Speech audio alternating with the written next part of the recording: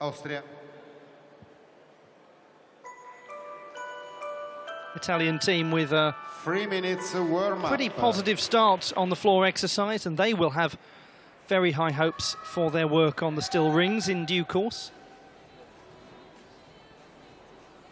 Meanwhile, a group of gymnasts making their way to the floor exercise. This is where we'll focus our attention, on the pommel horse as the warm-ups are taking place. Hudson Irwin, chance to have a look at him. USA represented by Alex Diab on the still rings. Diab is this year's NCAA still rings champion. He's a very, very reliable competitor on this piece. Those of you who watch a lot of college gymnastics and NCAA gymnastics will know the standard is ferocious. The crowds are utterly behind their particular institution. It takes an awful lot for an athlete to get all-American status and excel in gymnastics at college level. University Napoli 2019 competition venues are no smoking. This includes just coming off the rings was Robert Gabriel Guzan of Romania. Best known perhaps for his vaulting work, the Romanian. Quite a few Romanians have been known for their vaulting work over the years. Quite a few Romanians have been known for quite a lot in gymnastics over the years. But what of the Italians? Because it's a bright time for Italian artistic gymnastics. The future highly promising, both men's and women's competition. There are some great athletes coming through. Women's events begin tomorrow with the team competition and the qualifications for the all-around and apparatus finals, exactly as you're seeing now. The only difference being, of course, the 4 events for women.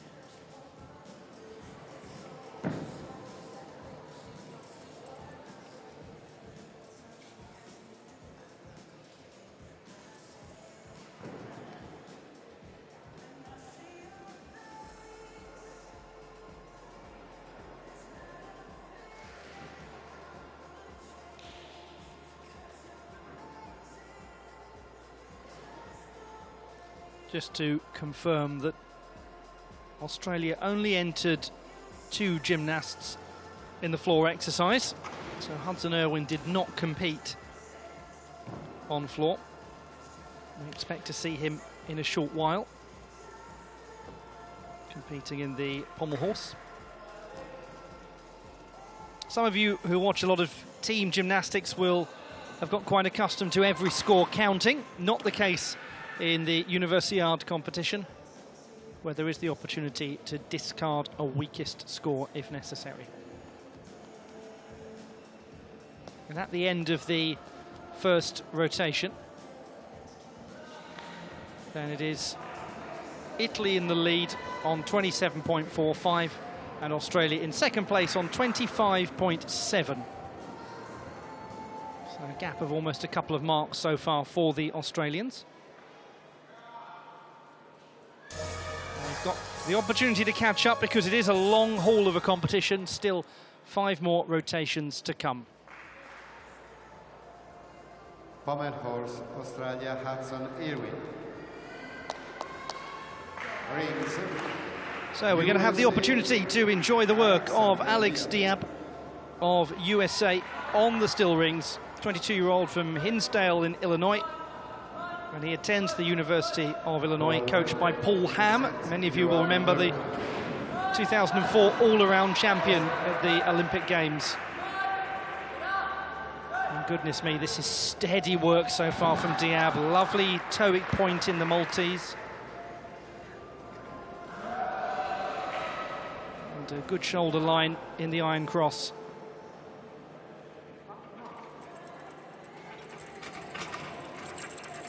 Jonasson swinging up into the top planche.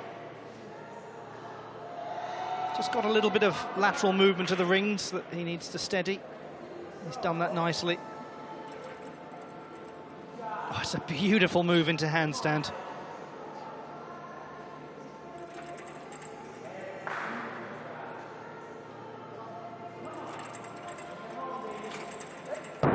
Oh, that was a treat, an utter treat from Alex Diab. Lovely work on the still rings. Yes, he's unsurprisingly delighted with that display. He will be competing on a few other pieces, but that's the one that he's got such expectations of. And why not? Took a silver medal at the Universiade in the US team a couple of years ago. But he comes from a great history of this discipline. His father, Mark, was twice an NCAA still rings champion in 1985 and 1986, and his son has now equaled that. Ricordiamo che per poter accedere alla finale di specialità del volteggio è necessario effettuare 2 salti. Great gymnastics family. Diab's brother Max, sister Maddie, they're all heavily involved in the sport and do it so very well. Was the best she's done, a little harsh, but didn't move at all. Seem pretty happy with that work.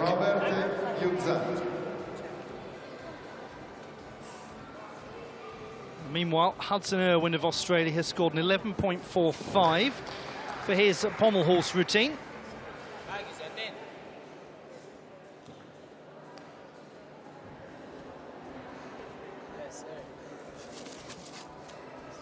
Sitting behind Alex Diab is Stephen Nedorosik, other American gymnast.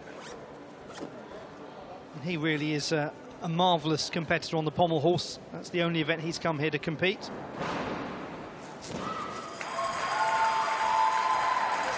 Have to wait a little while to know the extent to which he has done enough, because there are so many other gymnasts still to come.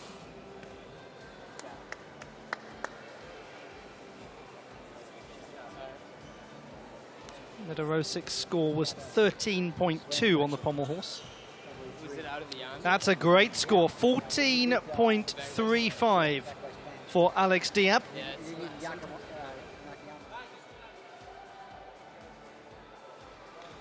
That's the 4th strongest we've had so far on the still rings. Ibrahim Jolak, 14.85. Artur Avetisian of Armenia, 14.75. They're the top 2 so far.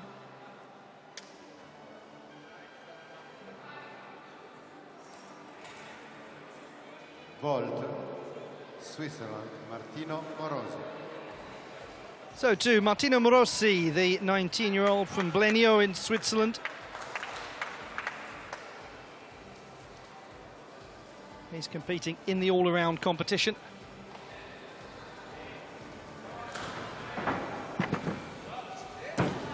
That's a nice vault. Just that step back problematic, but he kept a good, clean centre line of attack.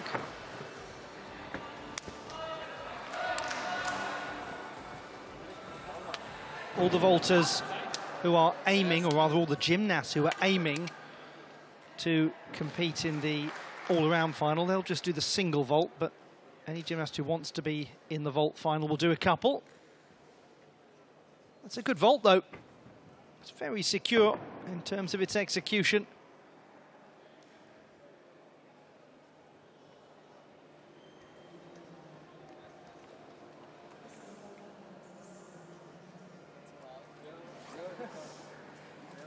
Vault, Finland, Franz Karl, first vault. 13.9 Rings for Morosi on vault. Modoiano.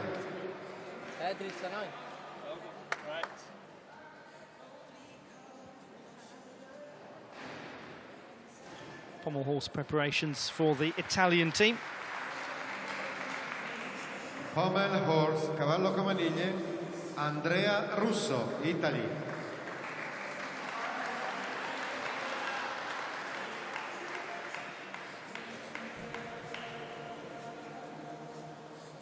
Michael Tone has scored a 13.95 for his routine. Now to Andrea Russo. Russo, top performer so far for Italy. Very good display on the floor, 14.05. Top score that we've had on this piece.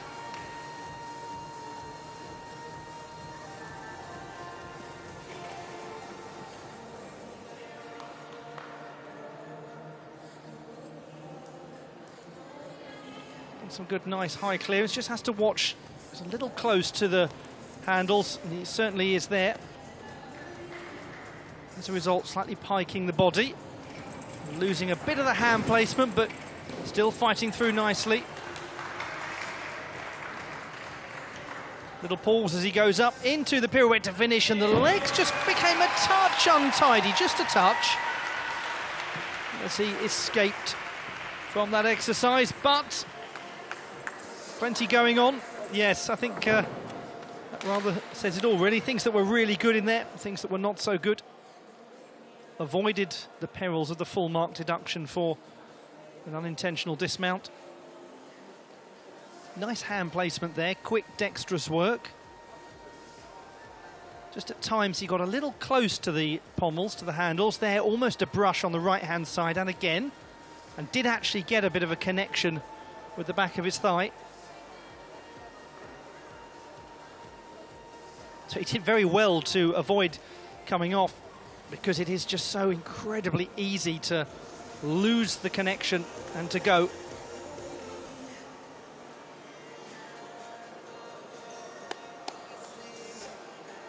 .05 is the score for Andrea Russo.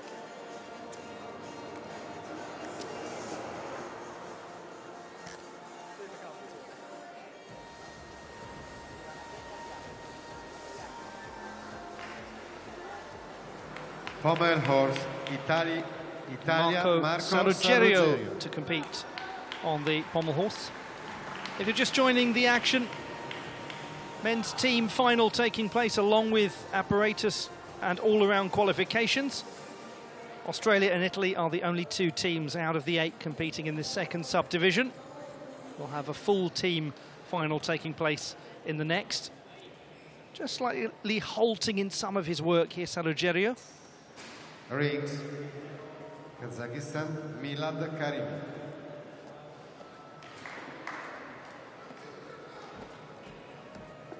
He's got to get that clearance of the handles because he's going a touch jackknifed. The legs are going slightly as a result.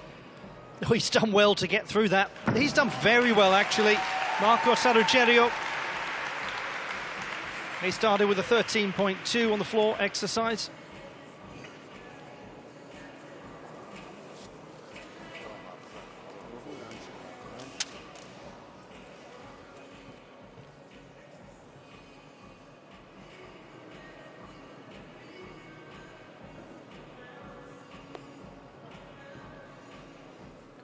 Saluggerio's score was discarded after the floor qualification,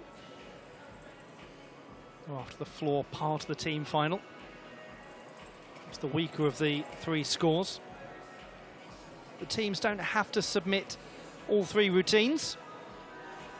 Obviously gives them a little bit of breathing space if they do choose to do that, but it's a tactical decision for coaches to make, because they might well want to rest up a gymnast for a favoured piece coming up later.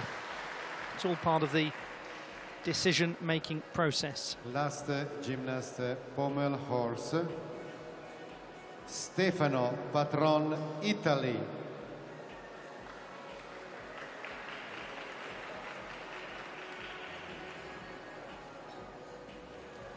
Just to bring you up to speed on what you've missed, Hudson Irwin 11.45 for Australia on pommel horse, Heaththorpe 11.4, and then Michael Tone a really big 13.95 score. So Australia have got one very strong score, and then they'll discard Thorpe's 11.4. They'll have to take Hudson Irwin's 11.45.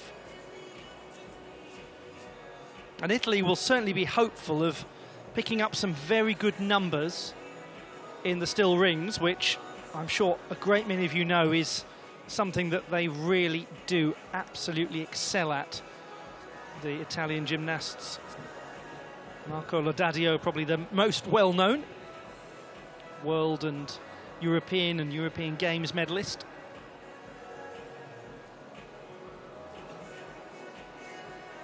But it is a very young Australian setup.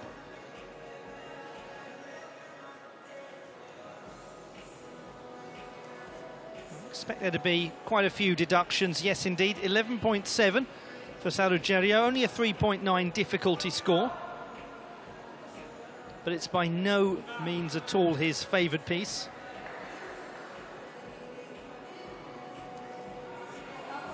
Final Italian to compete on the pommel horse is Stefano Patron.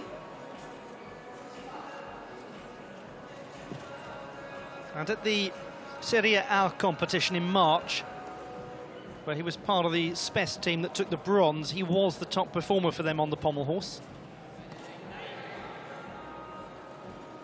Which is the sort of thing I say just as someone's form really begins to deteriorate, which is what's happened, unfortunately. He's done well to recover this. He's done very well, and there's some nice rapid travel in the Chivados. That's well done from Stefano Patron, because that could have gone very badly wrong right in the centre. That is the relieved smile of a man who might well have thought, I'm not going to get through this at some point. But he did. It could be an important score as well, because Saruggerio's 11.7, they won't want to have to count. Leg separation, such a problem in the pommel horse, not just because of the marks you lose for it, but because it totally interrupts the swingfulness of the routine. So that really was excellent strength. The sun is truly shining on the Italian team at the moment. It's good to be ready for all weathers, isn't it?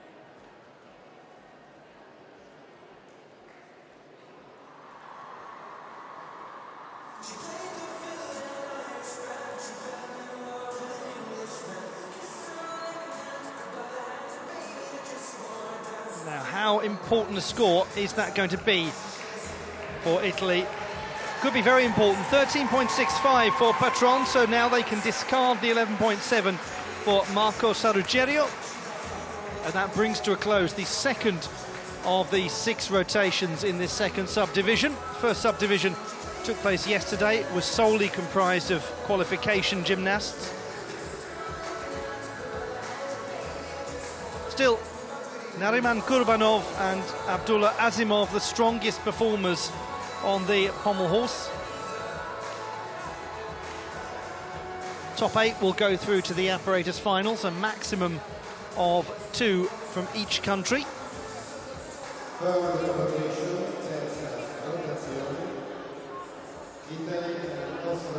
Harvey Humber, gymnast from New Zealand, seemed to pick up a bit of an injury in the competition yesterday.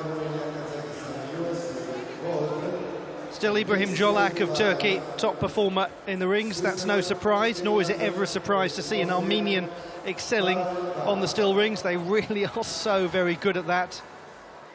Vahan Davtian performing very well at the recent European Games.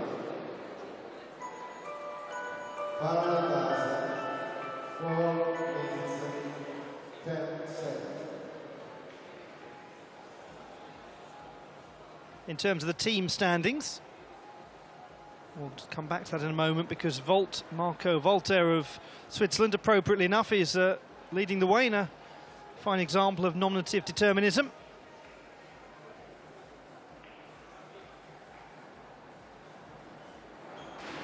Parallel bars come into play, as do the still rings for Italy. In the mini battle with Australia, which we're rather treating like a match play format, even though it isn't, they now have extended an advantage to just over 3 points. So Italy have 54.15, Australia 51.1. 30th Summer, University di Napoli 2019. It will be Italy to start. Would like to thank all on the of still its rings volunteers for their time and dedication towards making today's events and the games such a success. Without your hard work, these amazing games would not be possible. Napoli 2019 vorrebbe ringraziare tutti i suoi volontari per il tempo e l'impegno che hanno dedicato collaborando al successo dei giochi. That will be vaulting. Senza il vostro They'll be led by Luca Lapia, who is a vault specialist and will be attempting to qualify for the vault final. He's also competing in the men's floor exercise. And these are the gymnasts on the parallel bars. And look out over the Palle Vesuvio, right in the far east of Napoli. Naples, it's in the Ponticelli area. It is the 30th of the 30 quarters of Naples in the system that's sometimes used for numbering them. Can't go any further east and still be in the city.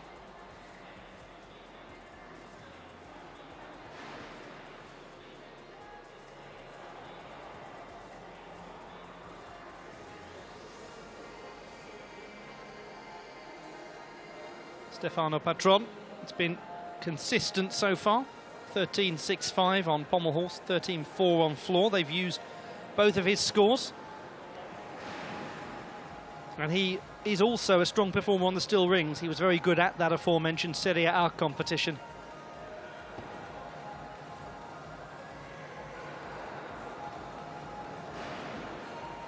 Haven't seen an enormous amount of him at international level. Junior European Championship in 2016 was when he was first really noticed, and it was a very promising setup of Italian juniors. They finished 6th in the team competition, but with a sense of great promise for things to come. And that really, I suppose, ties in rather neatly, doesn't it, with the overall ethos of FISU, the Fédération Internationale du Sport Universitaire. The idea of today's stars lead to tomorrow's leaders.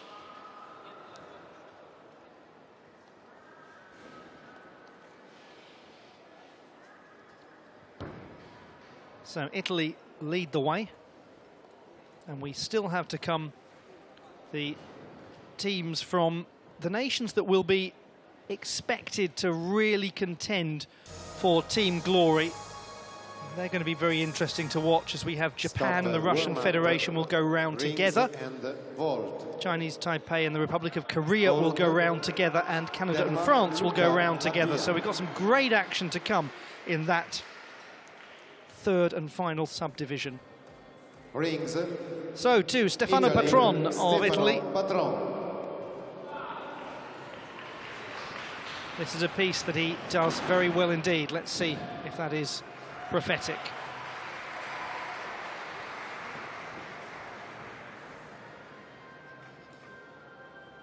It's nice stable work into the cross. Super handstand inverted. Super inverted body position as he goes into the planche.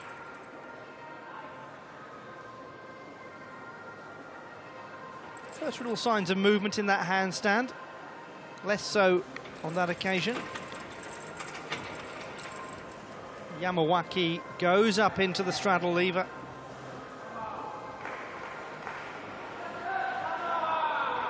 He's got some interesting work in this routine. It's quite nicely constructed, and his dismount is stable. Yes, good work from Stefano Patron.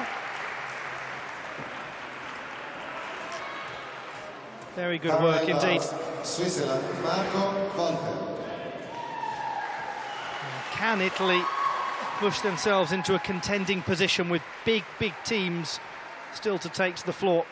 It was maybe a touch asymmetrical on his straddle planche position. That's a lovely straddle lever balance. And if you watch aerobic gymnastics, you'll be very used to seeing that position, often with a turn on the competition floor. Will be a deduction for the clear side step on the landing.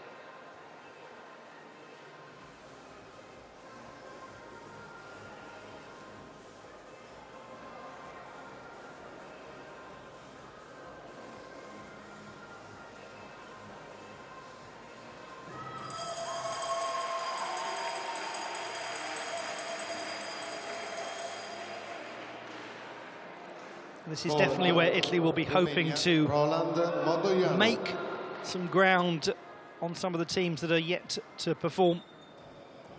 Create a bit of a margin.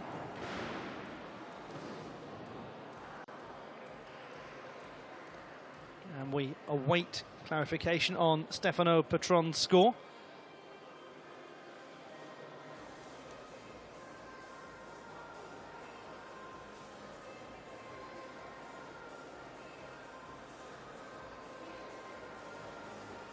Top performers so far on the rings, as mentioned a while ago, Ibrahim Colak, the specialist from Turkey, Ahmed Under is also up there in 5th position. But we still have a lot of very good gymnasts to come. So those who are really outside of the top 4, maybe even outside of the top 3 on the rings at the moment, will be feeling a touch of concern. Marco Sarrogerio, Italy.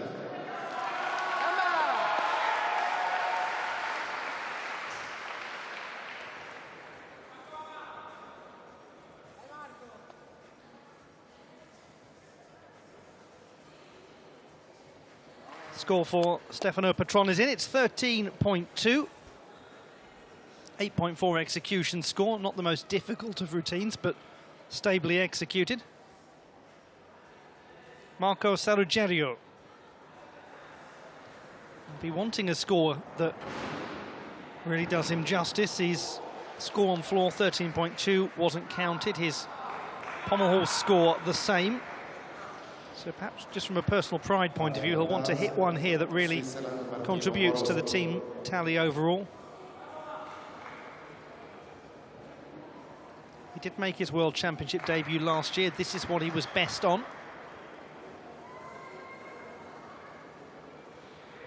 Just a little opening up of the palms of the hands in the iron cross to add some strength.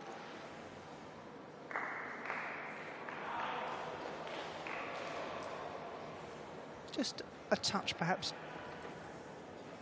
juddery as he goes into some of those strength positions. There, for example.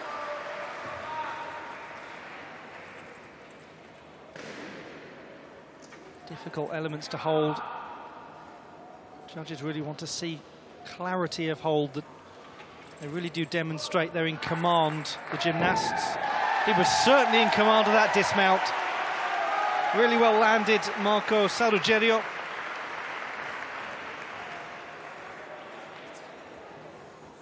Second vault, Robert Ghiuzza, Romania.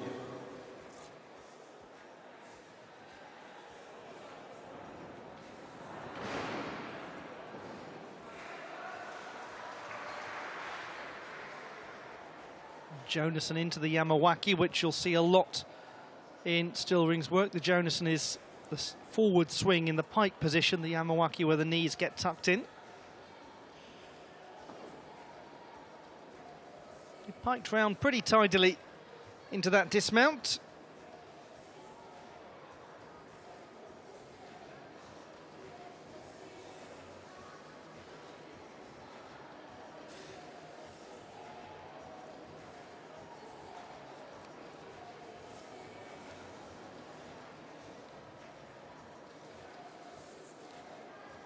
Still one more competitor to go for Italy on the still rings, Andrea Russo, before we go over to Australia. Oh,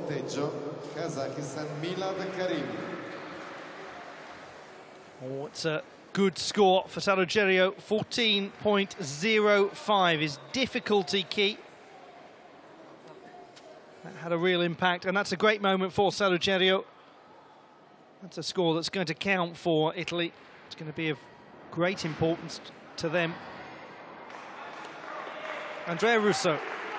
So far, Italy have delivered a 14.05 and a 13.2. So Russo could put them in a nice position if he can deliver something strong here. Italy, Andrea Russo. Certainly they have the opportunity to open up even bigger a gap on Australia.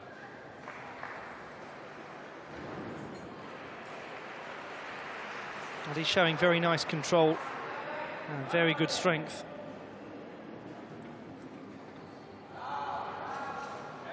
Top planche needs a little bit of adjustment.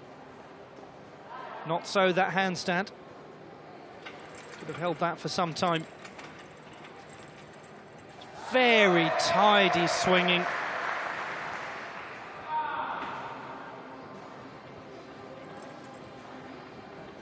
Just had to control the overarch very slightly. Super dismount. Well, they are so very good on the still rings, Italy, and great competitors tend to create other great competitors as they all learn from each other. And Italy have had a very positive rotation on the still rings. Yes, they would have expected it, but they still had to deliver, and they're looking utterly buoyant about that work.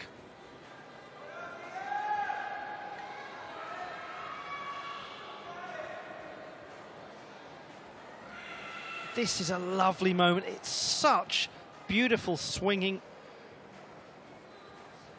So very technically sound in his skills. Sometimes when the gymnasts pick up the pace in the Yamawaki-Jonassen combination, they lose the form, but not so with Russo. It really was picture perfect. Parallel bars, Austria, Vincenzion Höck. Rings, Australia, Heath Torp. 22-year-old is a student of accountancy, so judges better get this right. Vault, USA, Alexander Diab. 13.975, very good indeed. Another strong difficulty score.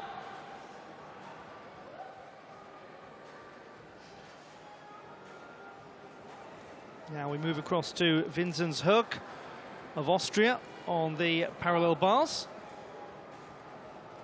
23-year-old who studies at the University of Innsbruck. And just a brief glimpse of what he's all about.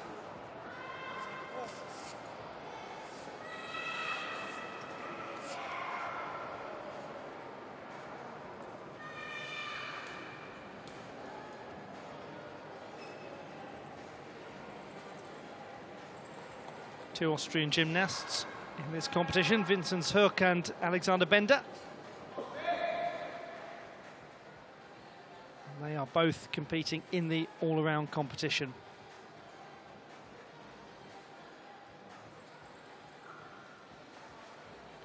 Alex Diab, USA, second vault. scored 14.35 on the still rings. Certainly has him in qualification contention. Now this is his second vault. Scored a 14.15 for the first. Diab attempting qualification for the vault final. My goodness me, did he travel a little too much, unfortunately. Hands went down. Untidy landing. But I mean, you have to admire the aggression of the attack. It was a very, very big vault.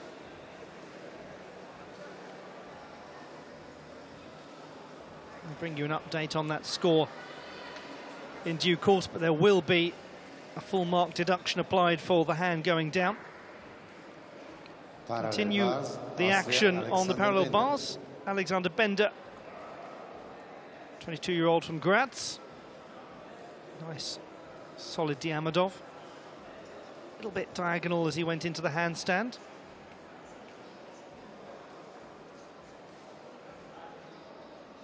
Lost some form there, but has recovered it quite neatly.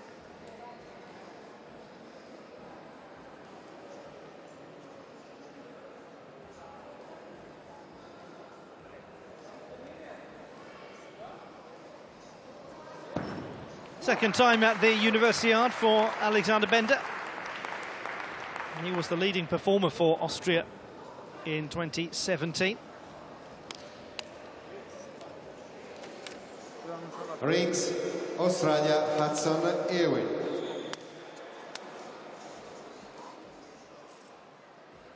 Alex Diab scored a 13.05 for that second vault, giving him a 13.6.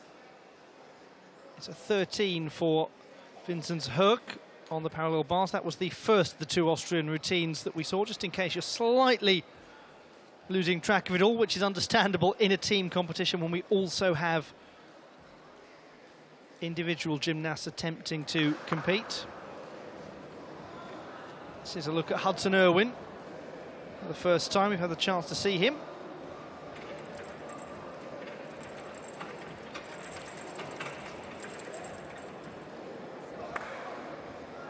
Very nice extension on the straddle lever.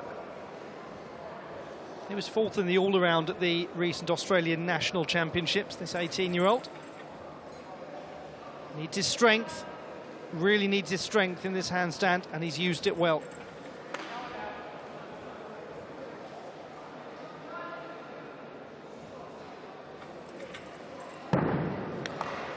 Well, he shared the bronze medal with Jack Hall in the rings final at the Australian Championships.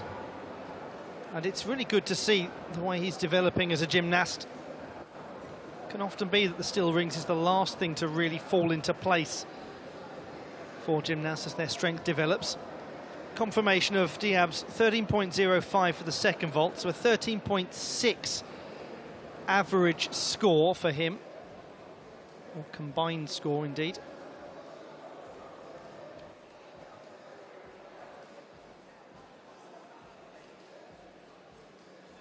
Diab is currently in a qualification position, but not really compellingly. He's the 8th strongest, and we have so many more gymnasts to go.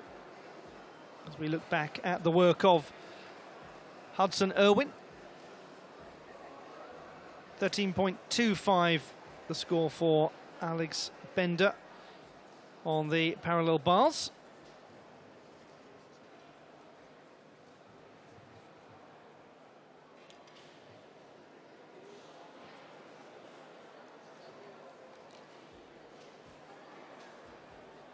Rings, Australia, Michael Tone.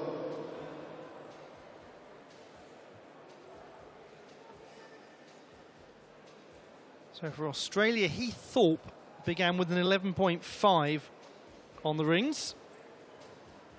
We've just seen the routine of Hudson Irwin. Waiting for the score for that to come in. So big routine needed for Michael Tone. He's going to have to deliver quite a key performance for them.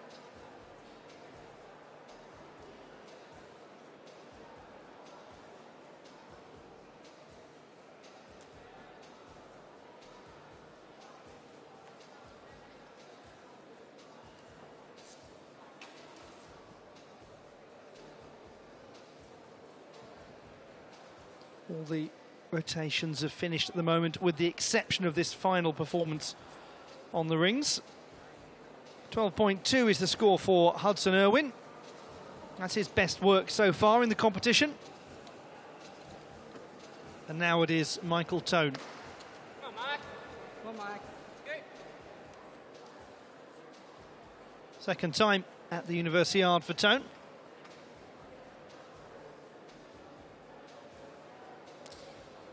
Does love in his spare time, Tone, to go in search of fabulous cafes. He's a great coffee drinker. Don't think that's going to prove too difficult here in Naples.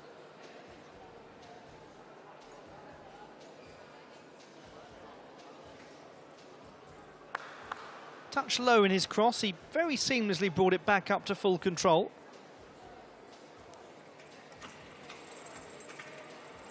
Jonasson to Yamawaki. And then showing, again, perhaps a slightly low shoulder presentation.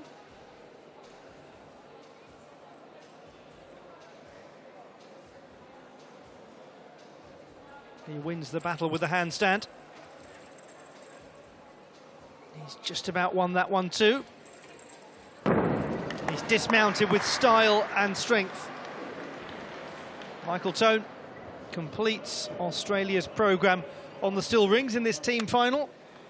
Third rotation Indeed, is over. brings to a close this third rotation. We're at the halfway mark of subdivision number 2. Still to come, we've got the third subdivision with the teams that are expected to be the strongest performers. So really for Italy in this rotation, or this subdivision, it's about trying to get to a position where they're giving those later teams something really meaningful to chase and to surpass. I think they're doing that. For Australia, it's more about the build of experience.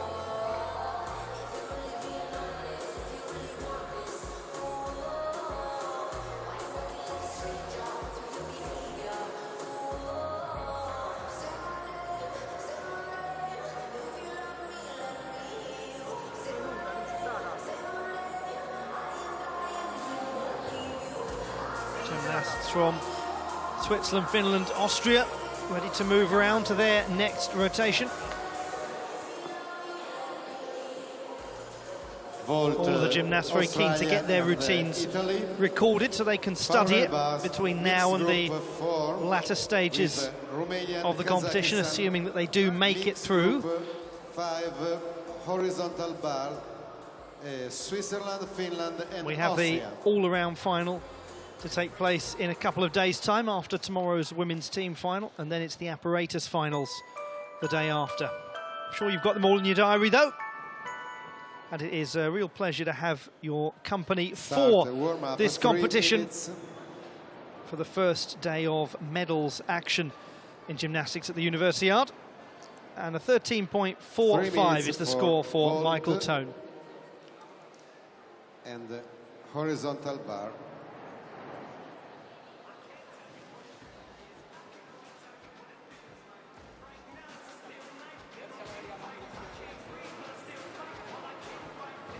At the moment, Italy are on a score of 82.175 and Australia 76.75. We still have 6 teams to come, those of you just switching on now and joining the action in Naples. What we've got is a little mixture of team gymnasts, the Australians and Italians, and individual qualifiers. So it is simultaneously a final and a qualification process. And for Australia and Italy, it's a move across to the vault. For the safety of those of you who are long-time viewers of team competition, you don't need me to tell you that the vault is a crucial one for a nation to perform well on, because so often the biggest scores come on vault, and it's a real missed opportunity, and it can be so easily a missed opportunity because it's such a short routine. All it takes is 2 of your 3 gymnasts to not make a successful landing, and then you're in real trouble.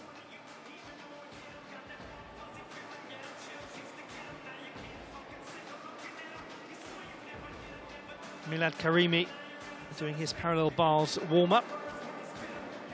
20-year-old from Kazakhstan, participating in everything. As you'd expect, he won the all-around at the Kazakhstan Cup earlier this year. He's an exciting prospect coming through, and that's what these competitions are about. That's what the Universiade is about, is the chance to see exciting athletes coming through, young athletes, student athletes who combine their work in the sport of gymnastics with their academic studies.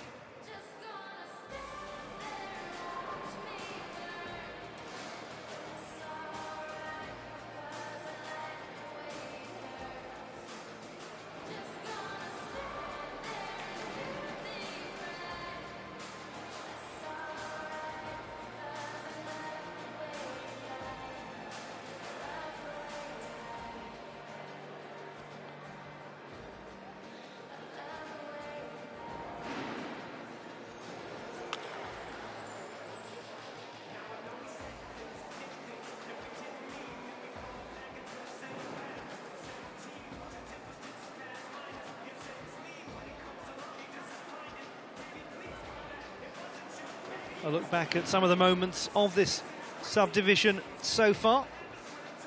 And this was a very special display. Just caught glimpses there of Nariman Kurbanov's pommel horse routine. A score of 14.4 for him. Stop. Most impressive. Vault, Australia, Hudson, Irwin.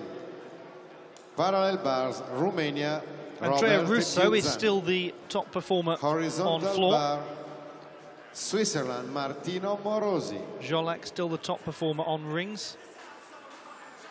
In the vault, it is Marco Volta of Switzerland. Parallel bars, top performer Ahmed Unde of Turkey. And he's also the strongest performer on the horizontal bar. He's a gymnast in form on the horizontal bar, having enjoyed success at the European Games. To Robert Chiusan of Romania.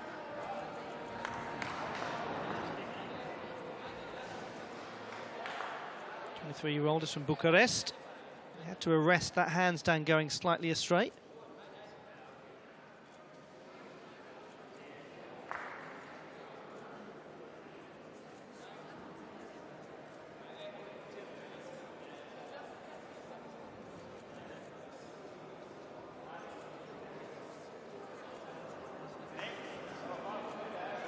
It's a nice move into the handstand position. Took his time.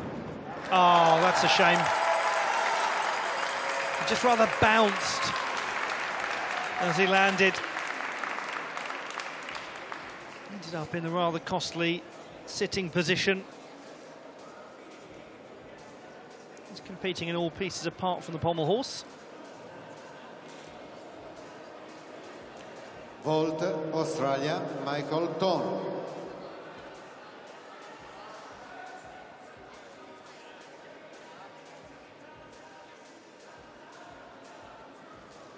Parallel bars, Romania, Roland Modoianu. So here's a look back at the work of Robert Guzan. Horizontal bar. It's a little bit loose in his handstand work. Had a slight compression of one of his arms. Managed to fight back nicely. Decent clearance as he went into the straddle position.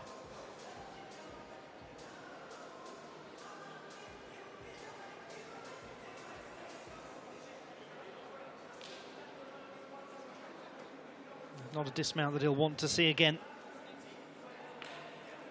Experienced competitor. Score of 11 for him in his second Universiade. Full mark deduction for the sit down on landing.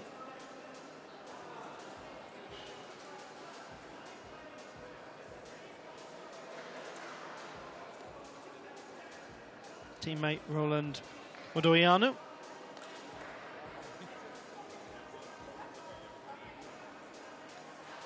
Gymnast, 21-year-old, is from Reșița, which is in the west of Romania.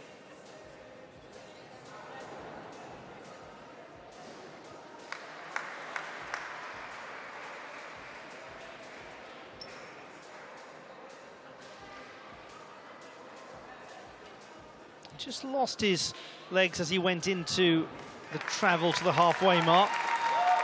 And again, just a touch of separation, little handstand adjustment too. All of these things costly to some degree from an execution standpoint. Lovely line in that handstand though. That's a more stable dismount. Quick step backwards to control it. He'll rather enjoy, you suspect, being in Naples. His hometown's got a fabulous Roman history. Obviously, so's this place.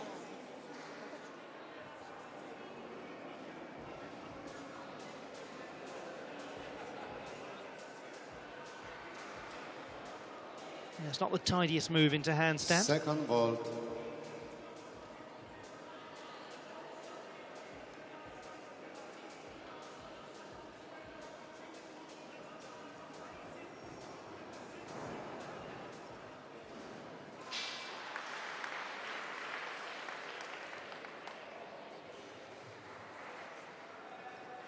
Just to bring you an update on the team competition, Australia, Hudson Irwin, 12.15 was his score on vault, followed by Heath Thorpe, whose first vault was a 14.1, a really good vault from Thorpe.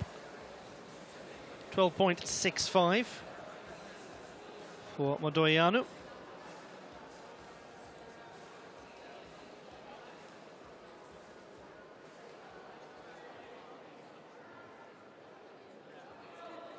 Thorpe's second vault coming in at a 13.45.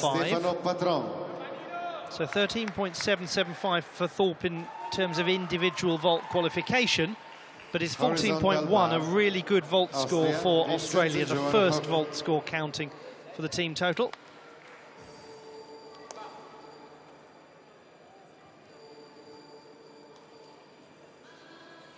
Now it's Italy's turn to take to the runway.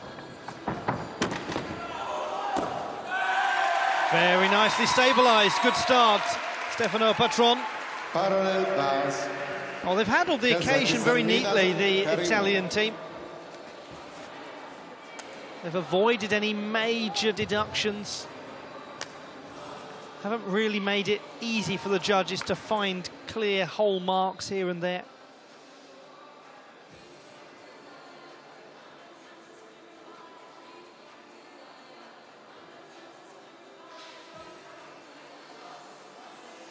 good line on the vault. It's not too piked as he lands it.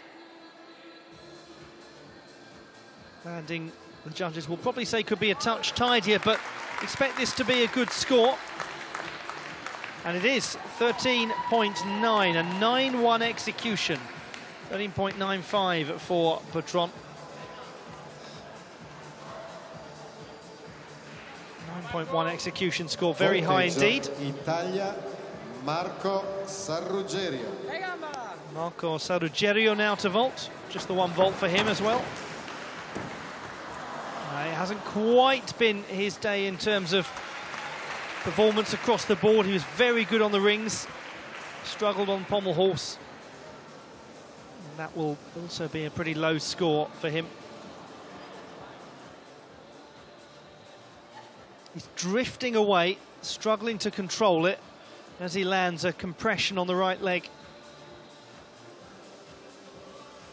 It's just not the right sort of landing position, can't really hold that stable.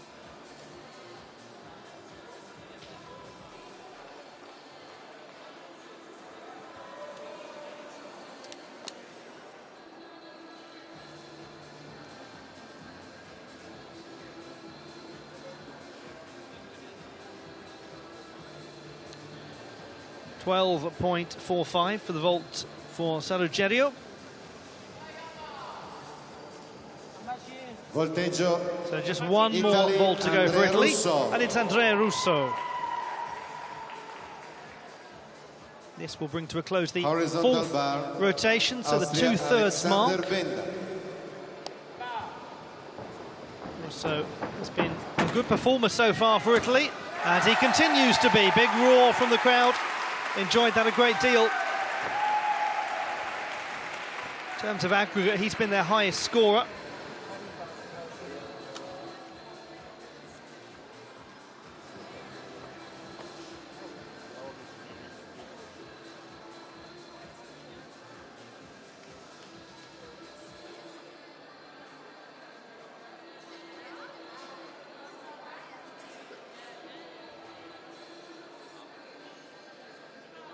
Did well to control his landing. He was in danger of being a little bit too piked.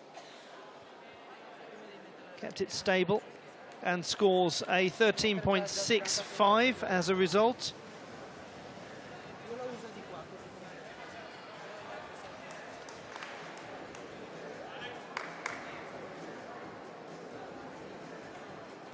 Alexander Benda on the horizontal bar.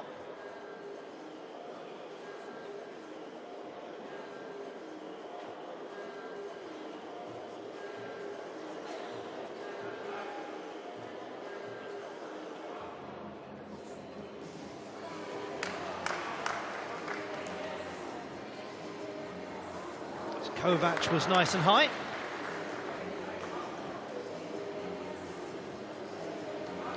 Kachev with straight legs. Kachev in the straddle position. Very well-known combination. Gymnast to do one, then t'other. Stolder to handstand to Stolder to pirouette is all nicely put together.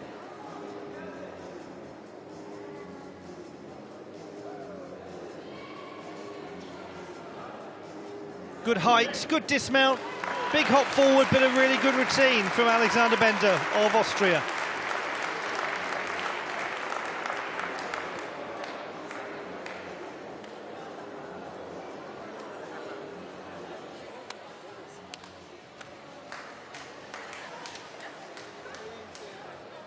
He's only participated in the one European Championships, that was at Bern in 2016. This has, for some time, been his best piece. He has got some nice release and catch skills in there. Slightly more difficult than some of the gymnasts that we'll see in this competition.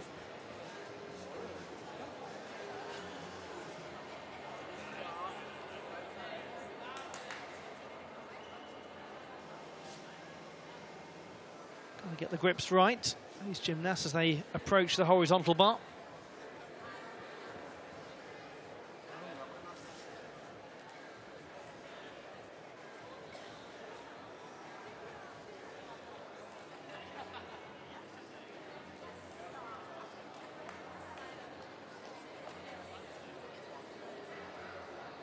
13.3 for Alexander Bender, so he's in 6th position at the moment. That is a qualification position, but Switzerland, with the caveat that we still have some of the top performing gymnasts to come.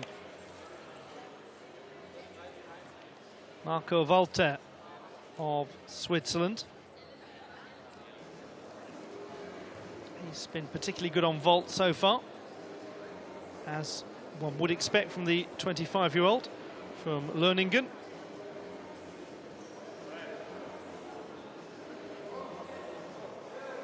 He's got some good close control work.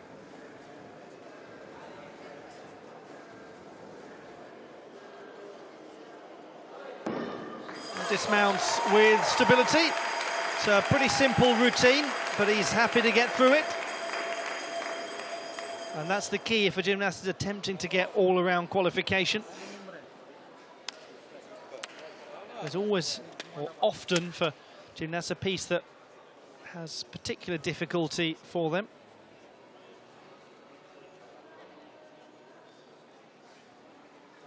In that case, it's really just about getting through it as smoothly as possible, minimising execution deduction opportunities.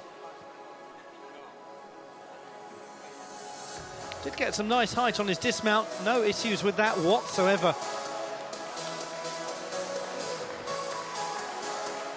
Very smooth, had nice form.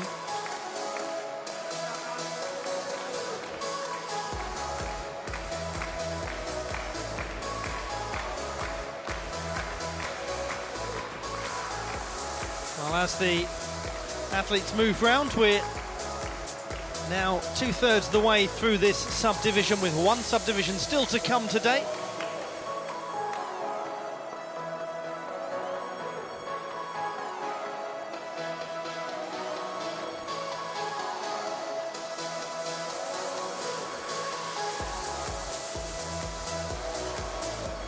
Gymnasts that will be eyeing very strongly the individual qualification places. Won't be one, the horizontal bar for Walter, 12.875, but that will do just fine for him. 5th rotation.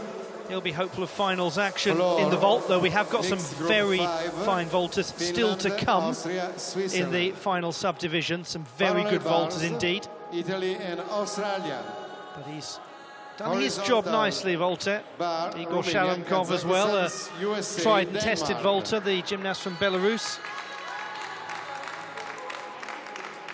He was very close indeed to having a medal at the recent European Championships in Szczecin in Poland. Italy 109.775, Australia a little way behind them. But it's not a fist fight between those two nations as such. It's really only going to become clear, that score is only really going to be of significance to us when the other six nations compete in a short while.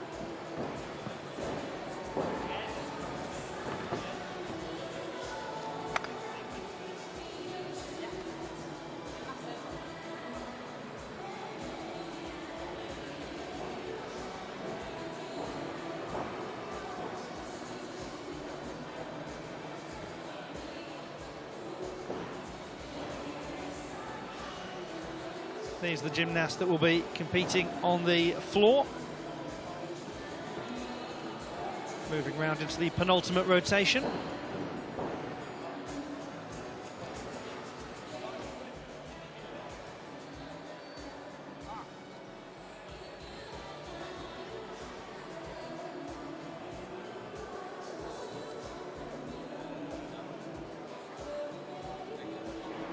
Jakob Boos of Denmark will be competing on the horizontal bar, be the only apparatus he will be attacking. He's a real specialist in it.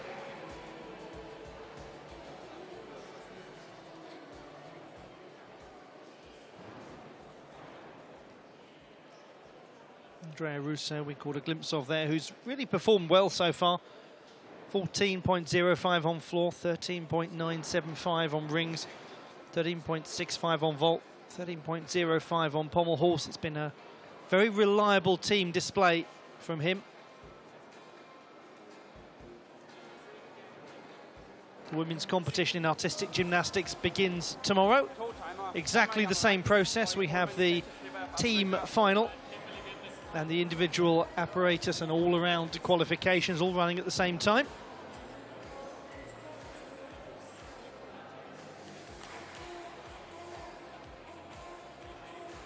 And then it will be the turn of the rhythmic gymnasts towards the latter part of the games, the last couple of days of the 30th Summer Universiade.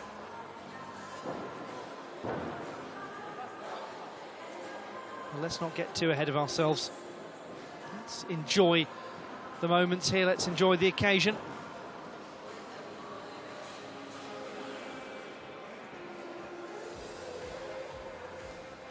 Finland, in the sport of artistic gymnastics, are all feeling a touch on the buoyant side at the moment, and any of you who watched the European Games very recently that took place in Minsk, you'll know all about that, because it was a wonderful occasion for Finland in artistic gymnastics when they had a gold medal performance from Emil Saravoa on floor. Warm up the floor. It's just brilliant, and he put so much work into developing his craft.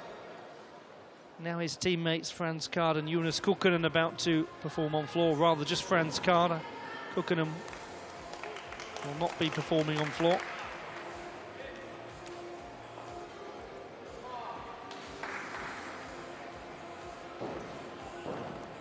Floor, Frans Kaard, A look out over the Palo Vesuvio, in the city of Naples. And what a pleasure it is that the Universiade has come back Romania, to the nation it began in. Robert Giuza. It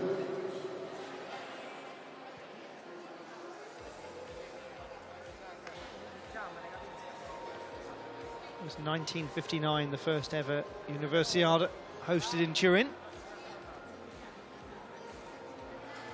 It is here once more in one of the world's great seats of learning, of higher education.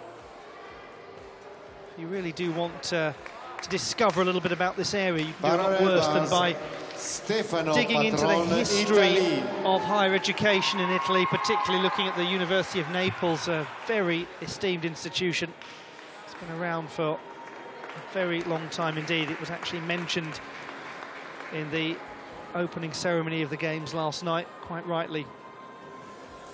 Stefano Patron to compete on parallel bars for Italy.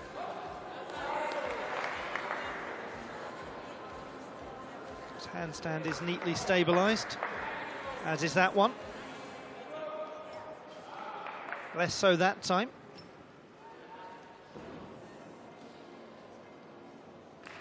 He's got nice technique as a gymnast.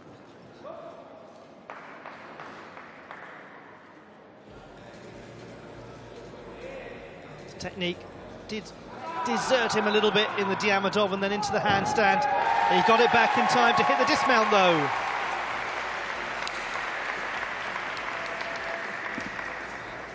Floor, Austria, Vincent. Showed a nice moment of recovery during that routine, Stefano Patron.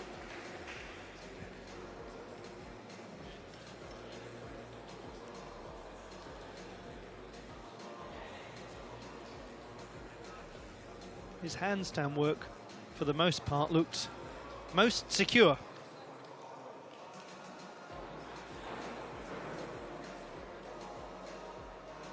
Judges really looking for clearance of the bar line. Here's where the Diamantov was problematic, and that perhaps led into that overarch on the handstand. But he recovered his composure to dismount well.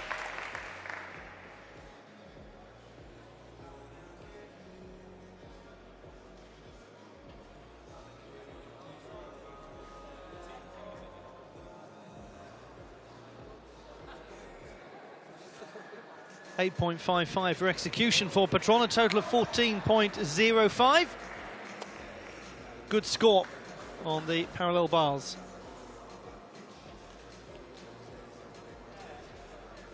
the third strongest we've actually had on parallel bars so far. Andrea Russo. So there is quite a gap between Under and the rest of the pack. Under's on 14.8 and Karimi 14.15 as the second best. But he's certainly in contention. Stefano Patron. Andrea Russo.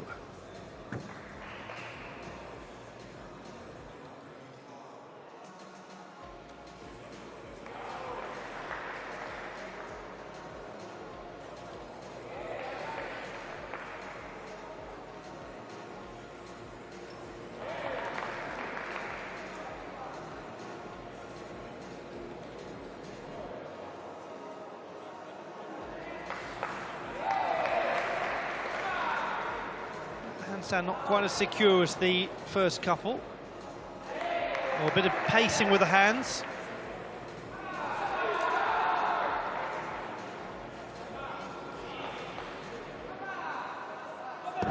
Interesting routine. It's got some original composition to it. And they've really given a great account of themselves, the Italian team.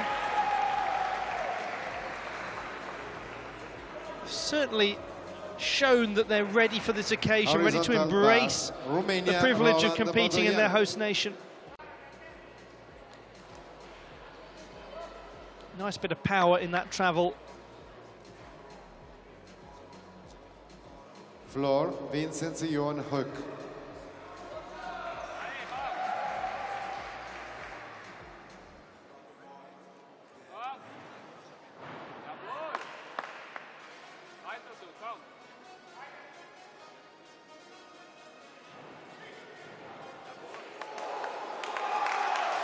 And the pike to dismount was nicely executed all round.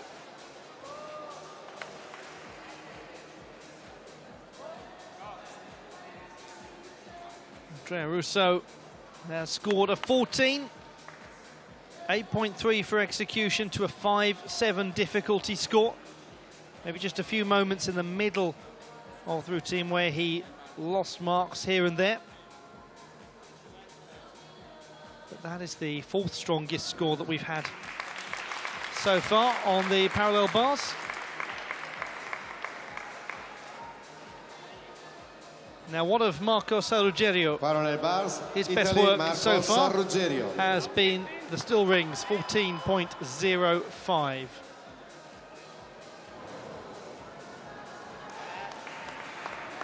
He is in a qualification position at the moment for the rings, Saruggerio, but a bit of a tentative one in 6th place. This is where he did perform pretty well at the European Championships in Glasgow 2018. We've got a good travel down the bars there.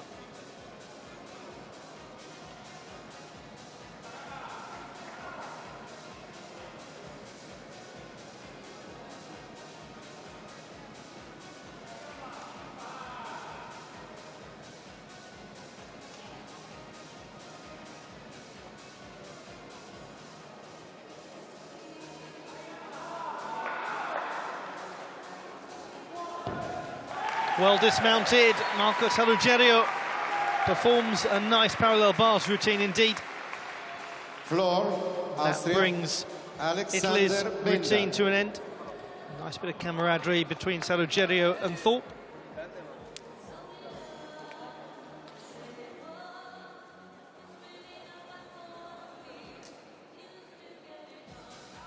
Horizontal bar, Kazakhstan, Milad Karimi.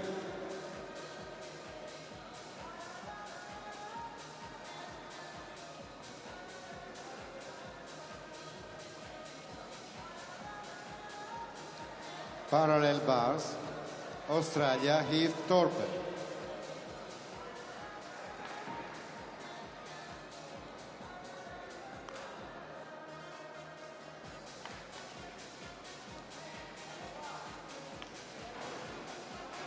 .14 for Saruggerio, so that is a score that will count. And they really have been consistent, the Italians. 14.1, 14.05, 14 on parallel bars. This is the final stages of the work from Alexander Benda of Austria on floor. Touch of deviation from the diagonal.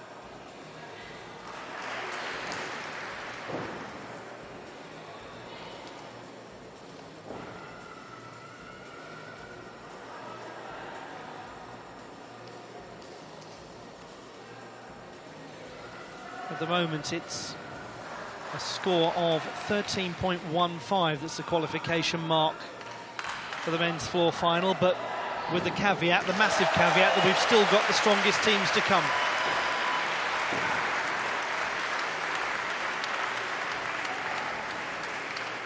Brings to a close the penultimate rotation for Alexander Bender, who's doing all pieces.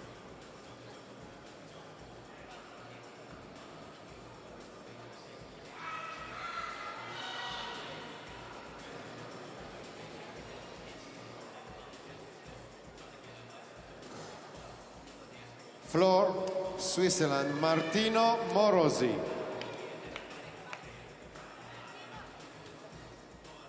Parallel bars, Australia, Hudson Irwin.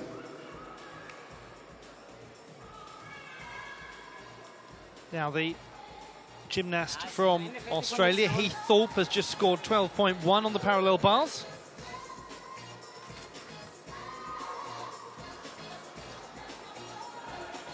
That is Australia's first parallel bars routine.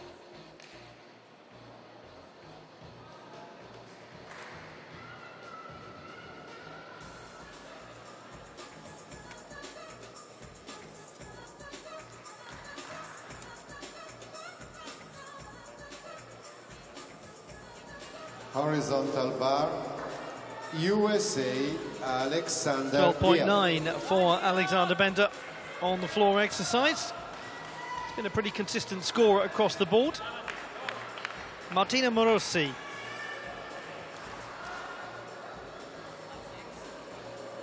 Where he's from, Blenio in Switzerland. It's a beautiful small town. It's really cut into the hillside of South Switzerland. Only 2,000 people there, vast majority of whom have Italian as a first language. And Morosi won the bronze medal on floor at his first senior Swiss championships last year.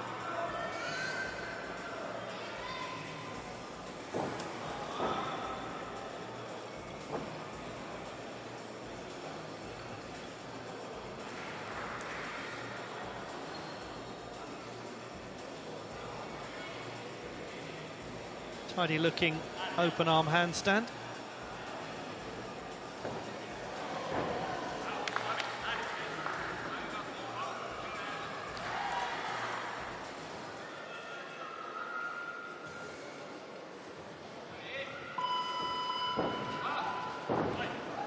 Big side step on the final tumbling pass, which is slightly a shame because that was going very well until that moment, and I think he rather knows that, Martino Morosi.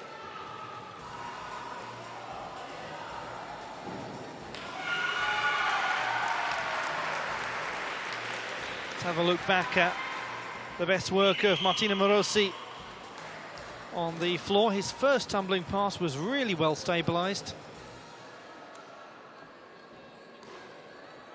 Just a little side step coming out of the twist.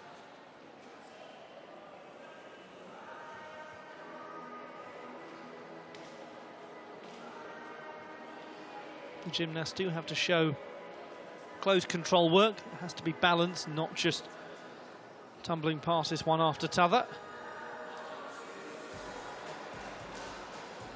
Yes, he wasn't quite right rotating out of those twists. Just left himself a little bit too much to do physically to stabilise the landing.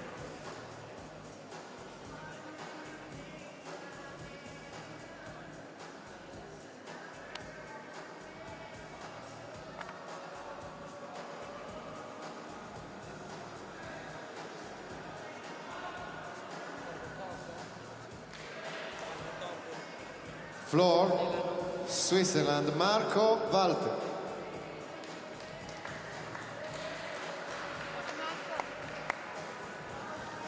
.6 for Morosi has him in third place in qualification for the floor final.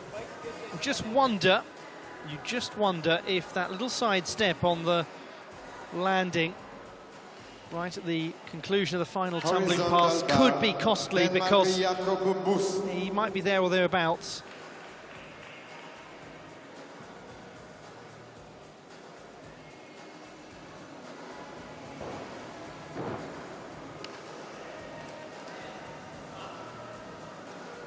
So Australia have had Hudson Irwin and Ethorpe scored 12.4 and 12.1 respectively for their work on the parallel bars. As we stay on the floor to look at Marco Volta.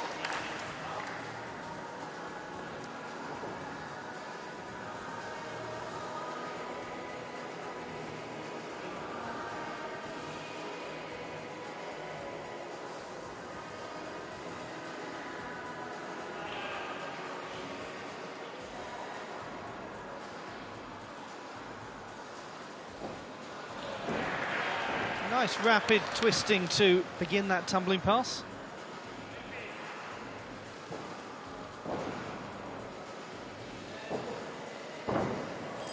Very secure, sticking his landings.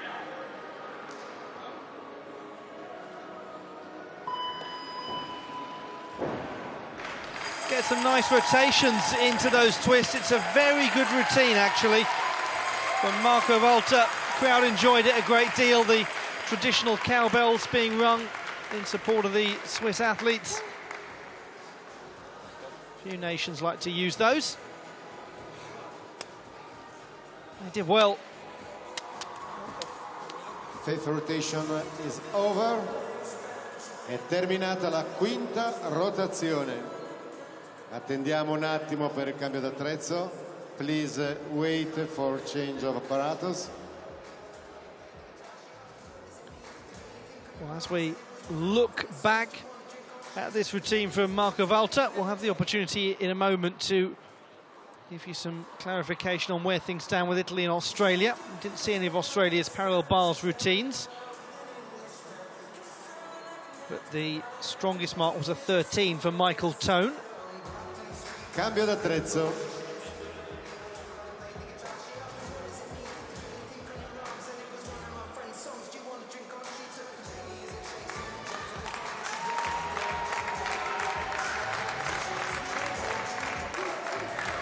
What are the score for Marco Volta?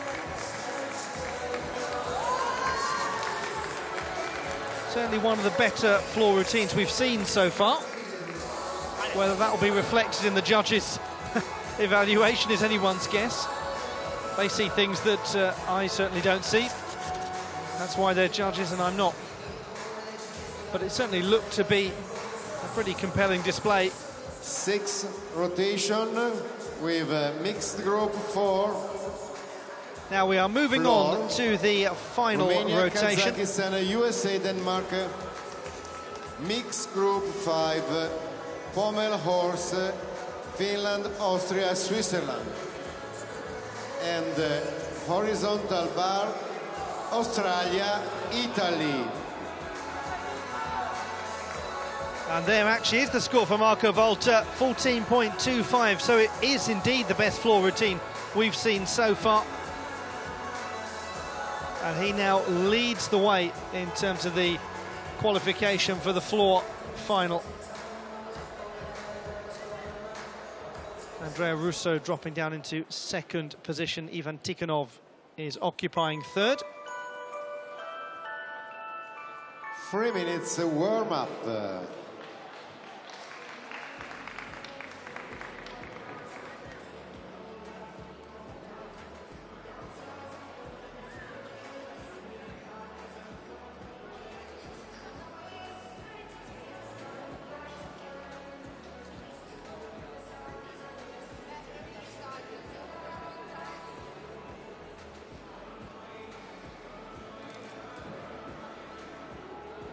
These are the gymnasts who will conclude their campaign on the floor.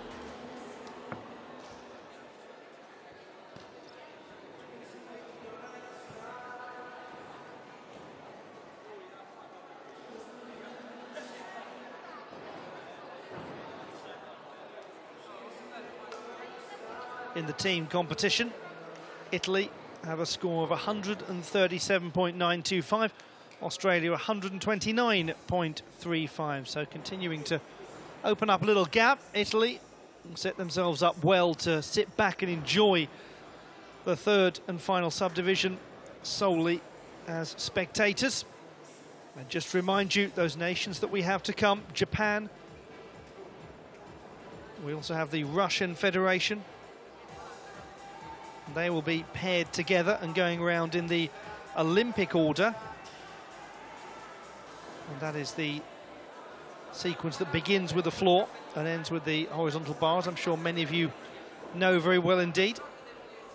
And that's because Japan took the team gold at the last Universiade. There is no Ukraine team, so the Russian Federation, who took the bronze, they will go as the second strongest group, if you like, being paired with Japan. South Korea and Chinese Taipei also paired together. South Korea with the fourth strongest in 2017, Chinese Taipei with the fifth. And then we will have France and Canada paired together going round. Those are the nations that were 6th and 8th respectively in Chinese Taipei a couple of years ago.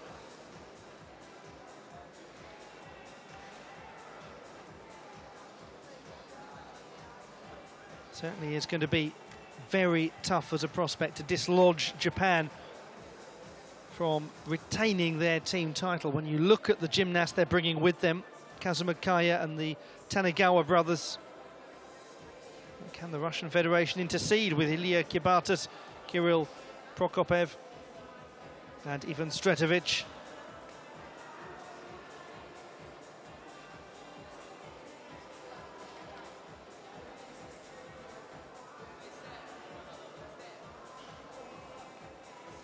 Always the opportunity for the odd shock here and there in a team competition, and certainly in an all-around one, and that will come in a couple of days' time. Men's and women's all-around competitions to take place is over. Both the day after tomorrow. Floor, Romania, Roland Modoianu. Representing Romania on floor, Roland Modoianu. Horse, Finland, France Carr. Horizontal bar, Australia, Hudson Irwin.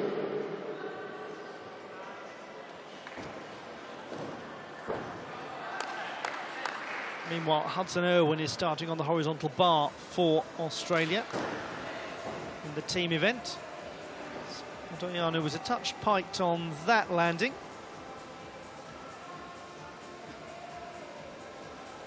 Didn't have the easiest of transitions into the handstand. Better that time.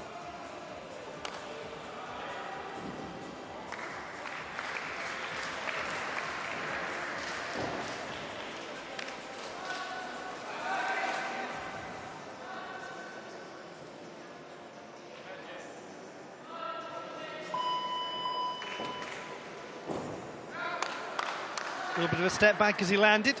Modoianu, not the tidiest of routines that he's ever produced. Gymnast who competes at the European Championships in Poland a couple of months ago.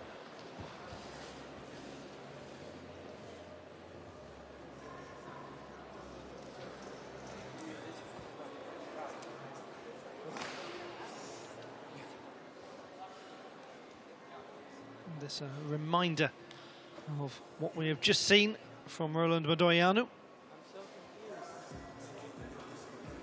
Took him a little while to make his senior international debut, having competed at the Junior European Championships in 2014.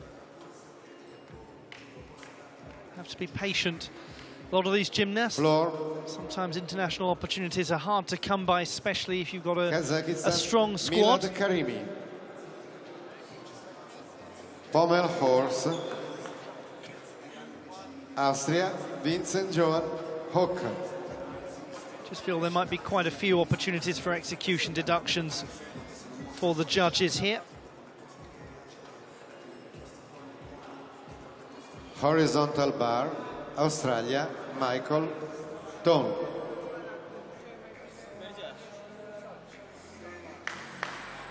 Hudson Irwin at 12.5 on the horizontal bar. So that's his competition brought to a close, and he finishes with his strongest piece.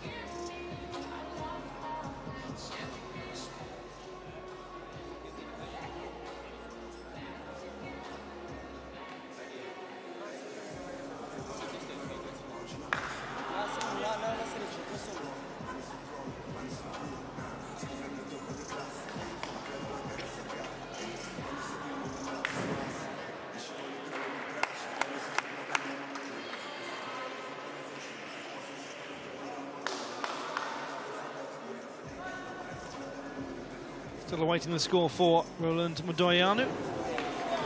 12.35 for him.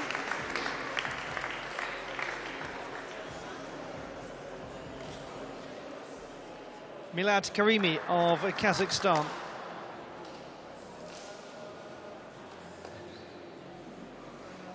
First chance we've had to have a look at this gymnast. He starts with a lovely opening tumbling pass. Started to get out there in the World Cup circuit, getting to floor finals, particularly in Baku early this year. He was actually the top qualifier, but didn't have a good routine in the final. But he's looking really secure here.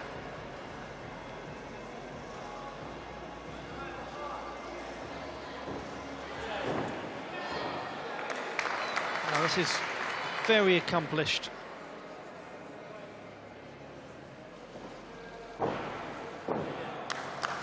Well, he was a silver medalist on the floor at the Asian Championships very recently. Many of you will know he's come back from a very bad break of the arm at the Melbourne World Cup last year. Missed a huge chunk of the 2018 season, but he looks better every time we see him in competition. A very nice floor routine from Milad Karimi of Kazakhstan.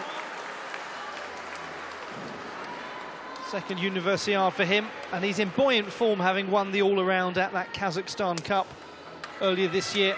It's a very good competition for him.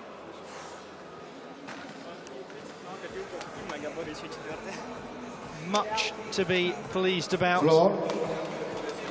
Nice moment between USA, Alexander Diak. Karimi and the American gymnast Steven Nedoroshik. Sense of real appreciation for what he'd just seen, the American. Martino Morosi. The judges will appreciate a lot of that as well. His apex in the tumbling passes is quite tidy. His foot was a little turned inwards as he landed that one.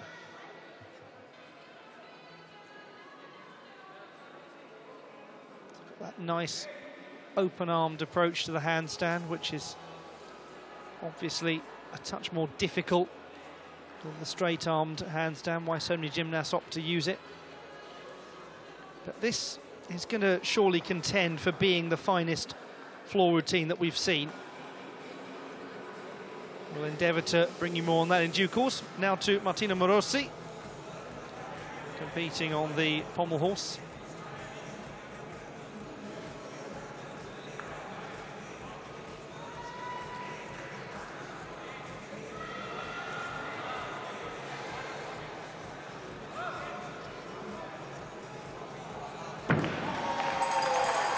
Dismounts well, Morosi. Now, has he done enough to get into all-around contention? It's going to be tight and very tough. Karimi, 14.55. Not only the best score that we've seen on floor, but Karimi is also leading the way in the all-around competition by almost 2 marks over Luis Porto of Brazil. So he's well positioned, Karimi. Yes, we've still got some gymnasts to come in this rotation in terms of all-around qualification. But Karimi has delivered a masterful performance on floor to finish.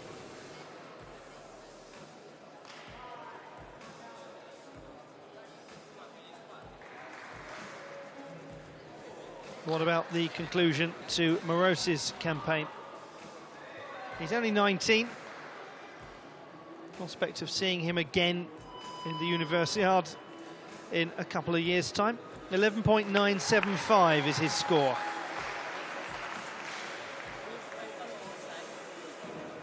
Universiade moves on to Chengdu in the People's Republic of China in a couple of years.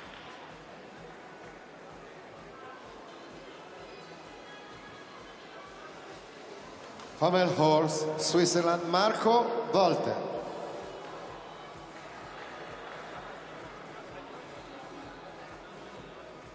Just awaiting the score of Heath Thorpe on the horizontal bar. And then it will be the turn of the Italian team.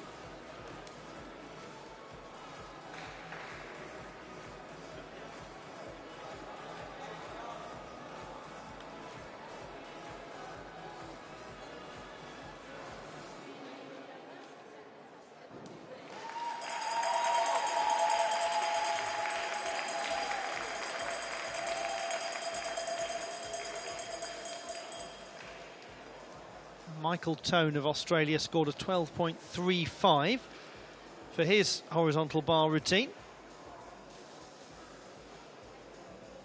Yeah, it's just the weight on for the score for Heath Thorpe. Denmark, Luca Lapia. So Irwin 12.5, Tone 12.35. Judges just taking Horizontal a moment to bar. really work out Heath Thorpe's Marco score. Sarrugerio, Italia.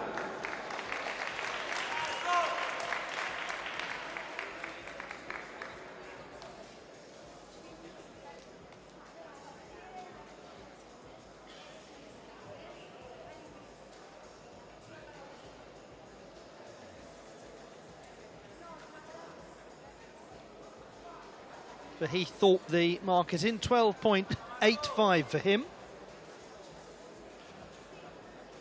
So he's not in contention to make the individual final for the horizontal bar. Italy's first gymnast on the horizontal bar, Marco Sarrugerio.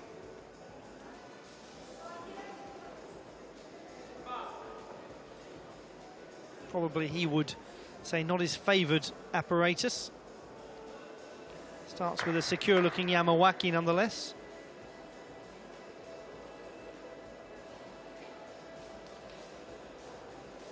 Straight Kachev. Got some lovely height on the straddle, Kachev. Looking really nice, this.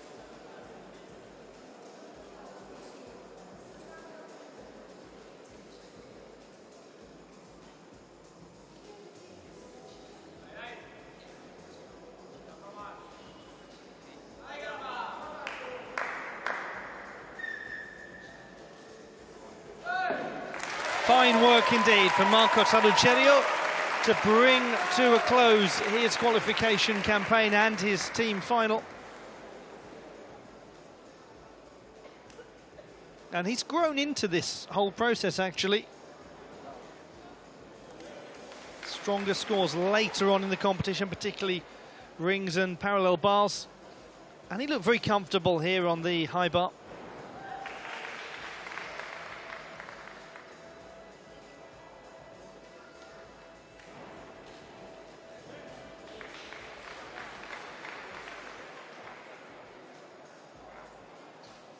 Nice wind up and wrap around into the dismount with small hop back.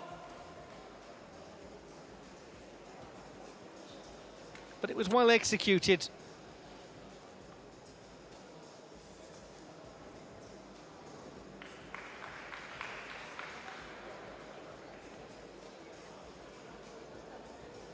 .13.15 for Marco Sarrugerio. Not the most difficult routine, but what he did do, he did well.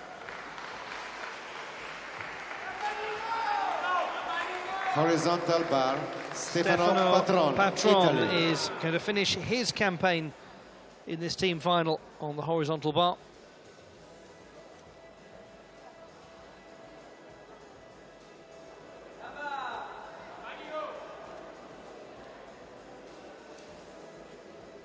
Now, although he's become more well known for other pieces lately, in that junior European campaign of 2016, he was a good performer on the horizontal bar.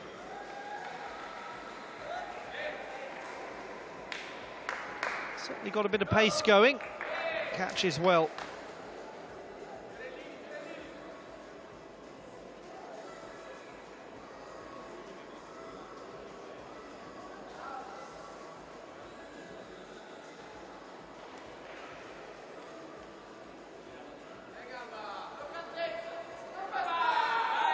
Huge roars of encouragement from the Italian team as he goes into a very nice dismount indeed.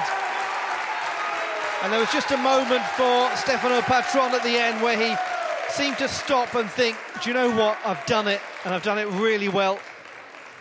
Look of great relief. Floor, and now Romania, a big beaming Robert smile. Giuza. He's done well. He really has done well.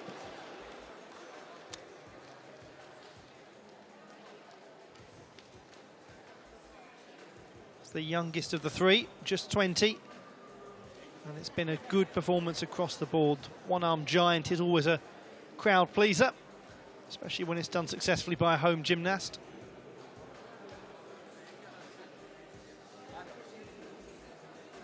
But it was a technically proficient display. I'm not sure that it was quite as technically proficient as Sarugerios, but it certainly had a touch more difficulty to it.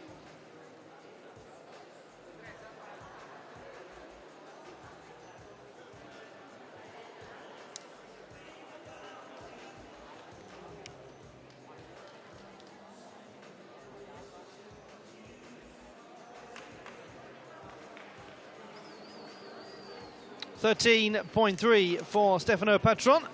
Indeed, a high difficulty score, 5 for him.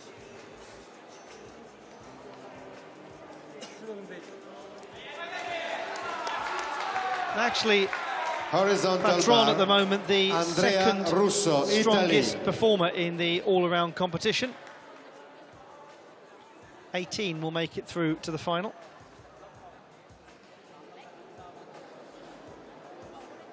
Andrea Russo of Italy.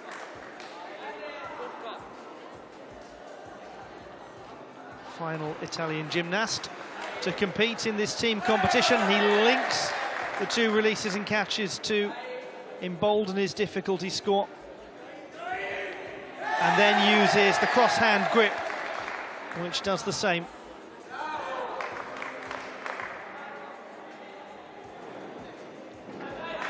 Just a touch loose there, and it's okay. His pirouette is stylish.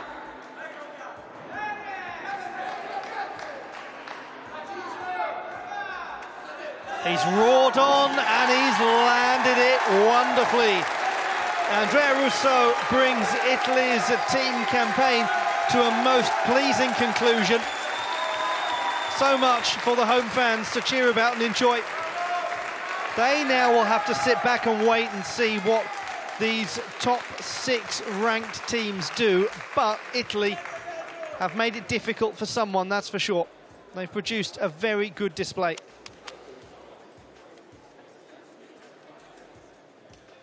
Lots of smiles all around the Pala Vesuvio. It's decent clearance on the bar in the first skill, goes straight back round into another release and catch. There's the third one. This was with the cross-hand grip or the mixed grip. Little feet just like that. Those of you new to the sport, they can Ladies and increase the difficulty. Concludes this session. Stay with us for next subdivision, which is coming up at 17 and 30.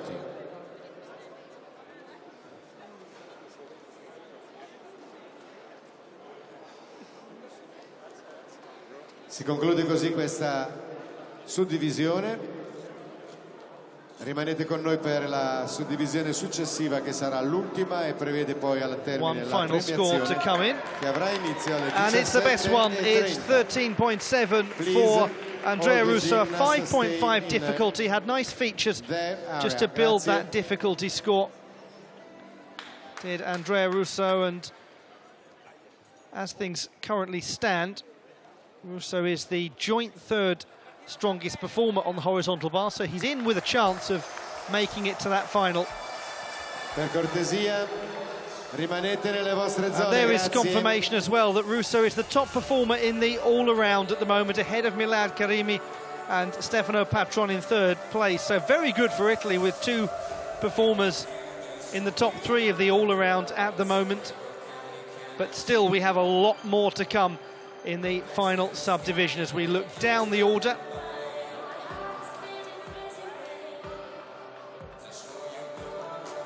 Not all of these gymnasts low down have attempted all pieces in the all-around, hence why some scores look extremely low indeed.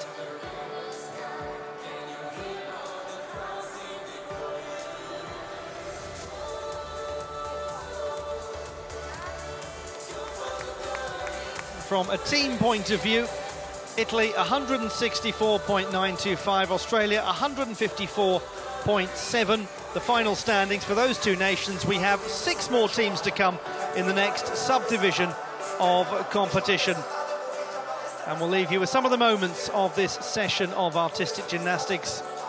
And I will see you, I do hope indeed, in a little while for the conclusion of this men's team final. Until then, goodbye.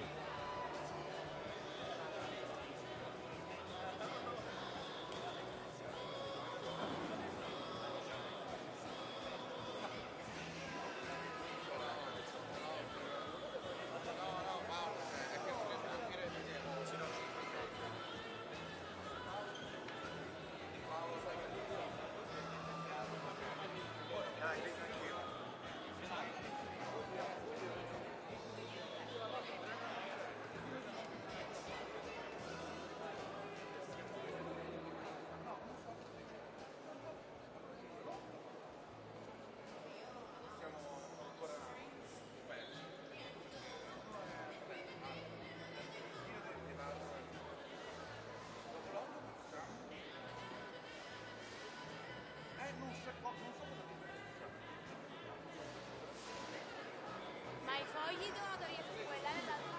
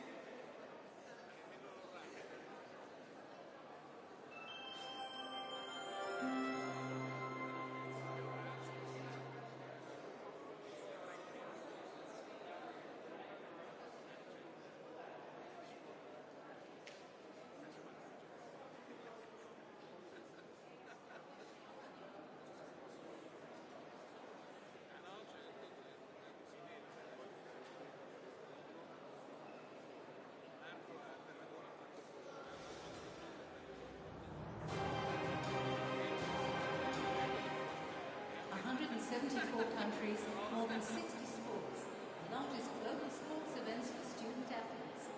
Thousands of athletes and millions of students. Welcome to FISU. For 70 years, the International University Sports Federation has been leading the university sport movement worldwide through grand sporting events, cultural celebrations and educational programs. Recognized by the International Olympic Committee since 1961 as the key driver of university sport, FISU helps today's student athletes become leaders of tomorrow through a positive university sports experience. At the heart of this movement lie FISU's sports events. The Summer and Winter Universiades are the World University Championships and the World University Leagues and Cups. These top-class events bring together the world's best student athletes between the ages of 17 and 25. The Universiades are the largest and most prestigious international university sport events in the world. Live action from the Universiades is broadcast to more than 100 countries and can be watched from anywhere in the world on digital platforms. The Summer Universiade is staged every 2 years in a different host city and brings together more than 10,000 athletes who compete in all major sports such as athletics, basketball, gymnastics, swimming and volleyball. The Winter Universiade is also a biennial event and gathers more than 2,500 participants from more than 50 countries. The world's best student athletes in sports such as biathlon, ice hockey, snowboard and figure skating compete at the Winter Universiade. Complementing the Summer and Winter Universiade sports programs are the World University Championships. These single sport competitions are held every alternate year in several countries and continents. In 2018, 33 standalone World University Championship events made for a calendar full of quality competition in a wide array of sports, from karate to beach volleyball, rugby sevens to cheerleading and sailing. In 2015, FISU brought in a game changer, with 3-on-3 basketball and the World University League. For the first time in FISU history, student athletes competed for their university teams rather than for national teams, making the league a unique global event unlike any other in the sports world. Taking this paradigm shift further is FISU's newest event, the University World Cup Football, which will debut in 2019, putting the best university football teams together on the world stage.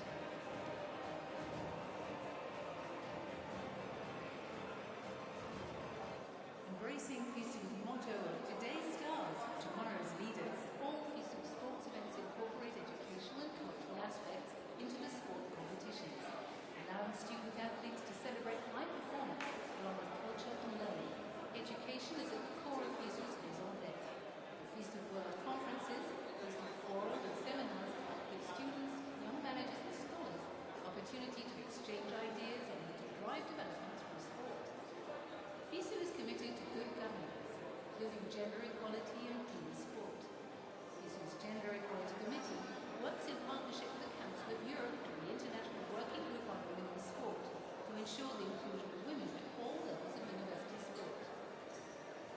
To guarantee clean sporting events, FISU works in a close partnership with the World Anti-Doping Agency, and together with the agency, FISU has developed an anti-doping e-textbook aimed at educating young athletes and their coaches on the dangers of doping.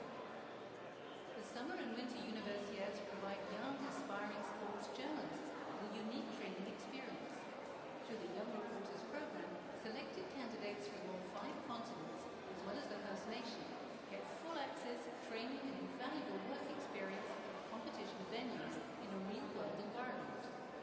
The FISU Volunteer Leaders Academy in Kazan, Russia, is another initiative that develops tomorrow's leaders. Every year, more than 100 emerging young sports leaders from different countries are selected as student ambassadors who take the spirit and message of FISU back to their campus and communities.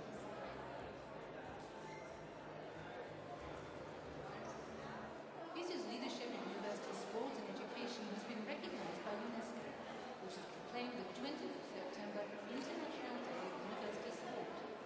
First organized by FISU in 2016, International Day of University Sport is celebrated annually by FISU member federations, cities and universities worldwide. The day has led to the creation of hallmark events like Rosanne in Motion and Monash in Motion in Australia, among many others.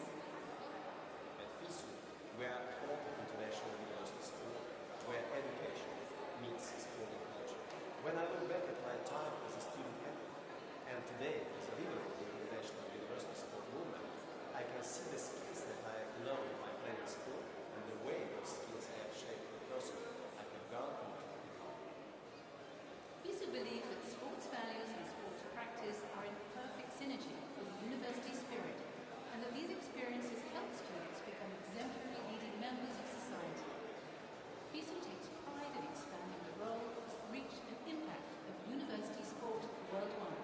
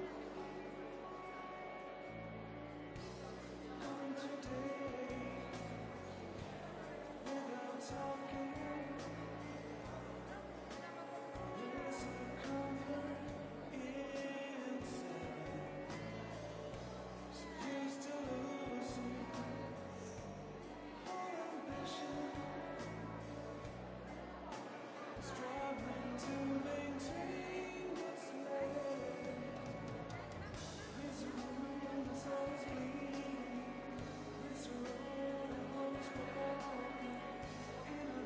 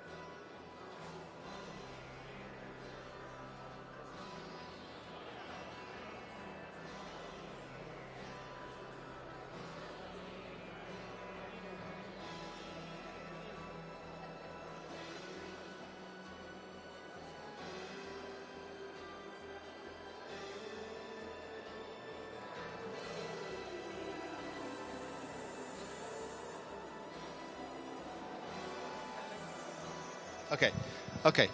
Sì, ti sento, mi senti, sono io. Perfetto, ciao. Allora, è questo con cui parlati. Perfetto, ok.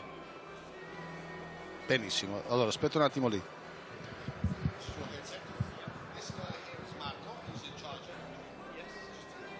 Okay, brilliant. Thank you. I'll do that.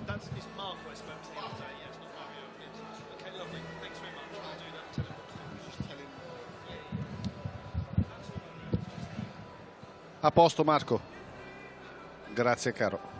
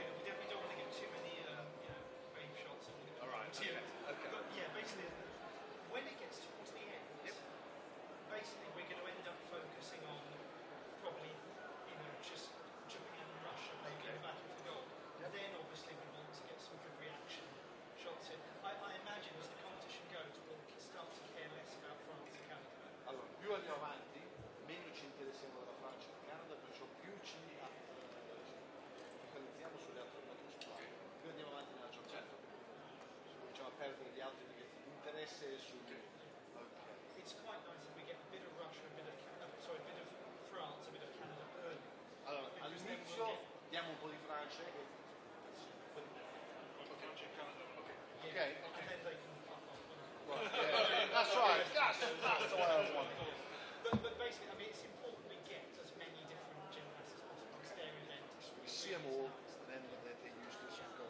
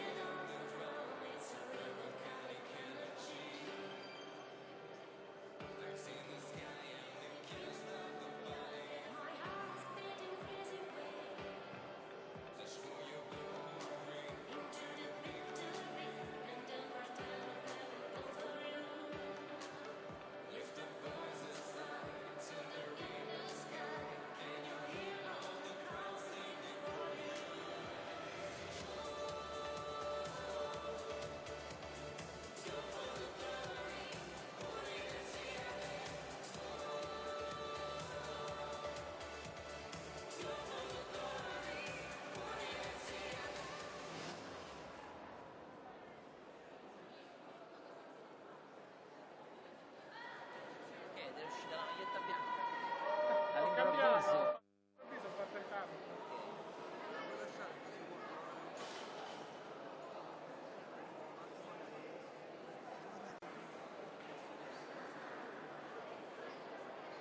Questa la lavi una volta, poi c'è più caldo. Non si ama.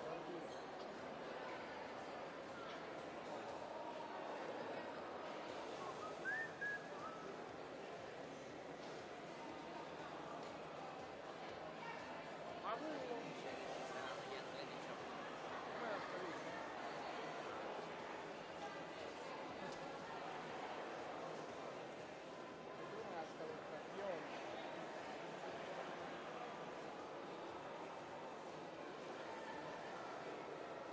corpo libero?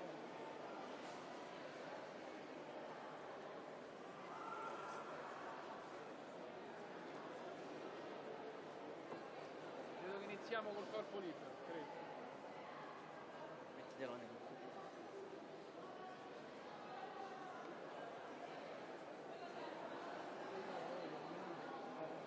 Un'eternità.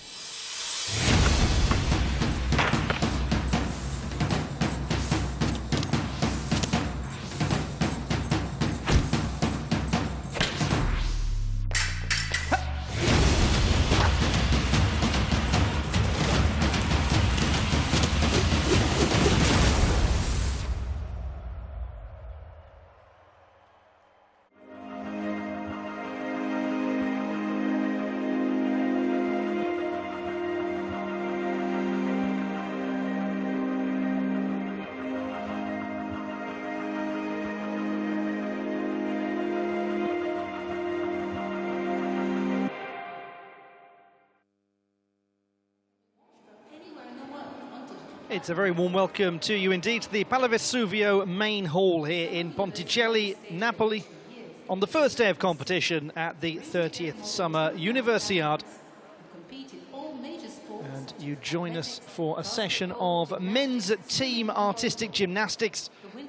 And it's the final subdivision of this men's team competition. We've already had 2 of the teams go so far. 6 remain. And at the conclusion of this session, we will know who exactly are the team champions at the 30th Summer Universiade, the Naples 2019 Games. Second subdivision already having taken place with Italy scoring 164.925, Australia 154.7. So the Italians are very much the pace setters, but we do have some very big teams to come. Japan, the Russian Federation, the Republic of Korea, Chinese Taipei, France and Canada, all still to perform their 6 rotations. So for Italy, it will be a case of watching and waiting and just seeing if they can hold on and do enough to challenge for a medal. It's going to be very stiff competition indeed. 2 years ago in Chinese Taipei, Japan took the gold, Ukraine the silver, Russia the bronze. Republic of Korea were in 4th position, Chinese Taipei 5th. France, USA and Canada rounded out the rest of those 8 teams. If you watch the earlier subdivision, you will know very well indeed that this is also part of the qualification process for the all-around competition and the individual apparatus finals. So a lot of the gymnasts that you're about to see will be also harbouring hopes of success in the all-around competition.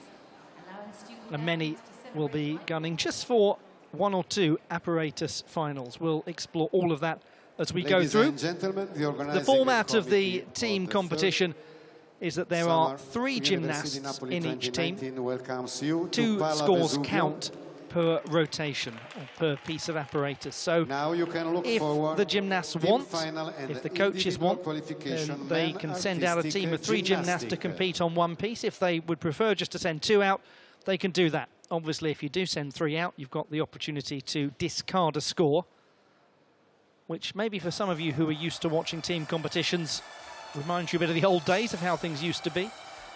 Not always the case in team competitions now that there is still a discarded score. And it won't be the case for some of these nations because they'll only be sending 2 out on a particular piece. Chinese Taipei are one to watch for that in particular. Canada also have got quite a few pieces where they're only sending 2 out. Japan and the Russian Federation, Republic of Korea will be sending a gymnast out on every piece. They'll be sending 3 out on every single piece.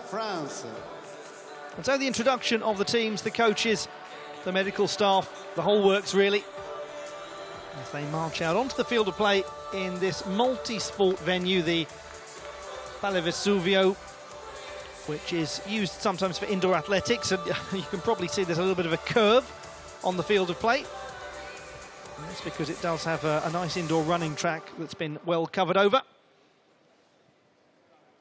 Japanese fans are full of anticipation. It is a most strong Japanese squad. The Tanegawa brothers, along with Kazuma Kaya. Korean National Sport University, well represented. Kim Han-sol is a student there. He will be competing for the Republic of Korea across all pieces. He's best known perhaps for his vaulting work.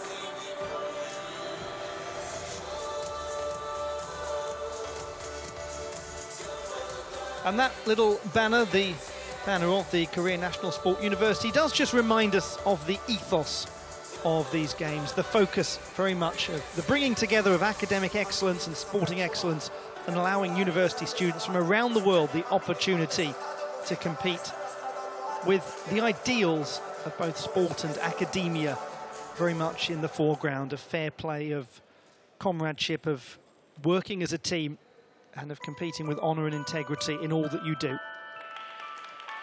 3 minutes warm-up. It is the last opportunity for the gymnasts to have some warm-up time. We just look over the shoulder of Su Ping Qian of Chinese Taipei, who will be competing first on the pommel horse. The Russian Federation and Japan will go in the Olympic order. That is to say, for those of you new to gymnastics, they'll start on the floor, work to pommel horse, still rings, vault, parallel bars and the horizontal bar. Meanwhile, Chinese Taipei and the Republic of Korea will begin on the pommel horse. They'll finish their campaign on the floor exercise.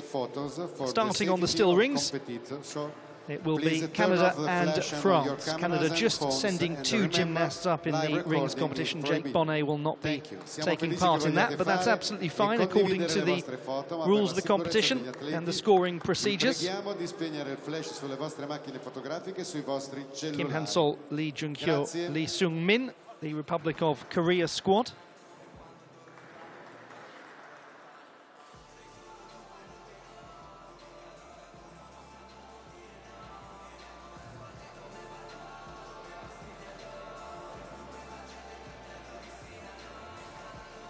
Lee Chi-kai, well, he's not too shabby, is he, on this piece of apparatus?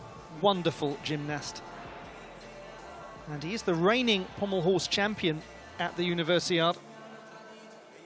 He's starting to take so many honours, 23-year-old on this piece, and he is a spectacular athlete to watch.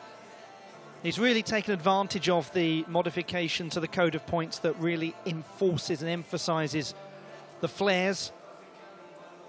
And if you don't know what they are, don't worry, you'll see him soon, because he'll be doing a lot of them. He's got such rapid leg movement. Great athlete to watch. Well, these are the 2 nations, Japan and the Russian Federation, starting on the floor exercise that will be, if all goes according to plan, battling for the gold medal. But things don't always go to plan, do they, in a team competition?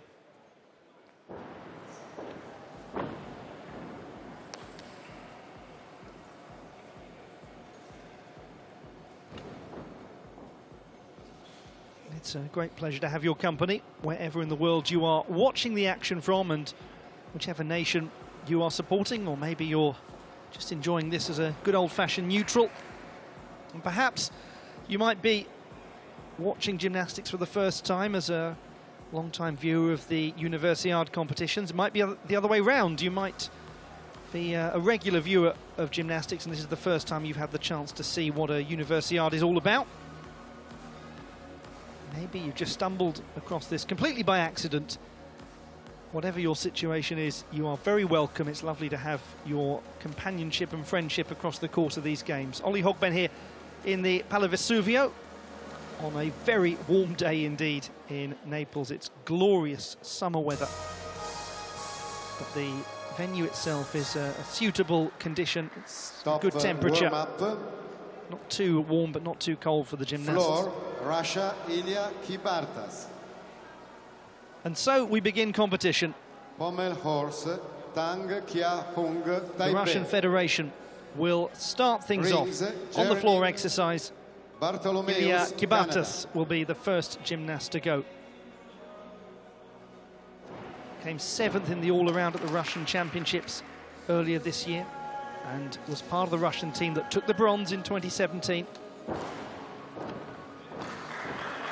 had to really work to stabilise the exit from that tumbling sequence. I think he just about kept in bounds. It's nice work, though. He's got a lot going on.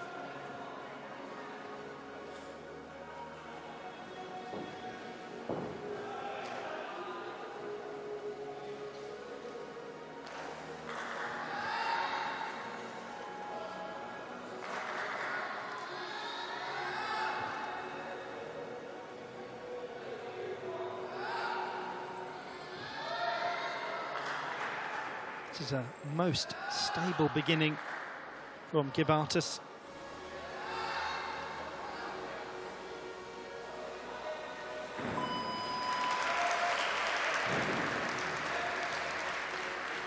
Takes a breath and enters the final tumbling pass.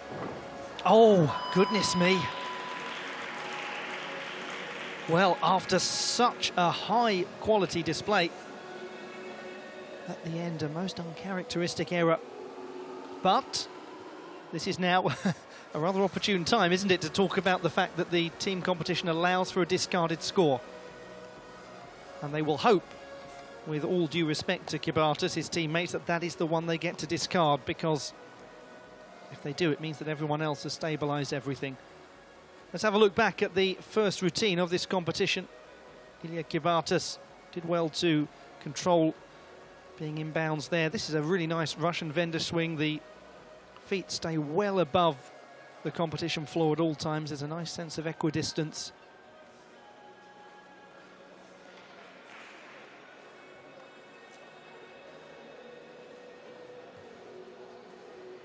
There were moments that were exceptionally stable in his landings. And then just at the end, didn't quite get the rotation right, came out in the wrong position. No way to disguise that. That's going to be most costly. Floor. 12.75. Stretovic. First score registered for the Russian Federation. Rings. And it's a pressure Catch-up. first score to deal with, because actually they're now playing catch-up rather.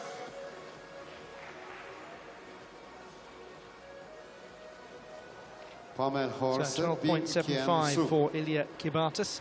As we look across to Chinese Taipei, getting ready for activity on the pommel horse. Su Pingqian.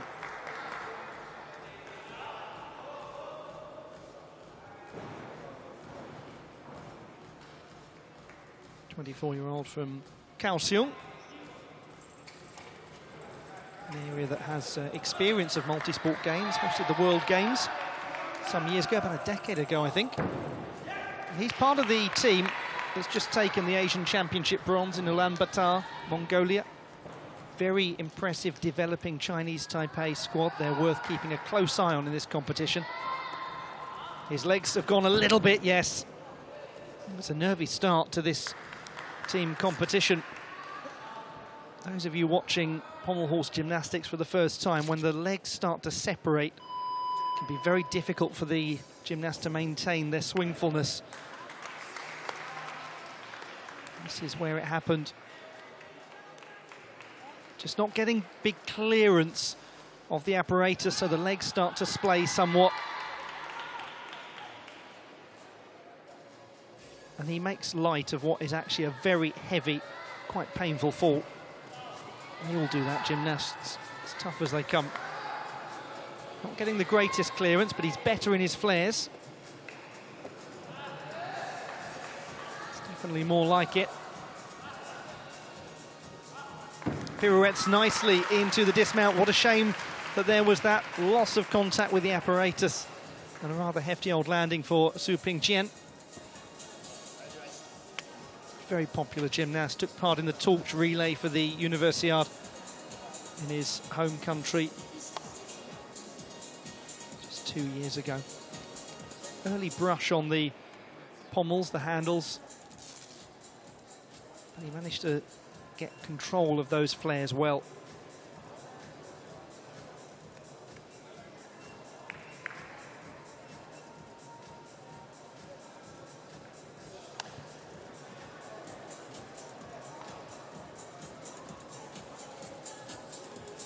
Meanwhile, even Stretovic has registered a 13.85 on floor for the Russian Federation. France, so that's a much more positive score for them.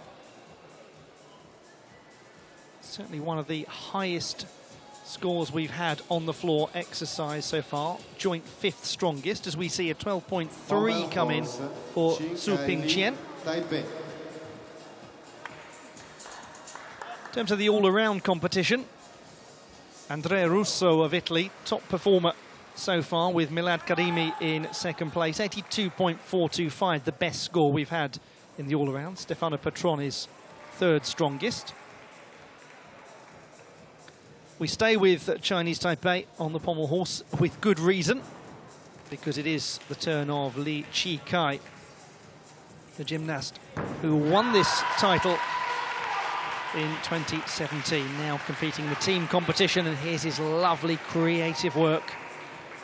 Super flares, such a high position of the hips, he's well away from the handles. Doesn't he move with beguiling rapidity?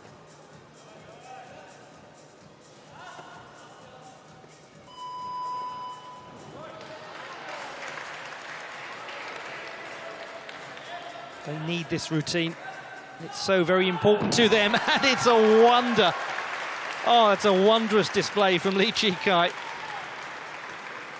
Big, big performance required when you get your specialists in a team final. You need that huge score from them, and that did the trick very nicely indeed.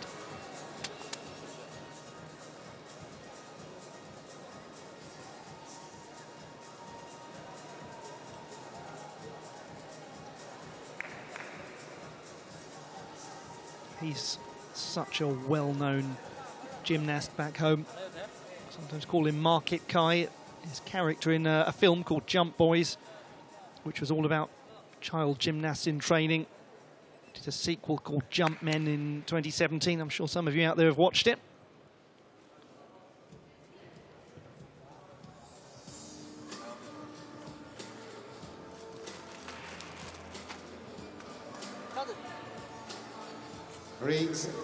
Now, just to keep you up to speed, because there's so much gymnastics to see with what's happening over on the floor. The Russian Federation have registered a 13.85 with Ivan Stretovic and a 15.1 with Kirill Prokopiev.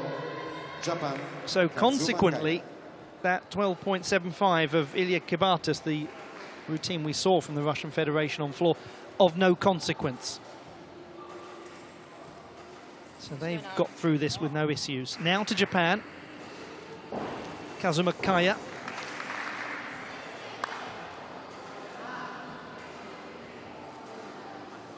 Such a decorated gymnast and so dependable in the team. He's been a world champion.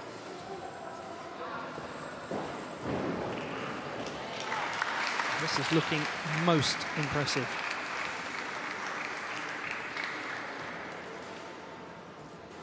Does move with pace too. Just a tiny adjustment going in to set that handstand, which looked a little off axis from this position, but not always easy to tell.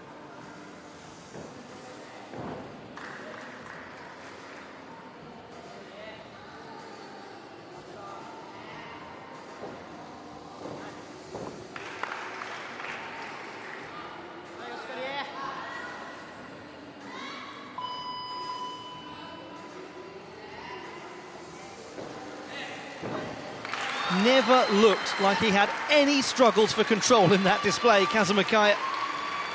Emphatic reaction, great performance, wonderful way to start Japan's campaign for Team Gold. It was just one of those performances that was so very easy to watch, as was Li Chikai's, and his score is too. It's a huge one of 15.15.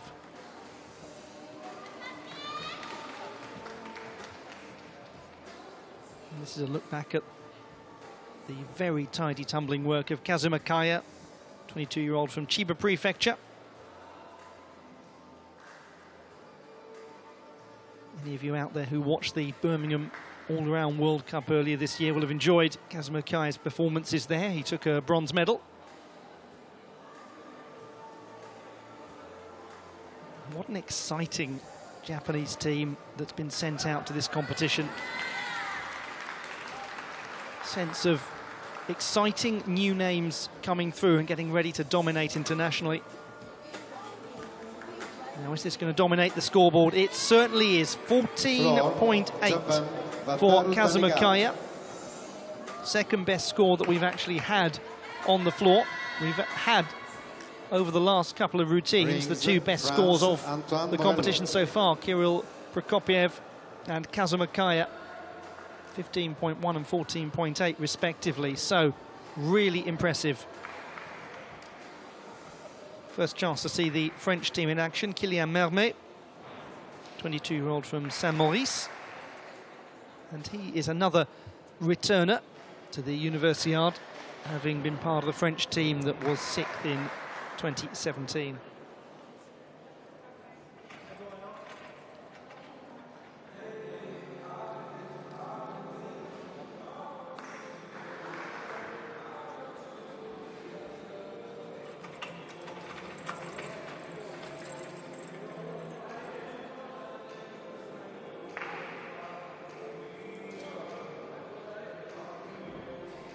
Just confirmation that it is Antoine Borrello. Apologies for the error with the graphic. He's rather got his number scrawled with a biro on his back.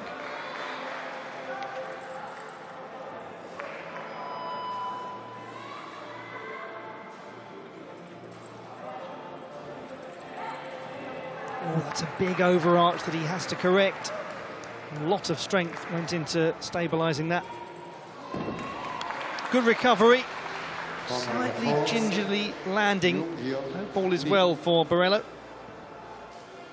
Gentleman who's studying for a master's degree in physiotherapy at the University of Nice, Sophia Antipolis. He's just recently finished his undergraduate studies in sports science. Just my slight worry as he landed is that he did have ankle surgery last year. So when you see a gymnast just slightly hold a foot up as they land, it does make one wonder a moment. Just there as he lands, but I think it might just be nothing more than an adjustment step. And just holding his position. He looks fine.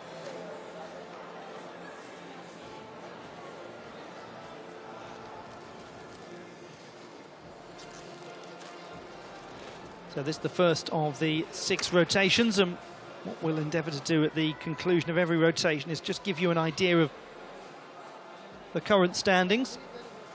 But if you've watched many a team competition over the years, you will know it sometimes takes a little while for the story to unfold. 12.95 for Borrello. Floor. Kakeru Japan. Tanigawa. Kakeru Tanigawa.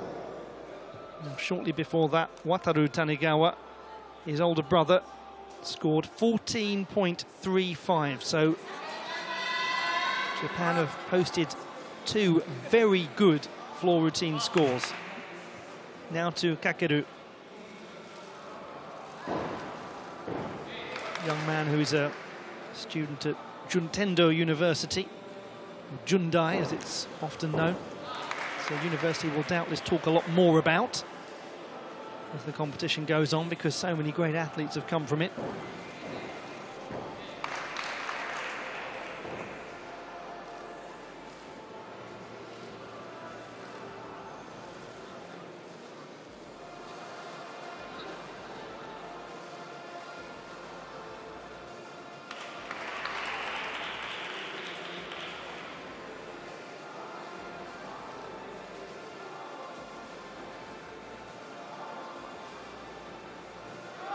Pommel holds. Korea, Hansol Kim.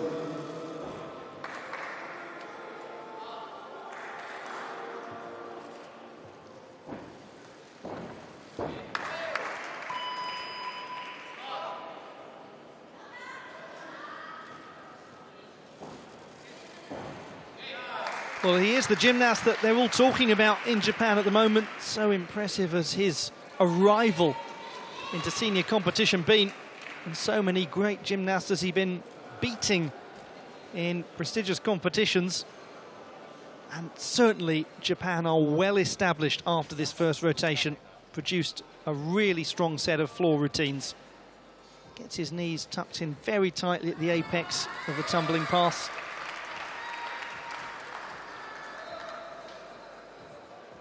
Does demonstrate some nice variety to his work as well.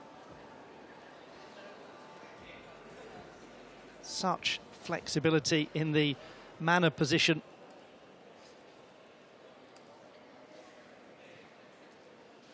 First rotation is over.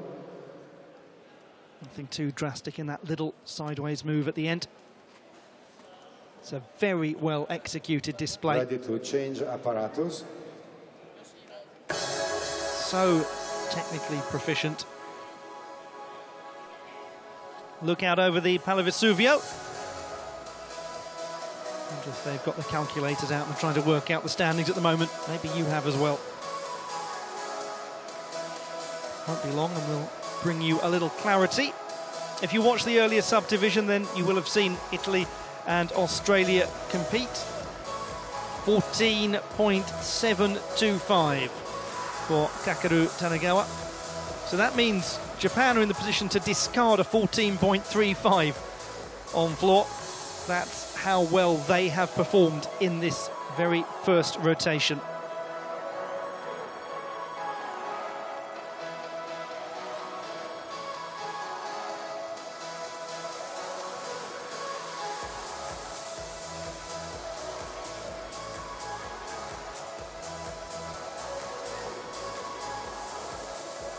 On the gymnast move. Second rotation. The second rotation. Japan, Russia.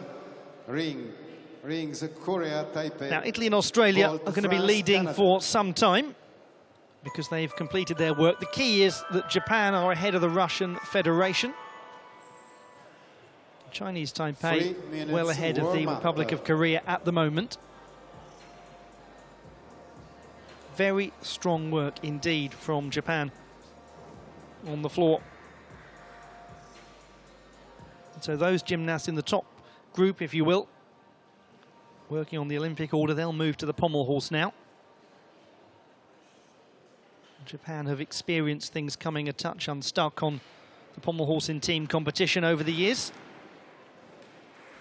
They will be all too aware of the problems. Chinese Taipei and Republic of Korea are working on the still rings, and then to the vault head France and Canada. And apologies if I state the obvious, but it's worth mentioning for those of you who are new to watching gymnastics that the vault scores can be a tad higher than on other pieces of apparatus, and consequently sometimes when certain teams have competed on vault and others have not in a team competition, we get a little bit of a skewed perspective until everyone has done that, and that will be the fourth rotation. So that's just worth keeping a close eye on.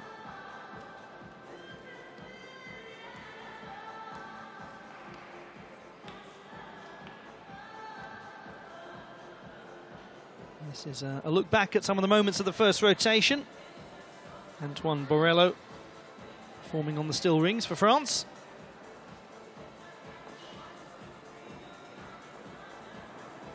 Last warm-up opportunities for the gymnasts from Canada on the vault. And it's a busy and packed gymnastics programme that concludes team competition tomorrow. So the men's team competition will finish today, and then it's all eyes on the women's team competition taking place tomorrow. Same process for the women. There'll be a couple of subdivisions first that are solely qualification, and then our focus will be on the televised part of proceedings. The 8 teams in subdivisions 3 and 4 battling for team gold. Then it's on to the all-around competitions. They will take place on the 6th of July. And then it's on to the apparatus finals on the 7th. So I'm sure you've got all of that in your diary, and if you haven't, shame on you. Get it done now, please. Don't want to miss any of this great artistic gymnastics action at the Universiade.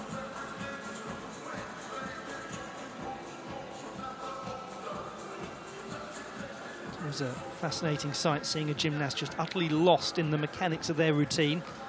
In that case, Wataru Tanegawa's pommel horse routine, but from a standing position, just working through every single part in a almost muscle memory-like way.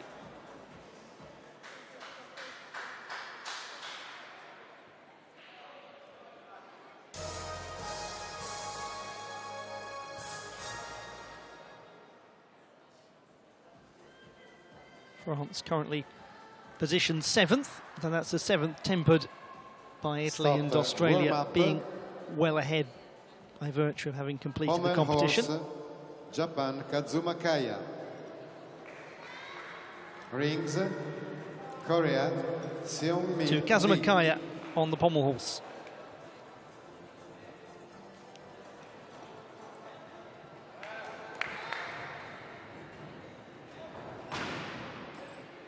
Final moments of preparation before we see the gymnast who took the silver medal in the all-around competition at the All Japan Championships in April. It was his teammate Kakeru Tanegawa who beat him to gold, but most significantly, for Kaya. He was 5th in qualification and came through to come 2nd.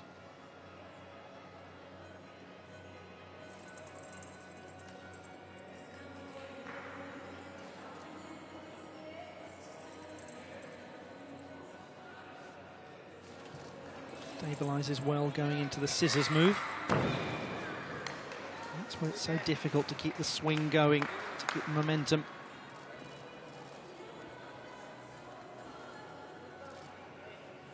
It's getting decent clearance on the handles. The Russian vendor swings were very nicely executed. And again, never any question of leg separation. There is now, but that's okay because it's into the flares.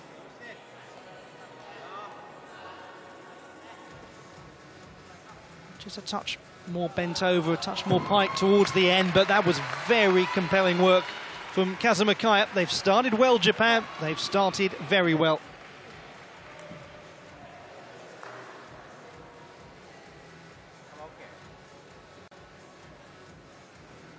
They just look very confident as a team. They look like they're having an awful lot of fun. There's a lot of smiling and laughter, which I suppose you would have if you just produced the sort of first rotation they have. But it's a nice thing to see a team that looks to be really enjoying itself.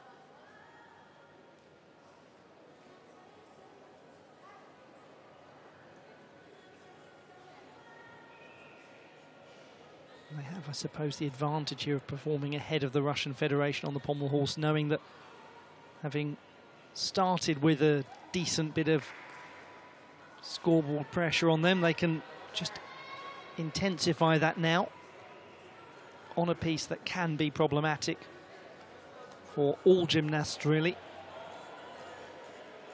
So much potential to strike the handle to come off, but he never looked like he was going to, and scores another 14.8 score.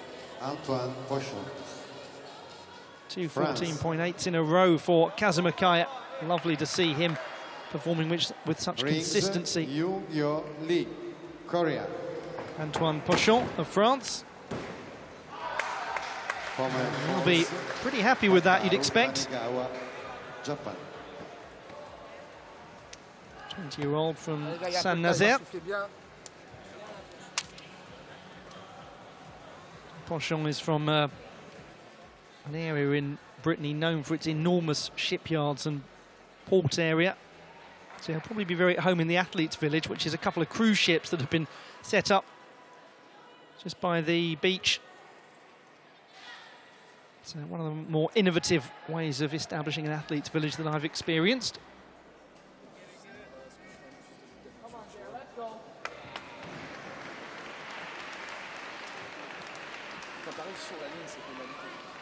.13.2 is the score for Antoine Pochon.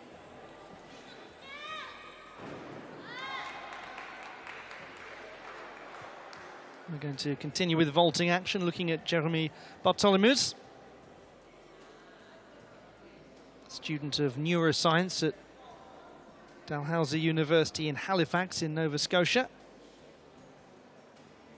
He trains with a very well-known gymnast on the women's side called Ellie Black at Halifax Olympic Club. And he did take a big adjustment step. You can probably see quite a lot of protection around his ankle. But otherwise it was a nicely delivered vault. Hasn't done an enormous amount of international competing, the 22-year-old. And he really has had to battle with bad injuries. Effectively had to rebuild all of his leg strength, courtesy of a cruciate ligament injury some years ago. And maybe there, just that touch of trouble with the left ankle meant he needed to over-stabilise his landing. What a joy to see him here in this competition. He's as hard-working a gymnast as you'll see.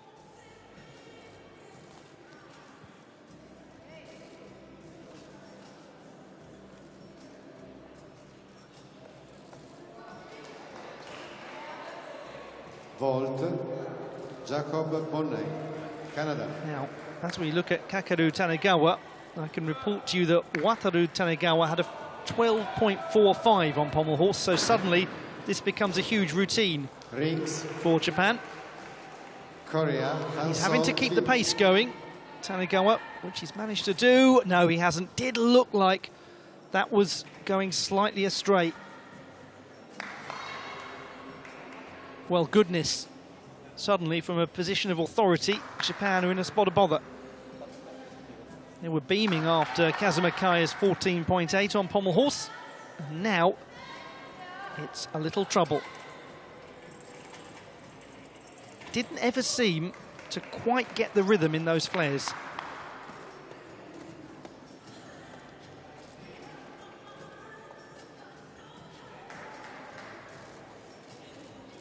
Does get through the routine, but how costly is it going to be for the overall score for this Japanese squad?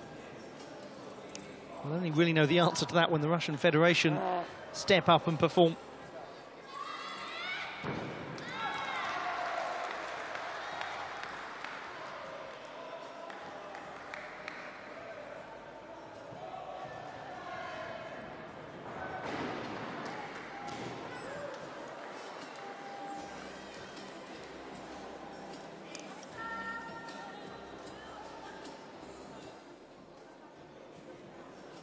.9 the vaulting score for Jeremy Bartholomews. Not a gymnast who's seeking to qualify for the vault final. His teammate Damien Kashia is. And will, as a result, take 2 vaults. But only the first one will count in terms of the overall team score. They're going to be doing a bit of nervous waiting for numbers to come in now, Japan.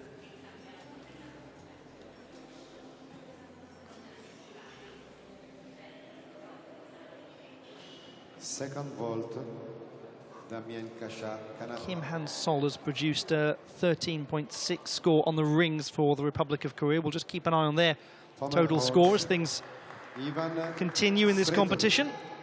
Russia.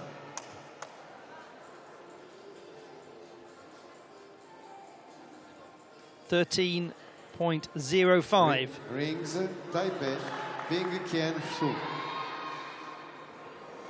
It would have been an extremely positive score for Tanegawa had he not had that problem.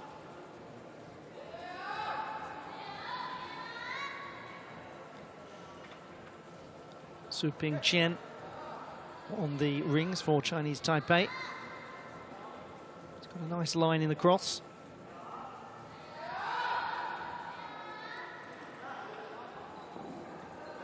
Stabilises the split leg planche.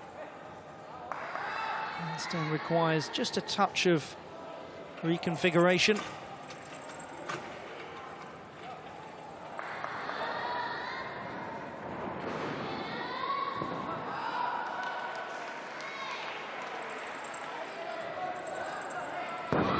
That's a very elegant dismount from Su Ping Qian. Just get the feeling that this Chinese Taipei team is getting better and better every time we see them.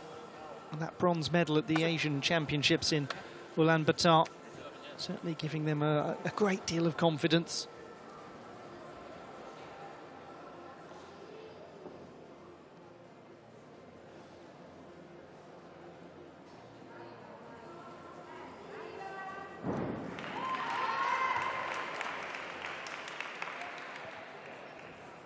Enormous focus, so clear. Maybe his leg form was a touch on the shady side as he went into the dismount, but still looked pretty good. Still looked like a well-executed display on the still rings.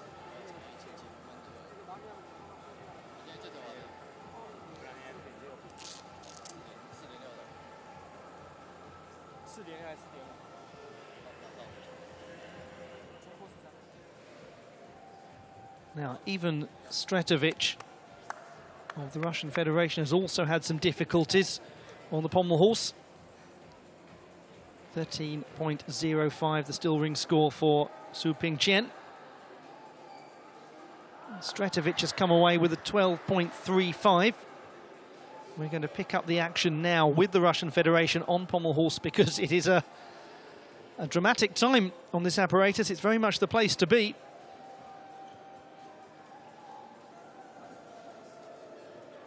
To Ilya Kibatas. This, the gymnast, if you've been with us since the start of the coverage, had that awkward half sit down on the floor at the conclusion of his routine. So he will have been desperate just to get back out and compete.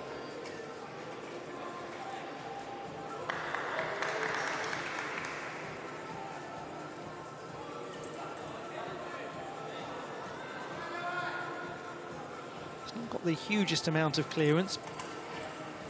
He's just sort of scraping a little bit, which means there's always a danger of him going off, particularly on the Russian. And he's just about managed to keep it going, you know. Oh, goodness. Yeah, there we go. It just felt as though that had been building for quite some time. He was getting lower and lower in his contact. And eventually, you end up rather sitting on the horse when that happens. Well, early on, all of the drama is happening on the pommel horse.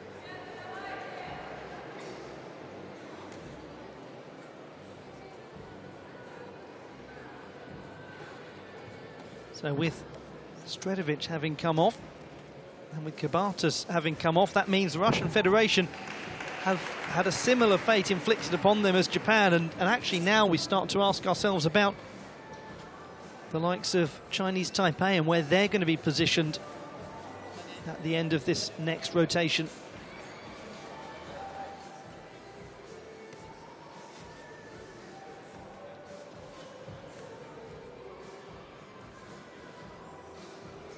Anxious times, but still a long way to go. We're still only at the 1/3 mark of this team final. Napoli 2019. Kibatas scores a 13.15. Had a good degree of difficulty, the routine, but the execution, 7.15.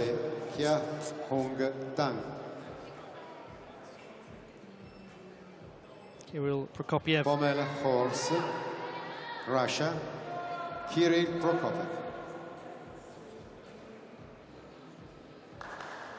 Well, put simply, they need this one. They very dearly need this one, the Russian Federation.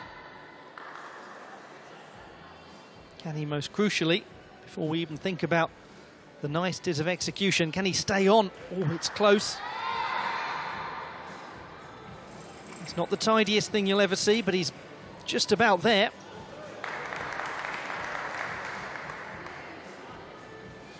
Those are big, powerful flares.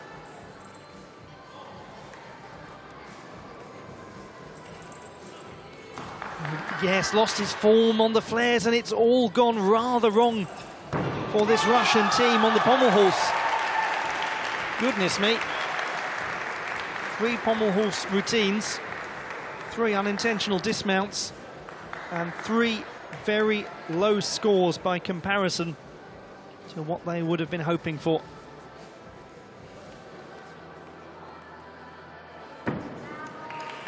Kirill Prokopiev concludes his routine, concludes the rotation for the Russian Federation, the second rotation, and the scores have taken a little bit of a hit. Does that open up the opportunity for someone else to come through?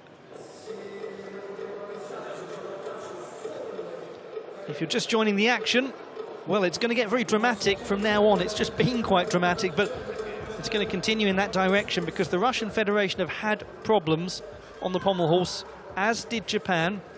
Those are the 2 nations that were effectively leading the way at the conclusion of the first rotation.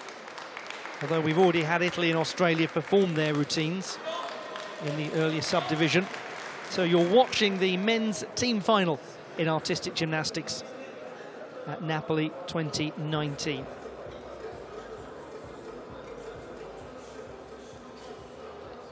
The shake of the head from Prokopiev rather Ready to change sums up apparatus. the sort of day it's been. And actually, Kibatis is getting a bit of running repair work being done by the medical team. 13, the score for Kirill Prokopiev. That means the Russian Federation are taking a 13 and a 13.15 as their pommel horse scores. Japan are taking a 13.05, but crucially the Kazumikaya score, the 14.8. In terms of the pommel horse itself as a discipline, that's the state of play in terms of the apparatus final, where Li Chi-kai, the defending champion, is leading the way. The all-around, those of you just joining the broadcast now, Andrea Russo of Italy leads the way there. Milad Karimi second, and the Italian gymnast Stefano Patron is in third place. This gives you an update on the vaulting qualification standings. Marco Valter, appropriately named, is leading the vaulting qualification, but he's going to come under some threat from very strong gymnasts. Ibrahim Jolak leads the way for the still rings. Never a surprise to see an Armenian performing well on the still rings either. They really do specialise in that in their gymnastics training, and that is the state of play on the floor. Parallel bars we'll see a little bit later, but Ahmed Under of Turkey performing particularly well on those. And the horizontal bar, Milad Karimi leads the way.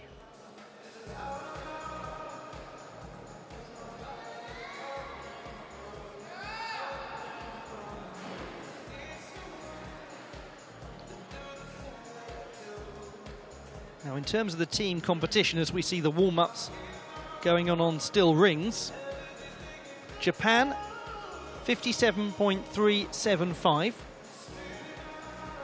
Chinese Taipei 55.85, Russian Federation 55.1. So the Russian Federation have dropped down behind Japan and behind Chinese Taipei, rather. They were behind Japan from the start of this competition.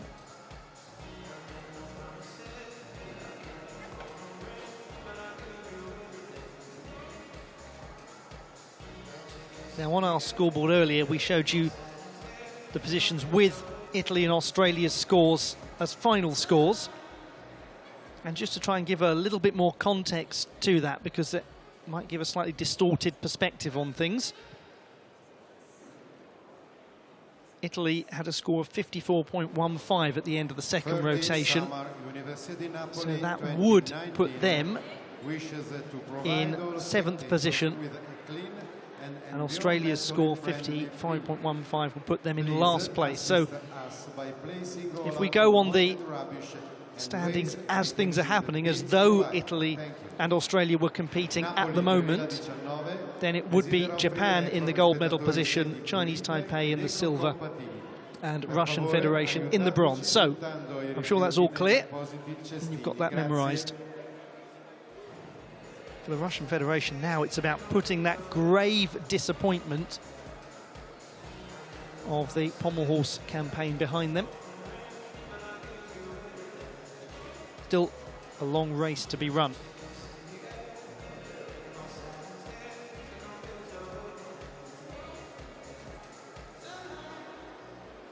Nice to see the banner of the Korea National Sport University being so prominently displayed. A lot of gymnasts attend there. It is a remarkable sporting institution. It's a good opportunity actually to learn a little bit more about the university movement itself, the university sport movement, the different universities that are part of all of this. And we're in a lovely place for it, because the University of Naples was founded in 1224. It is one of the oldest universities in the world.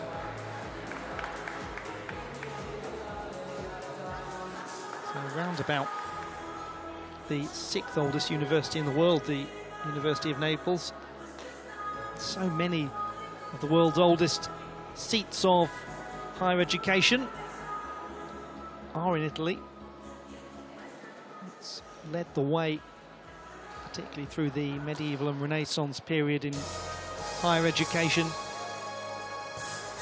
They're used to leading the way, the Russian Federation, in team competitions, but it's not happening at the moment. So we begin the third rotation. Rings. And it is to Ivan Stretovic of the Russian Federation. So far, he's had a 13.85 on floor, a 12.35 on pommel horse.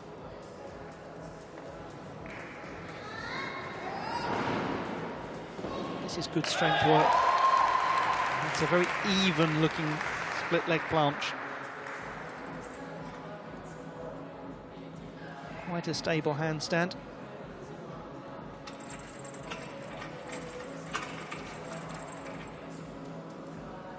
He makes a real display of going into the straddle lever position.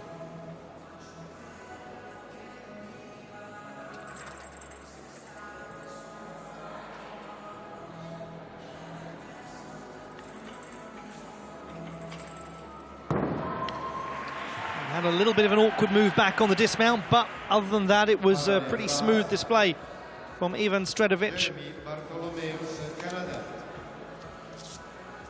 He is an Olympic medalist, team silver in Rio.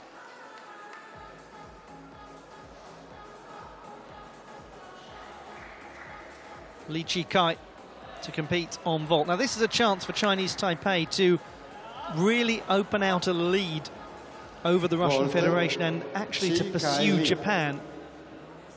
Because they've got vault, and this is a chance to pick up some big numbers. And that will help a treat. Li Chi-kai with a lovely vault. Just lovely.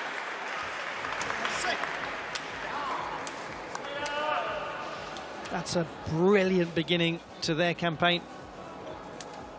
In fact, shortly before that, a 14.1 was scored by Su Ping Qian. So we really do now need to keep a close eye on Chinese Taipei because they are very much in contention. That's a great central line. Got good height. It's a well-stabilized landing. I mean, there is a lot to enjoy about that vault. An awful lot to enjoy. Rings, Russia, Kirill Prokopov.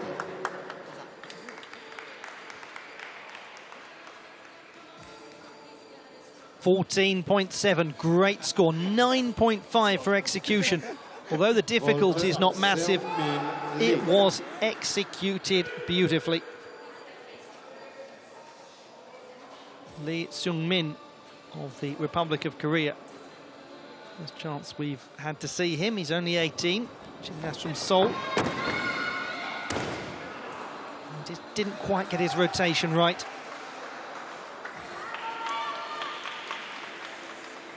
Well, he made his senior international debut at the Zhaoqing World Challenge Cup, which many of you may have enjoyed watching. He did brilliantly there. He was a silver medalist on the parallel bars.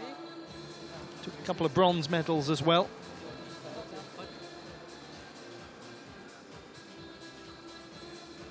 But that not his strongest work.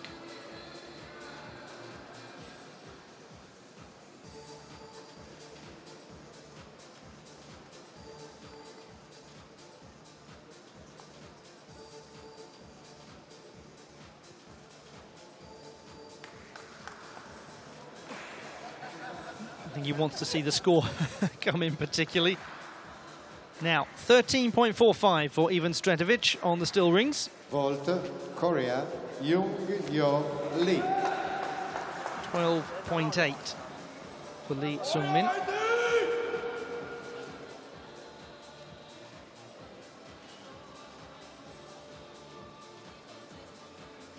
Lee Jung-hyo, another gymnast from Seoul, 3 years older than his teammate. And very stable as well. Good, tidy execution.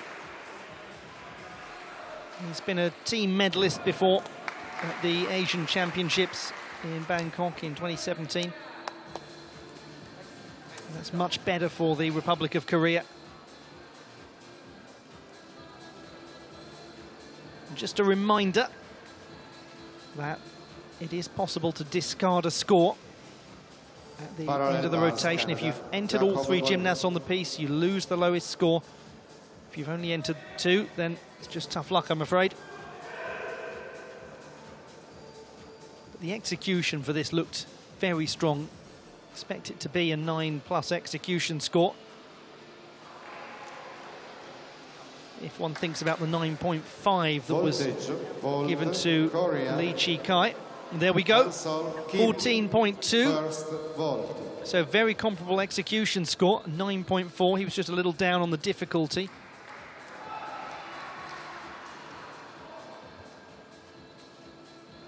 Now here is a gentleman who can produce some splendid vaulting.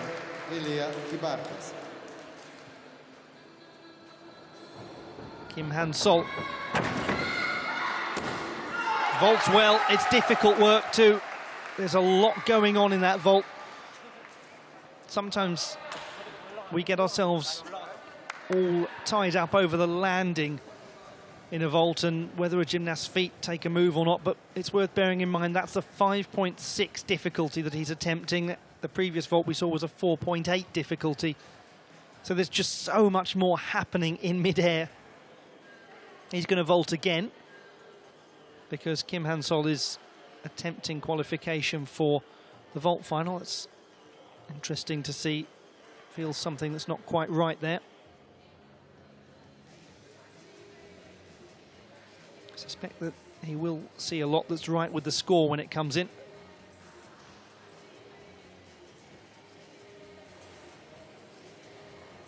First vault is 14.75.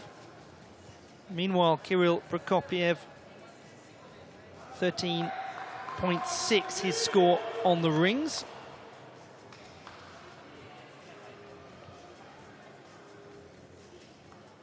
Ilya Kibartas is the only gymnast left to go for the Russian Federation on rings. Then we'll have an idea of what scores they're taking through. Second vault now for Kim Han-sol. This just about qualification for the vault final, and that you would expect will be good enough to go into the lead in terms of vault qualification. 14.2 is the leading score. Marco Volta at this, well, you'd think, wouldn't you, it's going to go ahead of that.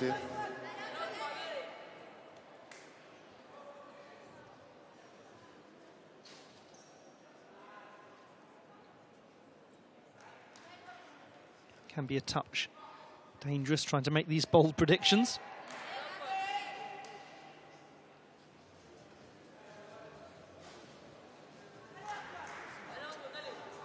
It's not as difficult as the first vault by 4/10.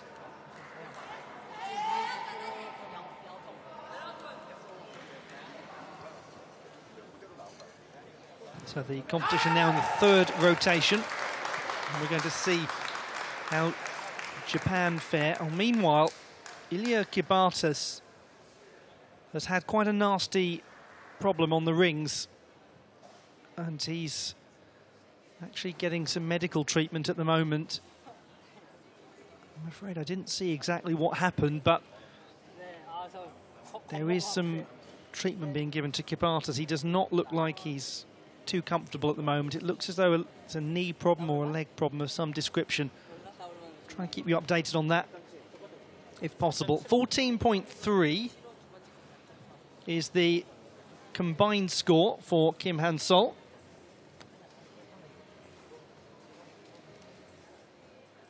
Rather, that's the score on the second vault. Do excuse me, 14.3, and therefore 14.525. So he's the best performer we have on vault so far. Meanwhile, this is the state of play for Ilya Kibartas. He's in some trouble. Must have occurred on his dismount from the still rings.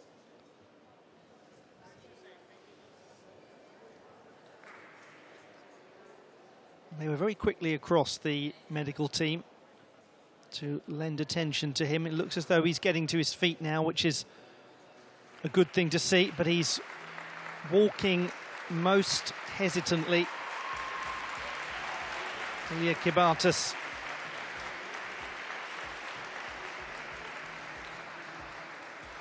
That really is such a shame to see. Trying to give you an update on his condition just as soon as is possible. Meanwhile, we will watch the work of Kylian Mermet of France, competing on the parallel bars.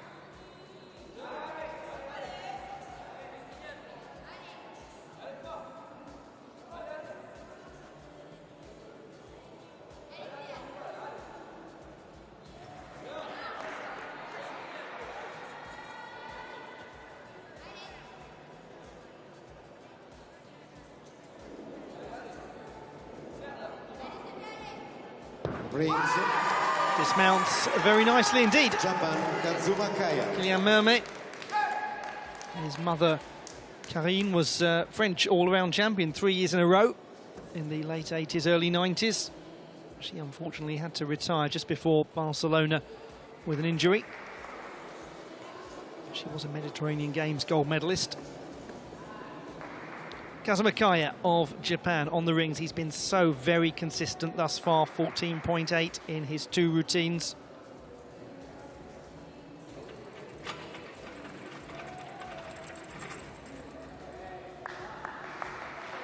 And he opens up the hands and nods the head to show the judges that the control is there, the strength is impossible to dispute.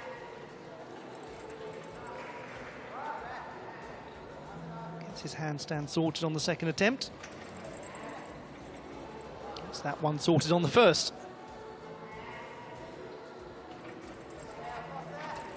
Into the dismount, and he is having a most fine competition. Kazuma Kaya is performing very well indeed.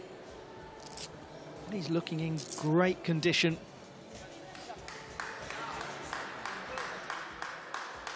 And with the unfortunate injury to Ilia Kibatas, and we're not sure to what extent he's able to continue the competition, then it certainly now favours Japan even further.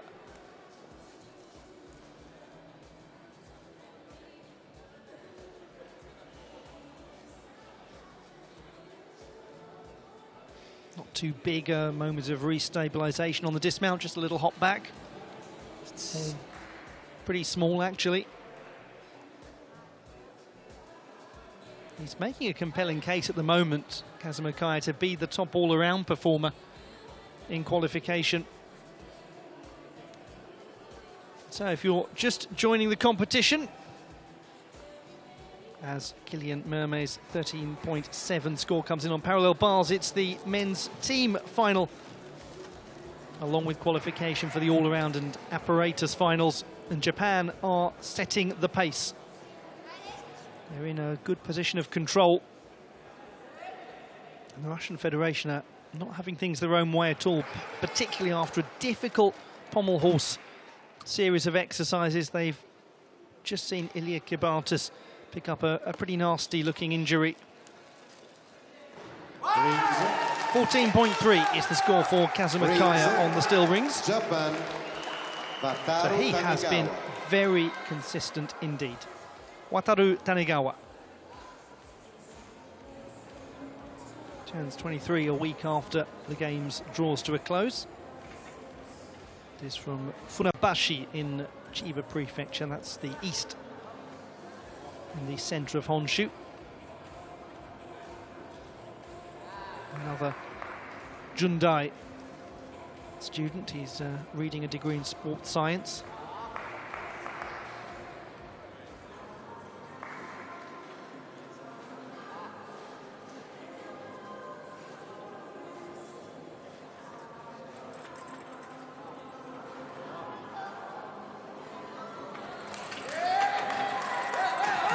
Into the Jonasson, and a lovely halt to go into the iron cross.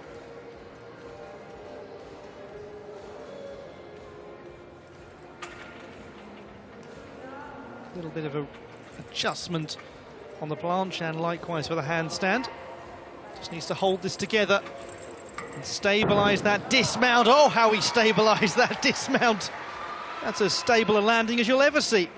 Wataru Tanegawa, very impressive indeed.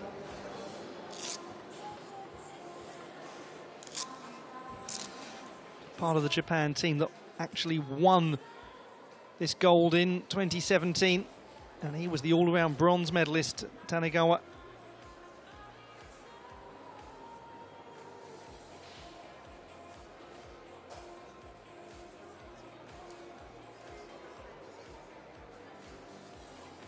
Certainly he is doing his bit to keep Japan in control of the competition.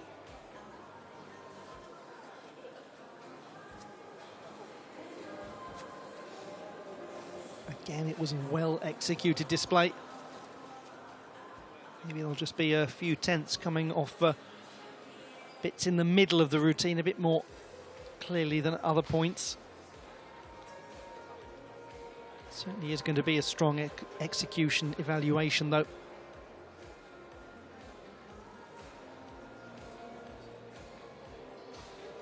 Just one more competitor to come for Japan. Believe it or not, we'll then be at the halfway point of this team final. Japan, Kakeru Tanegawa.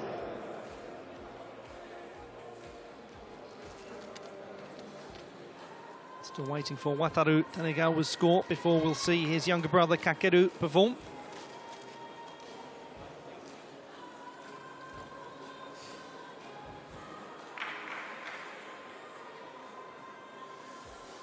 Didn't have an easy time of things on the pommel horse.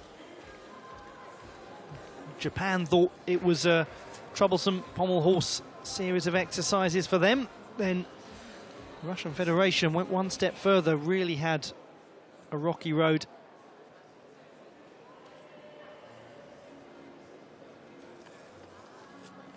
Quite a weight going on for the score for Wataru Tanegawa.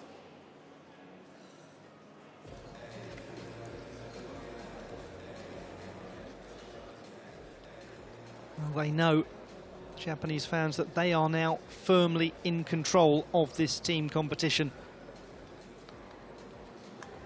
Doesn't mean they're not going to be very anxious, though.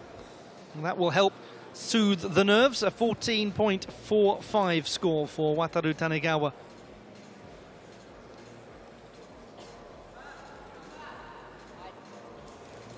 Now it is Kakeru Tanegawa.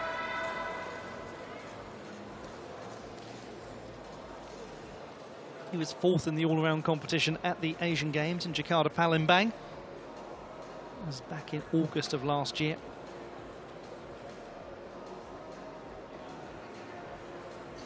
Part of that team, along with his brother, that took the bronze medal at the World Championships in Doha.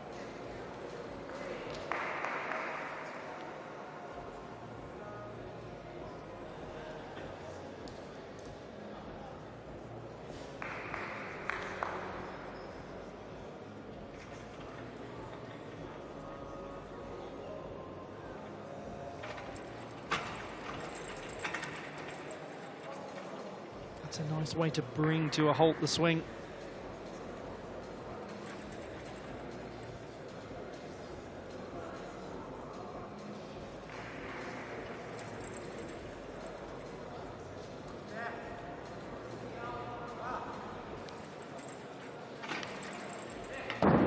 Well, they really are flying at the moment. Kakeru Tanegawa lands that routine very well indeed, but he's in a lot of pain. Something didn't look quite right as he landed. Well, just have to see exactly what the state of play there is for Kakeru Tanegawa. As he landed that, it just looked like he felt something. Third rotation is over. Gosh, the still rings have proven problematic.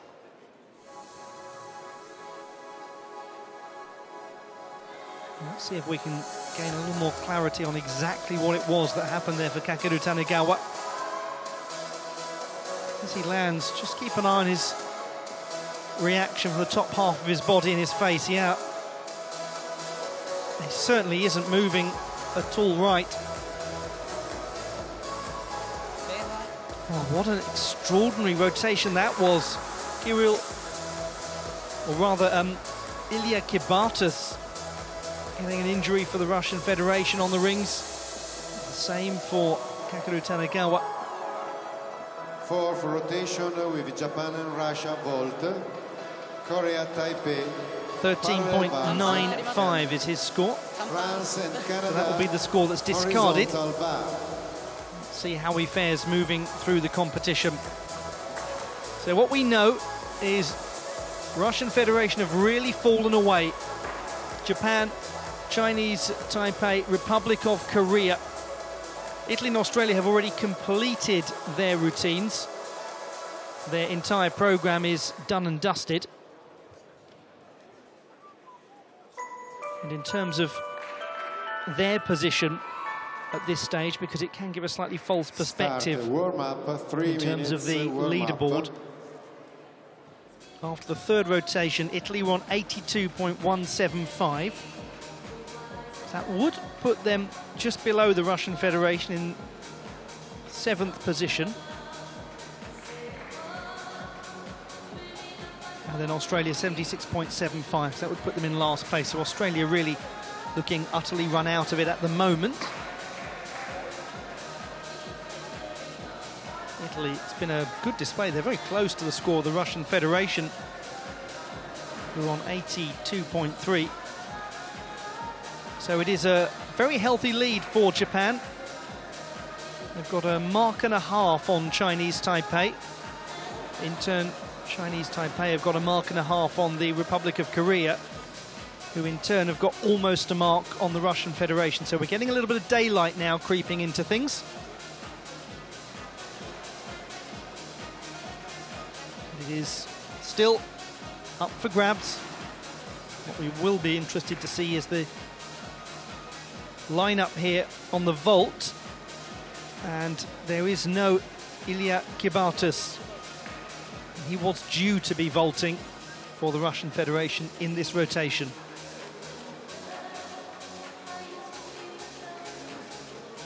To the parallel bars head the Republic of Korea and Chinese Taipei.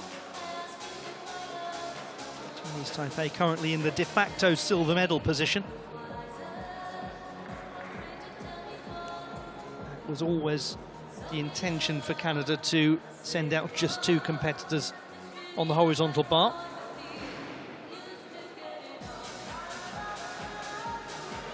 First time it has come into play in this particular subdivision. Jeremy Bartholomew, rather, one of the Canadian gymnasts.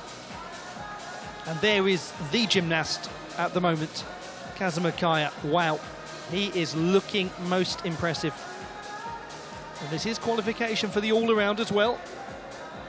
There is a limit of 2 gymnasts per nation making it through to the all-around final. So at the moment, for example, Marco Saruggerio, who's the 10th place gymnast, is the 3rd placed Italian and consequently cannot qualify for the all-around, but we still have so many more gymnasts to come into contention at the conclusion of this routine, or this round rather. So much data to be processed, so many permutations to play around with, but the only fact that we care about at the moment in terms of this competition is that Japan are in the gold medal position.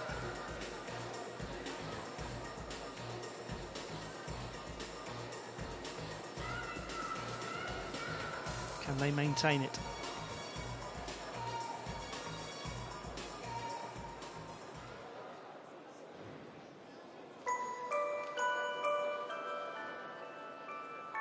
Kakeru Tanegawa, just wonder what sort of effects he's feeling following that injury. Vault, Japan, Kazuma Kaya. Just had such an awkward landing. Well, I say awkward, it looked like a great landing, but it clearly wasn't on the still rings. So does he become even more important now, Kazuma Kaya? France. We shall discover.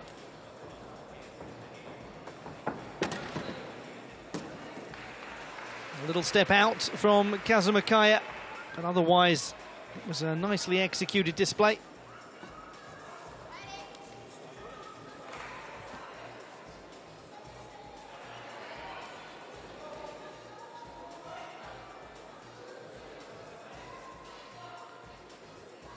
decent amount of height. Twist looked nice. And just that little step to the side. Carry with it a 0.1 penalty, but they look in buoyant mood, the Japanese contingent. Even when Kakeru Tanegawa realised he'd hurt himself, he seemed to be taking it quite philosophically, which is an important thing for any athlete to be able to do. Not easy either. Is he going to continue his 14-plus streak? He is indeed. Kazuma Kaya, 14.8 on floor, 14.8 on pommel horse, 14.3 on rings, and 14 on vault. Wataru Tanegawa. Well, this one will count for Japan because Kakeru Tanegawa is not competing. Vault. So they've lost that little cushion, lost that luxury. Oh, and that's an important bit of stabilisation from Wataru Tanegawa to avoid the sit down, and he really travelled an enormous distance.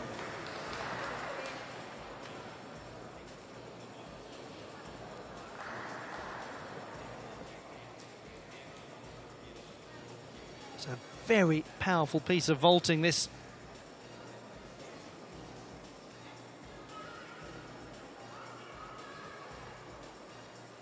Gets the knees firmly into the pike position. Really rotates round. He was just a little overly bent on the knees. He landed, touch compressed, and then as a result had to put that big step forward. But he avoided any major deductions as a result. He's going to vault again because he's going for the vault final. 14.4 with a 5.6 difficulty. Bar, France, Kylian Mermet.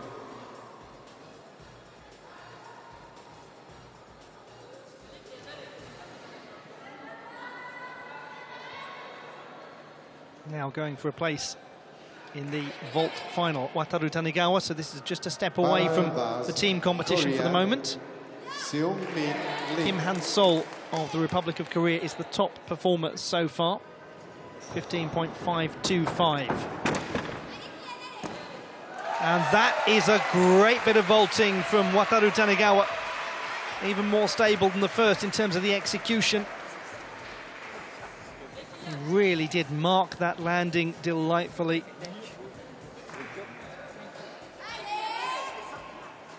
Has performed very well on vault in World Cup events.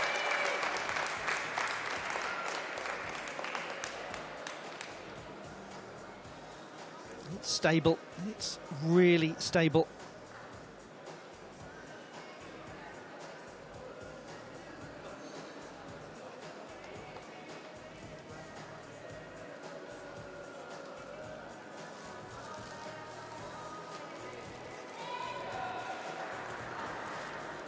Once again, Japan will put considerable pressure on the Russian Federation.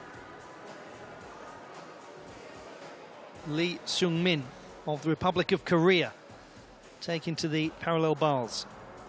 Republic of Korea finding themselves very much in medal contention. Vault, Japan, Kakeru Tanegawa.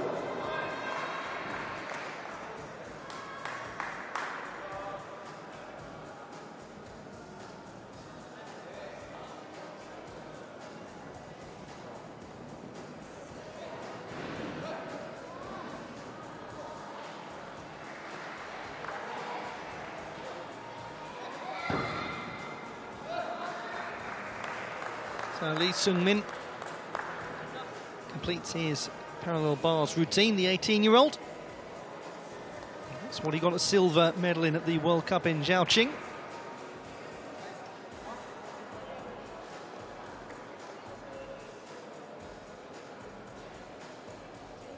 Certainly it is becoming a dream-like situation for the Republic of Korea to be finding themselves positioned above the Russian Federation by a decent margin in the effective bronze medal position. Now that's the second vault score for Wataru Tanigawa, 15, so a 14.7 overall. That's the best vaulting we have seen so far.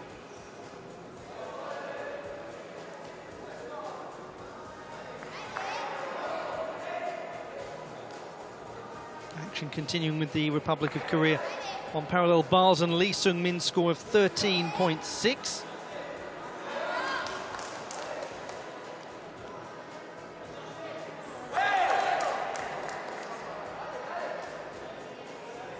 Lee Jung-hyo next to go on the parallel bars.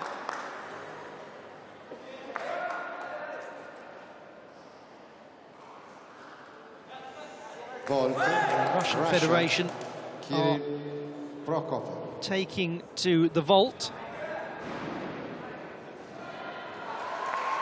Kirill Prokopiev has handed a nice secure vault. We'll bring you an update on that soon, but right now we're focusing on the team that's in the bronze medal position, Lee Jung-hyo.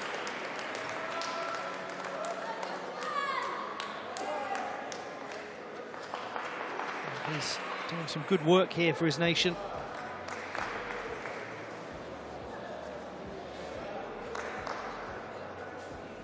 It's a lovely looking handstand. Tries to snap sharply out of the Diamondov, gets lovely height in the straddle position.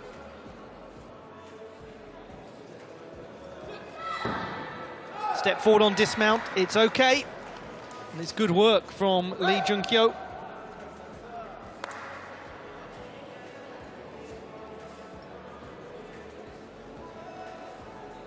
They've handled their nerve impressively. All young gymnasts, as you'd expect at a University Games competition. All three of them based in Seoul. Such a huge part of the Korea National Sport University setup. Russia. That was lovely clearance on the bars.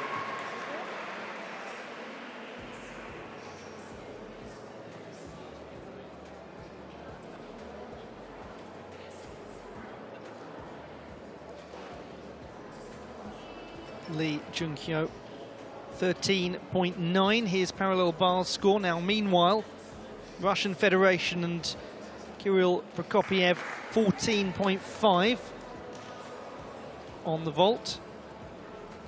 Stretovic, 14.4, so really good scores for the Russian Federation on the vault. Really good scores. So that should make an impact on the leaderboard as we look at the standings at the end of this fourth rotation. That will be the 2/3 point in the competition. Jeremy Bartholomews of Canada competing on the horizontal bar. Nice secure Kachev. Goes into the one-arm work.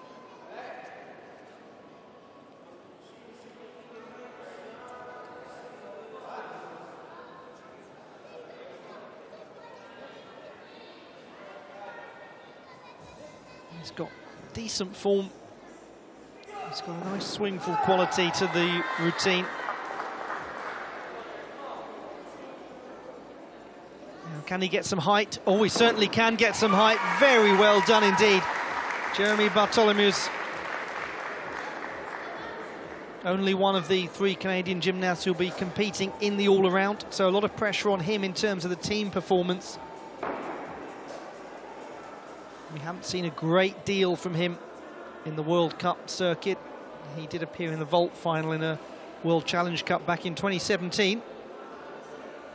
So this overwhelmingly his biggest international competition. He's looked really at home in a big international competition. It's always great to see when it means so much to a gymnast and they come through to get to an event like this. And it goes well.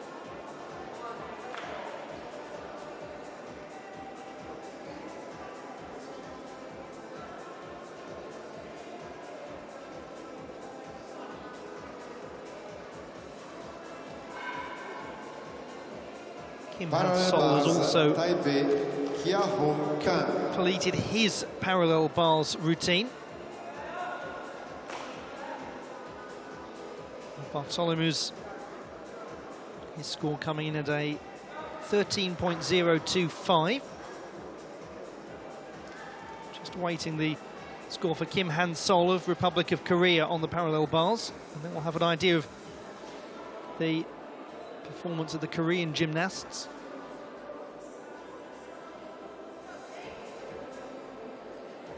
And the chance to see Chinese Taipei, who are currently in the silver medal position.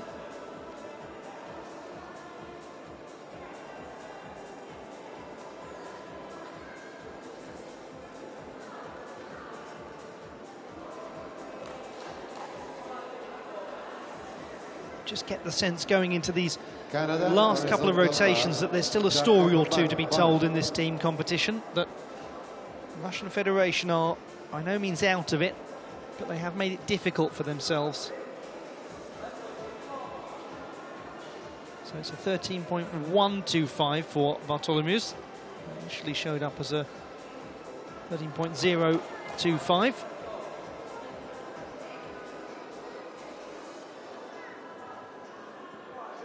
We are to see Tang Chia-Hung of Chinese Taipei.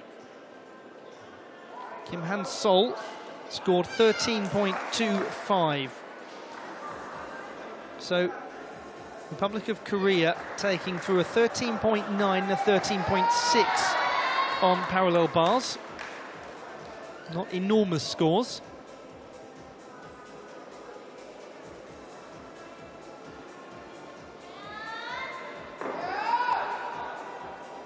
Now to Tang Chia-Hung.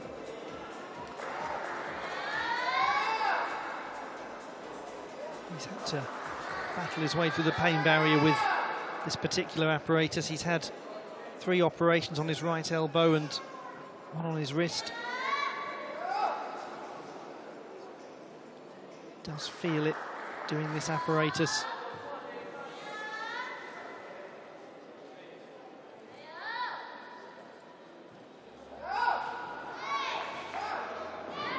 But that's good. That's very good. Everything solid in that display from Tang Chia-Hung.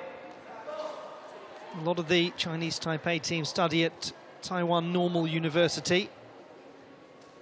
Normal School is an institution that originally specialised in training high school graduates to go into the teaching profession.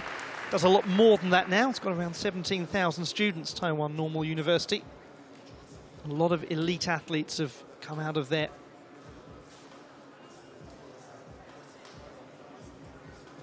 Very well-known one is Chen Yu-chin, women's doubles badminton gold medalist at the Universiade in 2007.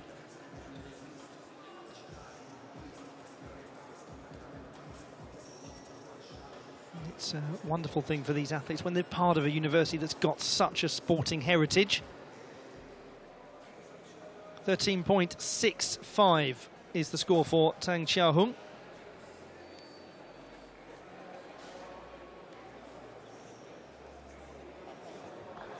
Whether it's achievable for Chinese Taipei to actually catch Japan, it's hard to say. In terms of the Russian Federation catching them as well, this will be an interesting indication, because the vault scores after this rotation will be in for everyone. So we'll have our truest picture will come now.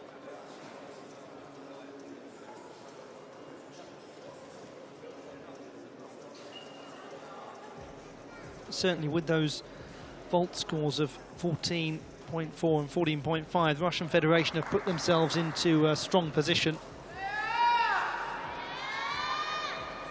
He needed it. Su Pingqian of Chinese Taipei. Part of that team that finished 5th in 2017. They could well do a lot better this time. He's very experienced. He's been part of the World Championship scene since Rotterdam in 2010.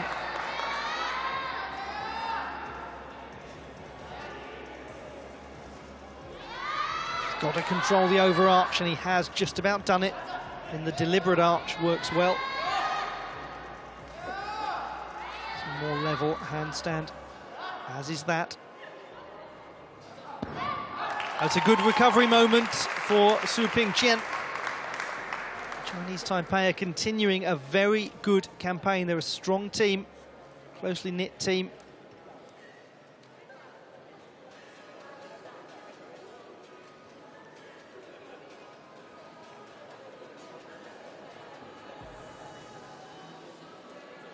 Perhaps most significantly for this team, they're starting to get used to winning things as well, starting to get used to medals.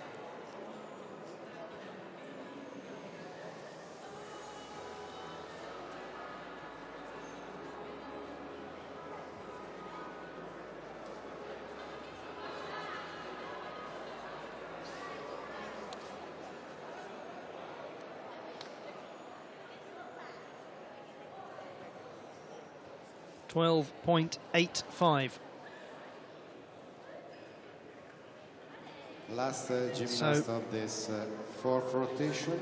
This is going to be a routine of some real significance coming up from Li Chikai,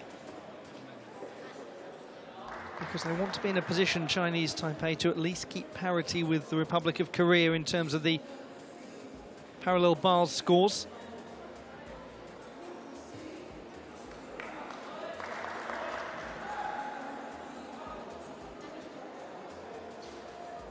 So here is Li Chikai. He's delivered some important scores so far, including the 15.15 on pommel horse, the 14.7 on vault.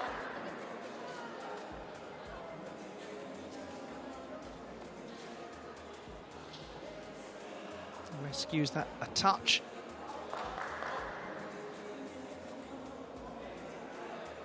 Slightly lost his form.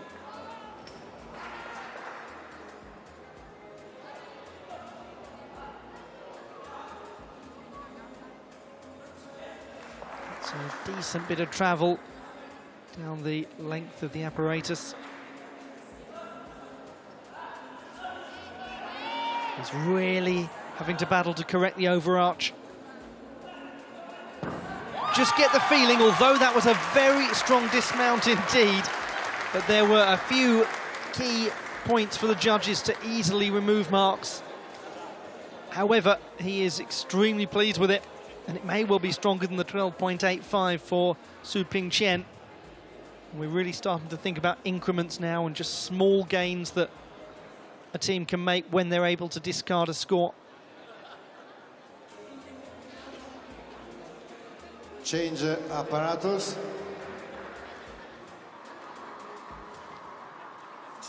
Did dismount wonderfully, actually. Gets better every time you look at it.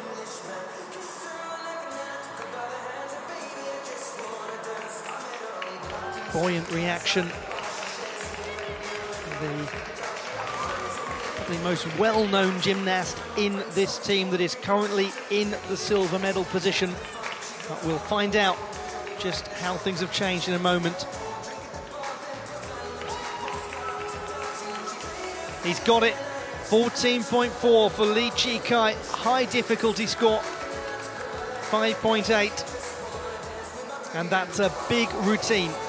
A big routine. Chinese Taipei holding on to the silver medal position. The reason I say that is because Italy and Australia, if you're just joining the action now, they've already completed their programme entirely. So at this stage of the competition, Italy were on 109.775, so quite down in the standings. So we've got to regard Japan, who appeared third on the scoreboard there, as actually the competition leaders. So it's Japan in the lead, it's Chinese Taipei in second place. It's the Russian Federation, they've moved ahead of the Republic of Korea into bronze medal position, but the gap between the Russian Federation and the Republic of Korea is not big at all. 101.2, 110.75. Fifth rotation, Very small gap. Canada, France. And then there's quite clear daylight Russia, Japan, between and the Republic of horizontal Korea bar, and Taipei, France. Korea. Good 3-mark difference. Okay, I trust you have all of that committed to memory, because it's time to move on to the penultimate rotation. Opportunity to see the Russian Federation and Japan competing on the parallel bars now.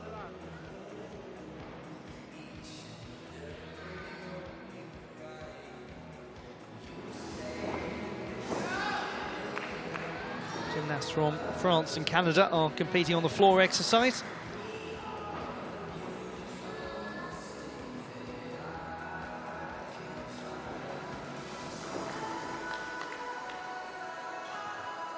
Russian Federation and Japan take to the parallel bars.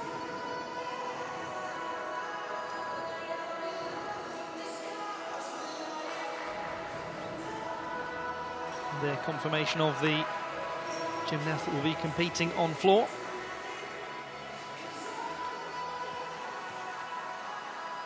And to the horizontal bar, where Chinese Taipei and the Republic of Korea will be trying to stay on the apparatus to minimize those deductions.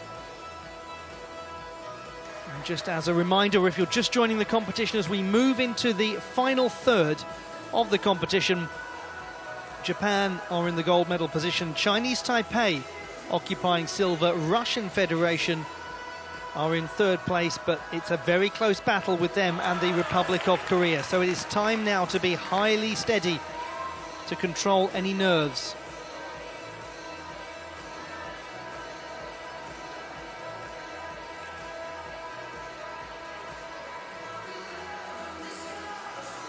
It really is an engrossing conclusion to this men's team competition.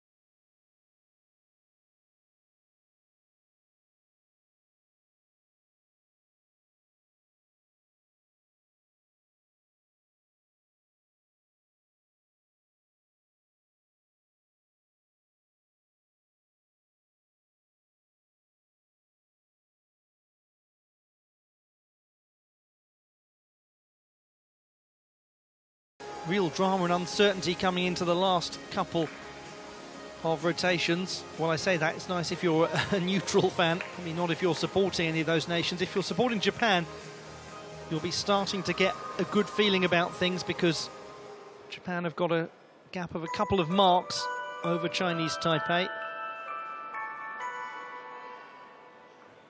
Stop warm-up for floor and horizontal bar.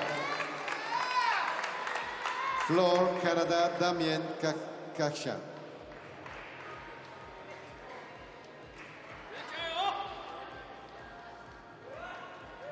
This is a huge moment for Chinese Taipei. Horizontal bar, Taipei. These are the big routines. The horizontal bar. Su Ping Qian. He gets them moving. A steady routine here, and they'll feel confident going into the next two. Goes into the mixed grip catch well.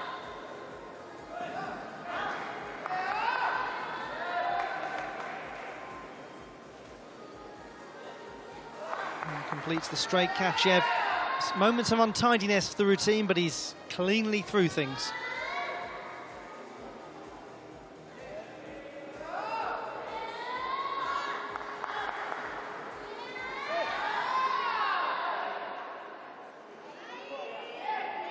First one down, job done. Su Ping Qian now turns to the rest of his team and says, right, over to you now. It's a big display. It's an important display. It means so much to him. The Universiade, he took part in the torch relay a couple of years ago. One of the great honours of his life to do it. This would go beyond that.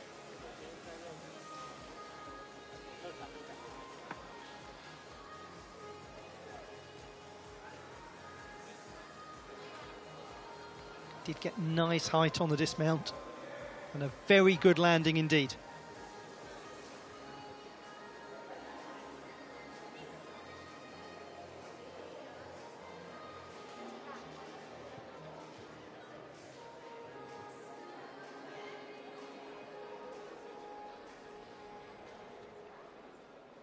Kirill Prokopiev of the Russian Federation to compete on parallel bars. His vault was really crucial in getting them back into medal contention.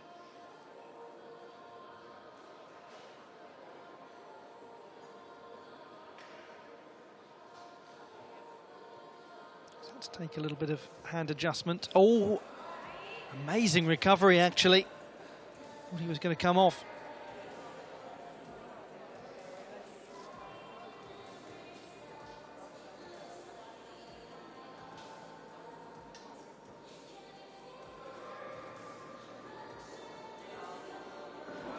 I really did recover that impressively, Kirill Prokopiev, because there were certainly some difficulties for him. Looked like he was going to drop out of that handstand position completely. It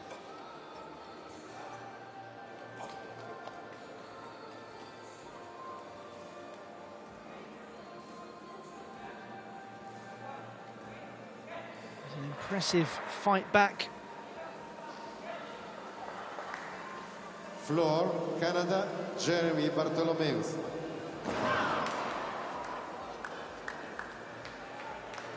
He has enjoyed the experience of being a Universiade champion.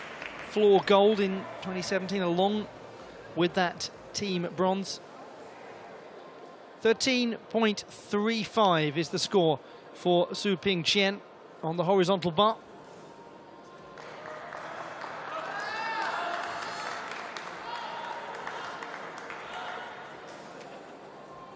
Nothing changes, that would make him the first reserve in the horizontal bar final, but expect that things will change.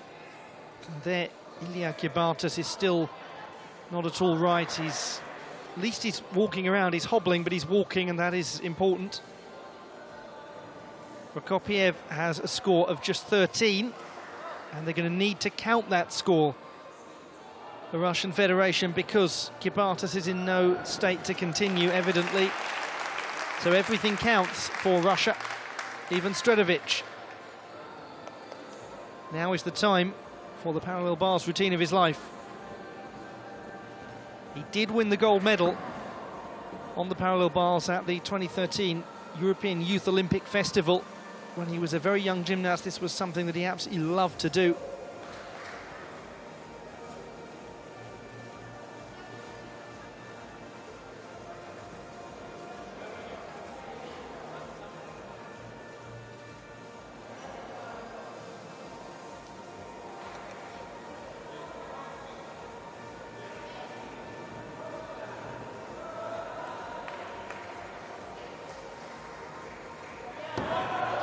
That's an important display from Ivan Stredovic.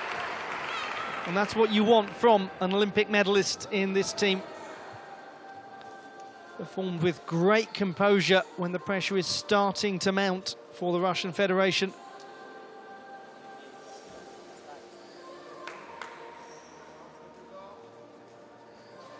He's only really competed internationally on a couple of occasions since those Olympic Games, because of a very bad wrist and elbow injury. Had to have some surgery. And him making his way through to the horizontal bar final in Szczecin in Poland represented something of a career resurgence for him. And he will be a very useful acquisition to have on the horizontal bar in the next rotation. Horizontal bar, Taipei, Tan Kia Hung.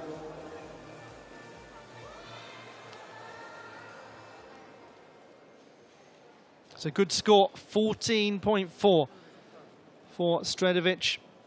It's the third best score that we've actually seen on the parallel bars. Level with Lee Chi Kai in all but execution in second place, and still behind Ahmed Unda, who's got a 14.8 score. Parallel bars, Japan, Kazuma Kaya.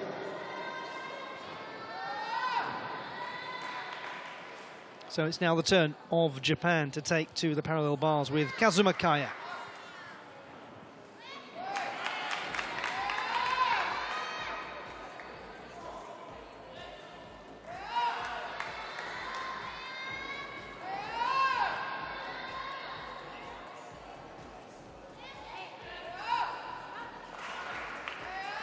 There's a real crispness about the way he's performing today. A certain sharpness, a certain authority. An energy, but a controlled energy.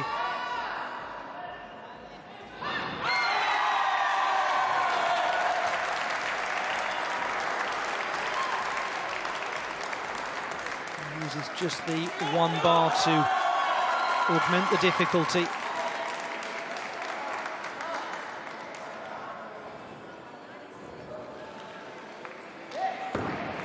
Oh goodness, that was unexpected, entirely unexpected from Kazuma Kaya on the dismount.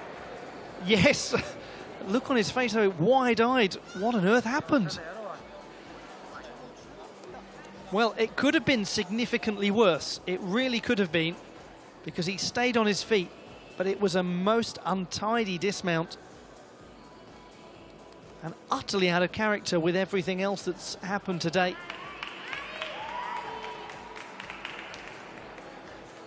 Horizontal bar, Korea. This was a really nice use of the single bar. And here's the dismount once more. France, floor, Antoine Borrello. Almost went back to sitting. Could be just those tenths he's salvaged. It's easy to look at the tenths he's lost, but actually to focus on the tenths he's saved. Very key. 14.45. 6.3 difficulty score for that display.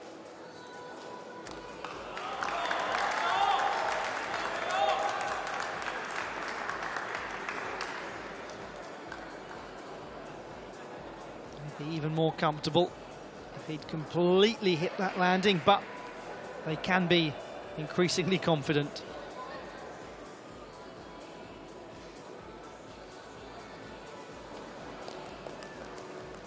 Look over at the floor, and the team from France, represented here by Antoine Borrello.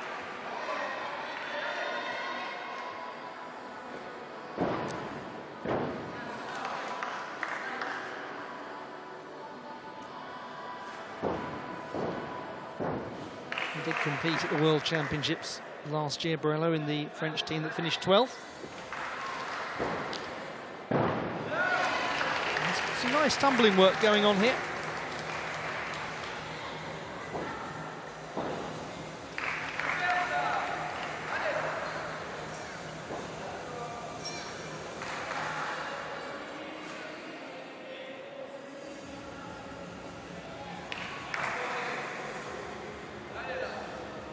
The 24-year-old is looking very accomplished in this routine.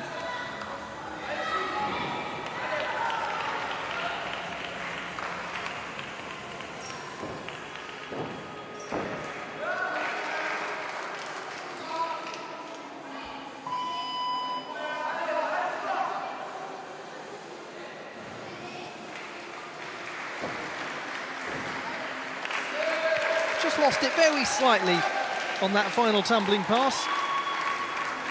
Now, meanwhile, Tang Chiahung of Chinese Taipei delivered a 14.7 on the horizontal bar. That's a very important score, 14.7 horizontal bar for Tang Qiahong. Asian Championship silver on the horizontal bar very recently as we look back at this work from Antoine Borrello.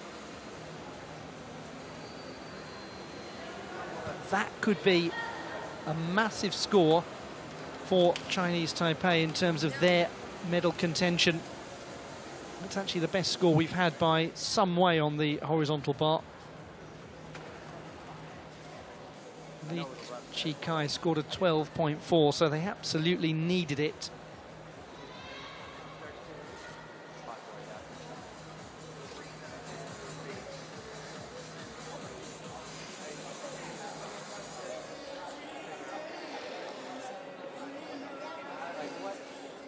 Borrello scores a 13.8 for a well-executed routine. Parallel bars, Japan, Kakeru Tanigawa. So continued focus on the race for medals on the horizontal bar. Republic of Korea, represented by Kim Han-sol. So Chinese Taipei, a 14.7 and a 13.35 on this piece. Kim Han-sol gets the catcher through.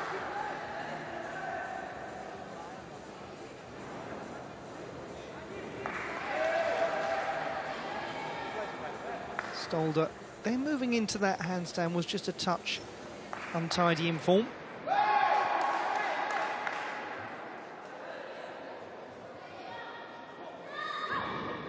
Dismounts with just the smallest of hops back. Gymnast who's currently positioned second in the overall vault standings. And he is one of those students at the Korean National Sport University. It's the only sport university in the Republic of Korea, founded in 1973.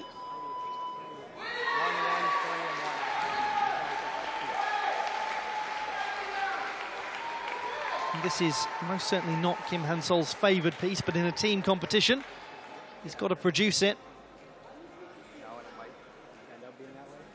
And largely, he did produce it. How important could that Tang Qiahong score be for Chinese Taipei of 14.7?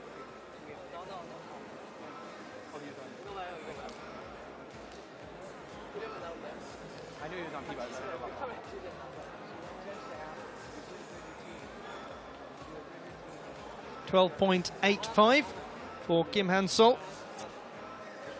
Not the most difficult of routines, but a solid score.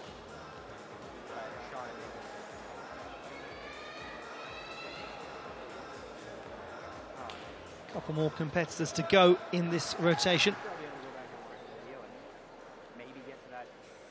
Lee Jung-hyo. Horizontal bar, Korea, Lee Jung-hyo. Now, Lee Jung-hyo was fourth at the Asian Championships on the horizontal bar some time ago. Can perform very well on this piece.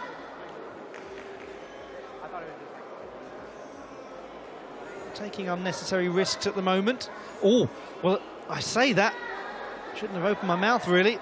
He managed to stay on, but that was not the kind of catch he was intending. Went for the mixed grip catch, and it went wrong.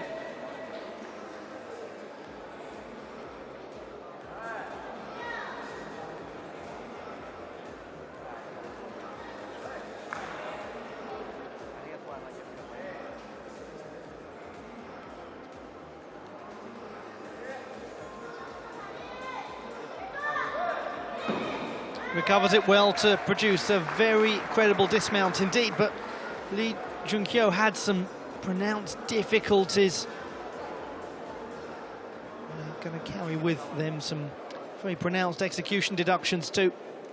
He did well to think his way out of it, to react so quickly. That was good work.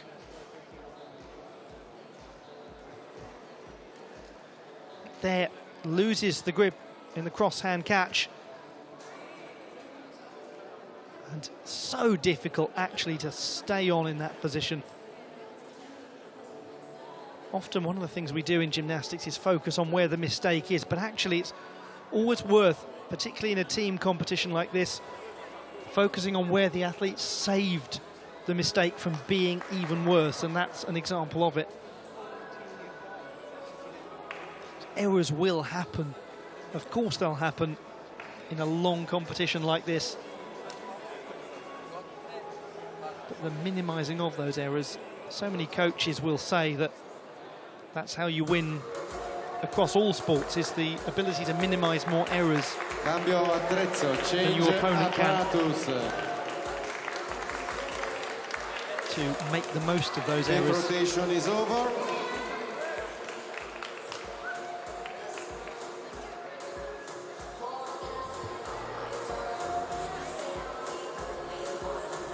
We are at the conclusion of the rotation, just waiting on a confirmed score for Lee Jung-hyo.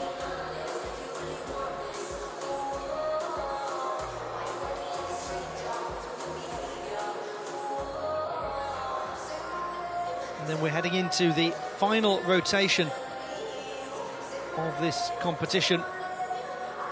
Kakeru Tanegawa has scored a 14.95 on parallel bars, the finest parallel bars score that we've had. And so that means Japan are extremely well positioned. 12.35 for Lee Jung-hyo. It also means that Kakeru Tanegawa is back and competing, which I don't think was a sure thing. He didn't look to be in as much trouble as Ilya Kibatas was. His dismount on rings, much like Kibatas, caused problems, but Kakeru Tanegawa clearly not too worse for wear and able to come back and compete on parallel bars, and very well indeed. Rotation, Korea, Taipei, floor, France, Canada, pommel horse, Japan, Russia, horizontal bar.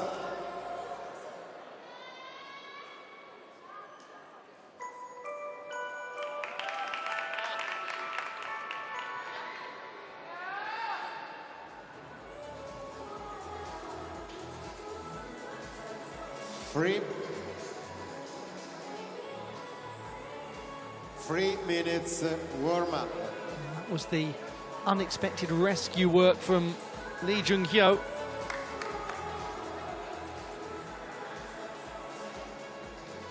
And so Japan have furthered their lead. Chinese Taipei in the silver medal position over the Russian Federation, looking very good now.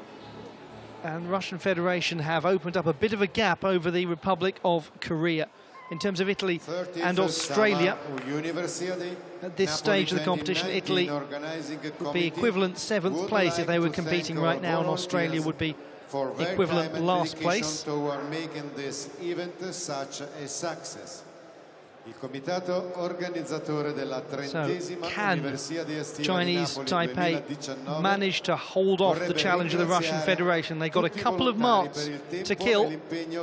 They won't want to use them though. France and Canada will complete their campaigns on the pommel horse. Now it's over to the horizontal bar for Japan and the Russian Federation. Chinese Taipei and the Republic of Korea will finish up on the floor exercise. So for the Russian Federation, where there are a couple of marks that could be lost, for them it's about simple stability on the horizontal bar, just not conceding any one-mark deductions for failing to make a catch.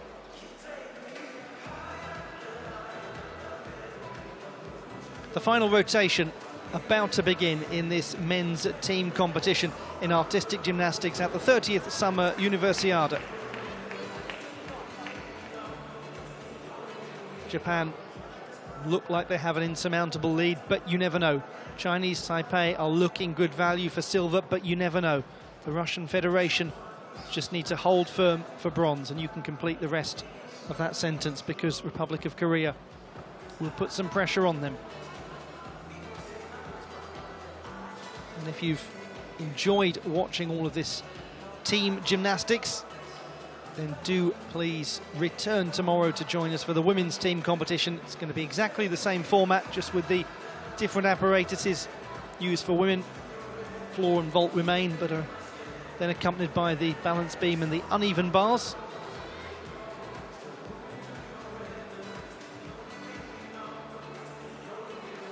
Day after tomorrow, we turn our attentions to the all-around competitions. And Kazuma Kaya most certainly has to be thought of as a serious contender for all-around glory. We'll get a proper sense in a little while of just how the all-around standings are looking once this rotation is done. Floor, Korea, Lee Seung-min. Top performer so far, Andrea Russo of Italy, 82.425, but that's an average of 13.74. And Kazuma Kaya has been beyond 14, or 14 and beyond in everything thus far. Here he goes into his final routine.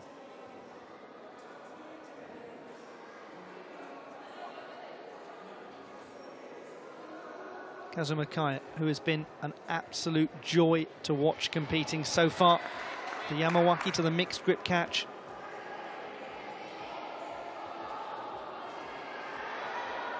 Just lost his handstand a bit, slightly bent on the arms, but recovered quickly. Kachev, no issues at all. And again, straddle Kachev to mixed grip.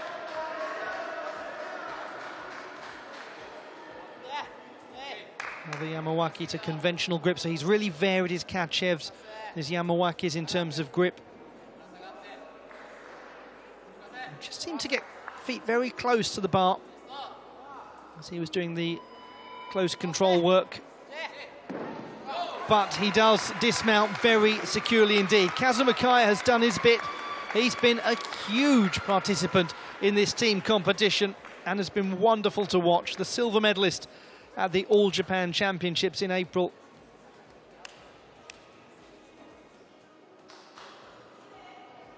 And a major contender for serious honours here at the Universiade.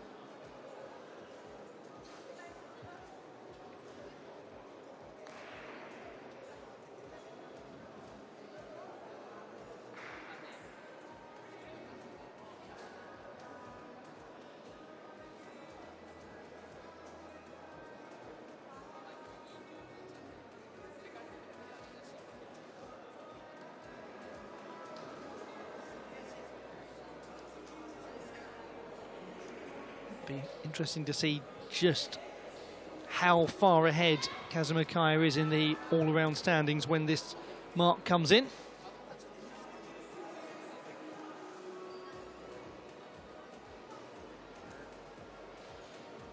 He's going to be the one that everybody is watching, unquestionably, in the competition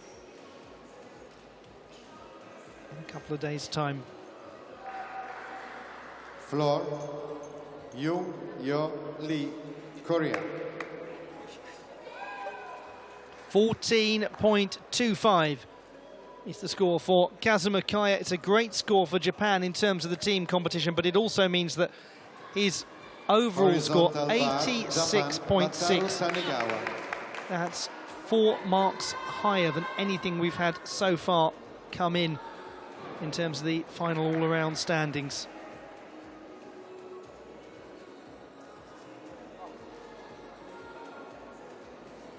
They're almost there now, Japan. They've almost done it. Wataru Tanegawa on the horizontal bar.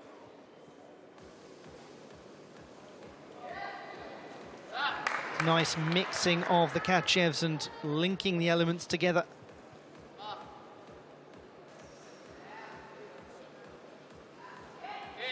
Again, a straight Kachev to the mixed grip, showing variety. Not doing more than he needs to, though.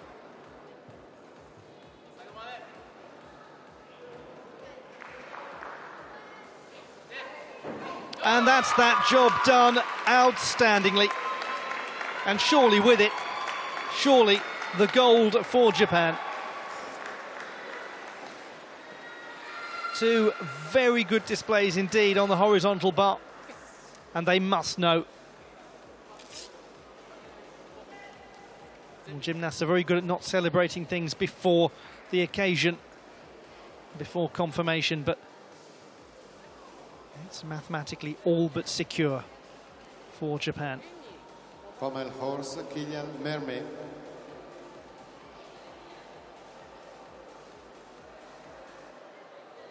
Great to see the reaction of young fans close up to the action and watching the horizontal bar for the first time. You do rather get used to how spectacular it is, but when you go and see it in person for the first time, it's not an easy watch, actually.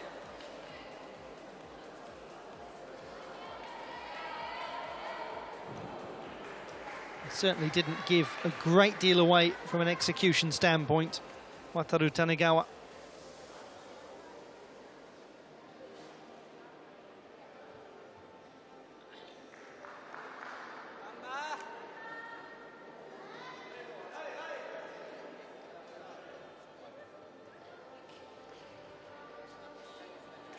Horizontal bar, Japan, Kakeru Tanegawa. Floor, Korea. Kakeru Tanegawa will be next to compete for Japan on the horizontal bar. First, the score must come in for Wataru. Pommel horse, France, Antoine Borello.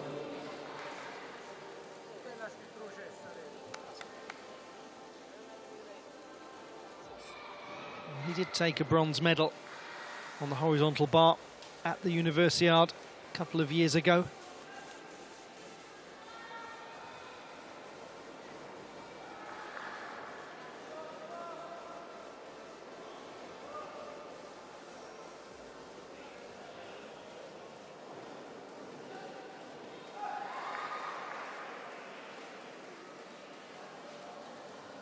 It is quite an anxious wait, this. But in terms of the mathematics of the overall leaderboard, it would take a major shock now for Japan not to come away with the gold. 14.3 for Wataru Tanegawa. Superb display. And they can sit back and they can relax and they can enjoy this moment now. Wataru Tanegawa, the second strongest performer in terms of the all-around as well. So it's Kazuma Kaya and Wataru Tanegawa that are the top performers and could well be doing battle with each other. As we now look at Kakeru Tanegawa going through his first release and catch very smoothly. And in a little bit of different work.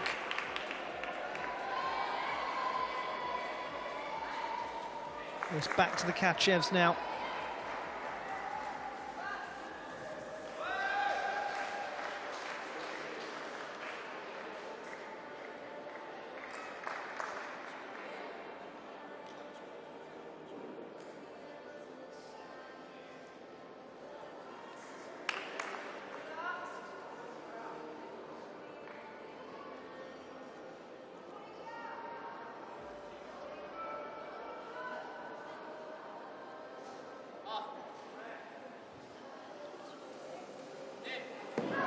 It's a very fitting end to a super competition for this Japanese team.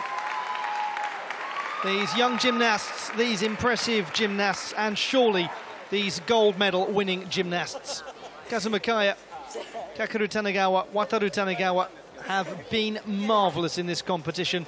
Yes, they had just the smallest of problems on the pommel horse, but that's it. It wasn't much. Everything else has been of the very finest quality indeed. They have been pretty sensational, the Japanese team.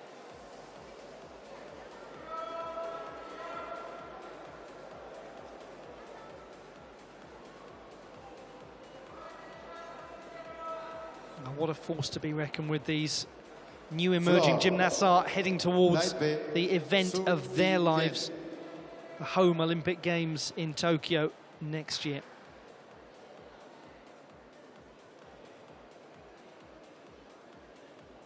Chinese Taipei in a very significant battle to secure themselves a silver medal.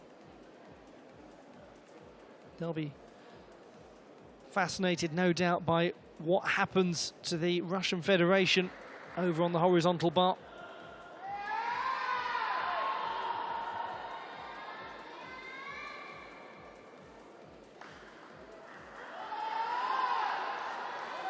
Kim Han-sol of the Republic of Korea has just scored a 14.25 on the floor. Su Ping-chien is first to go for Chinese Taipei.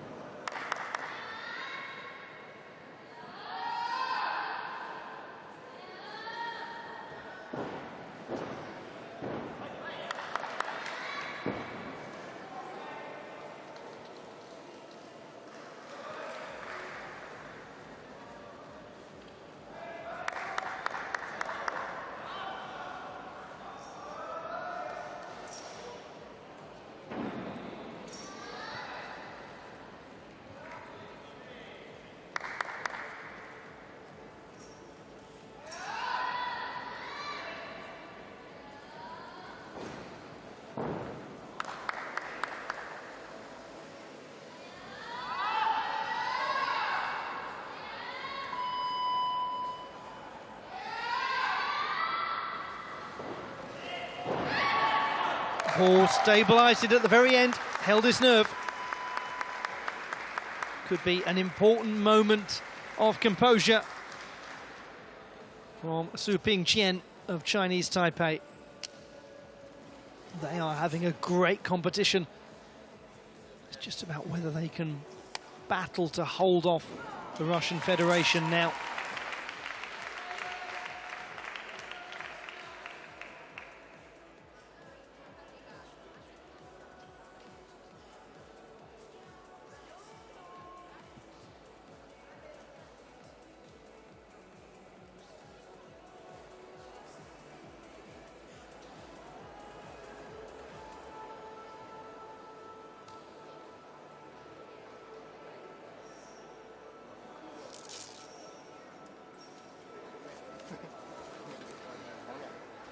There is confirmation of the score for Kakeru Tanagawa, 14.625. That means that he has gone into second position in the all-around rankings. Come back to that in a moment. It's a 12.8 score for Su Ping-chien. But back to Kakeru Tanagawa. Well, he has gone ahead of his older brother, 84.9 to 84.4, and so as it's Japan 1, 2 and 3 at the moment, that means that Wataru Tanagawa will miss out on the all-around final. Now we're watching Lee Chi-kai with a little step out.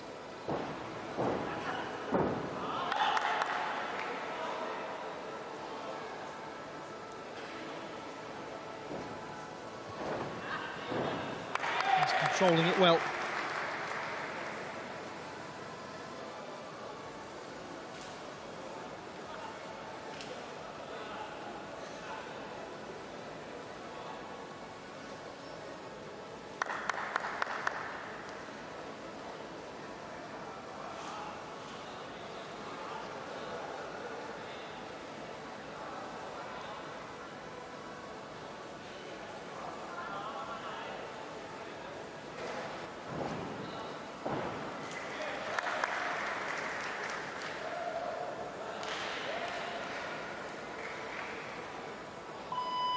Horizontal bar, Russia, Ivan Stretovic.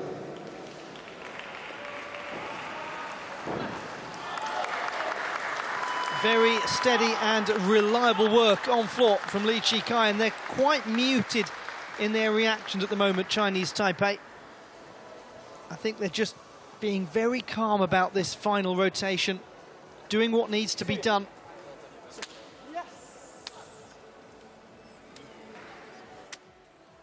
They must be feeling very confident indeed.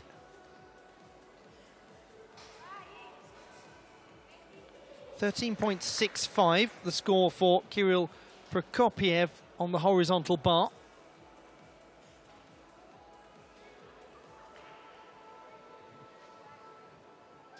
Russian Federation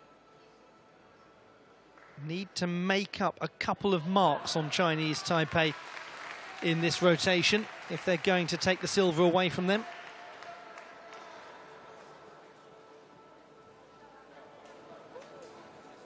So if we think the first mark in 12.8 to 13.65, they have made up part of that ground. They've effectively gone halfway to doing that. Now it's about what Li Chi-kai scores.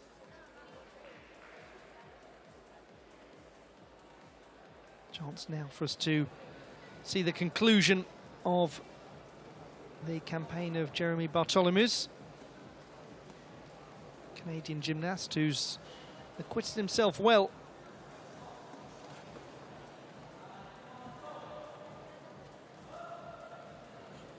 Had to fight to hold that, and did so.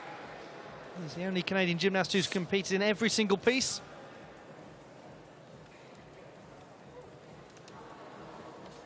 Now Ivan Stretovic has just performed his horizontal bar routine. So the comparison between the Stretovic and Li Chi-kai score is going to be a very interesting one indeed. According to what was released at the start of the day, Tang Chiahung is not due to compete on floor, so there's no margin of error for Chinese Taipei.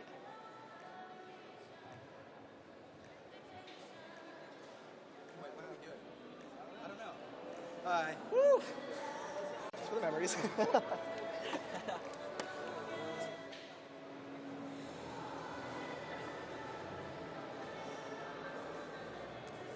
Now, Stretovic, 14.25 on the horizontal bar. So, Russian Federation, 166.5. Currently in the silver medal position, but not now. 13.85 the score for Li Chi-kai, and that means, as a result, that Chinese Taipei have done enough to go into the silver medal position ahead of the Russian Federation.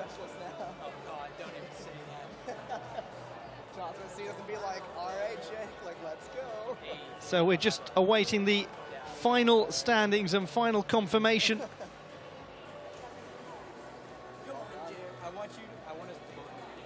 It's Jeremy Bartholomew's score that's, I think, the last one to come in, and then we'll be able to bring you those results for certain. Japan out of touch, no doubt about that. Looks as though Chinese Taipei have just nudged ahead of the Russian Federation right at that crucial point. They've held on to the advantage. They had a couple of marks to lose. They lost one of those marks.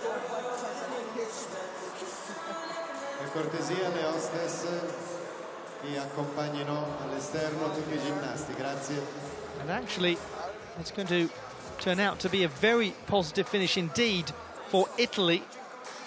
Really impressive finish for Italy. Because if my maths are serving me correctly, then Italy are going to finish this in fourth position. 13.35 the score for Bartholomew's, who's had a very capable and solid day. But there we have confirmation that it is gold for Japan, the silver for Chinese Taipei, bronze for the Russian Federation, ahead of Italy, who competed in the earlier subdivision. The Russian Federation managing to hold off the challenge from the Republic of Korea, but they could not get close enough to Chinese Taipei, who have a fantastic silver medal in this men's team competition. But right from the word go, it was Japan. They were in control and they did not relent.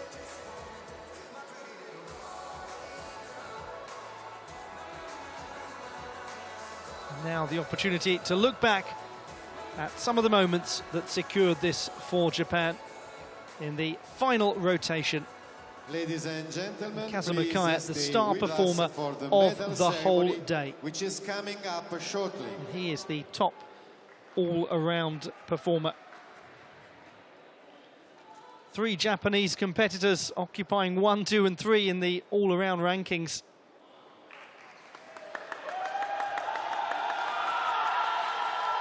Real disappointment for Wataru Tanegawa in missing out to his brother Kakeru for that second all-around berth. It's always tough when somebody who's third best overall doesn't make it into the all-around final, but those are the rules. And so we will bring to you shortly the victory ceremony in this competition, the men's artistic gymnastics team final at Napoli 2019. Do please stay with us and enjoy the victory ceremony in a moment.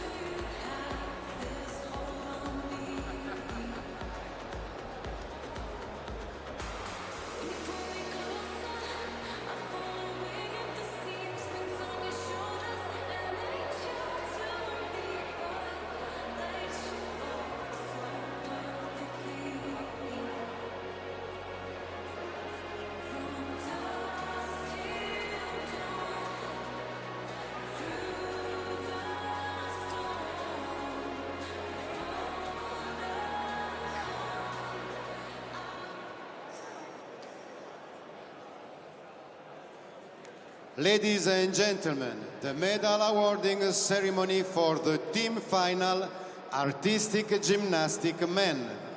Signore e signori, la cerimonia di premiazione per la classifica per nazioni di ginnastica artistica maschile.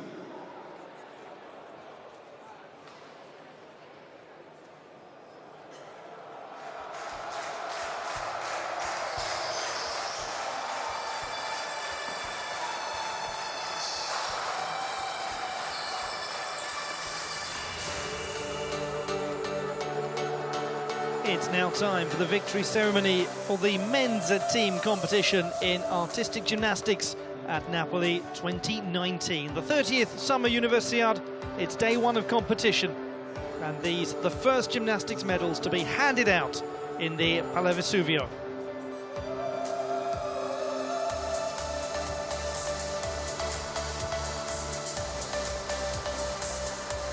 Absolutely enthralling men's team competition.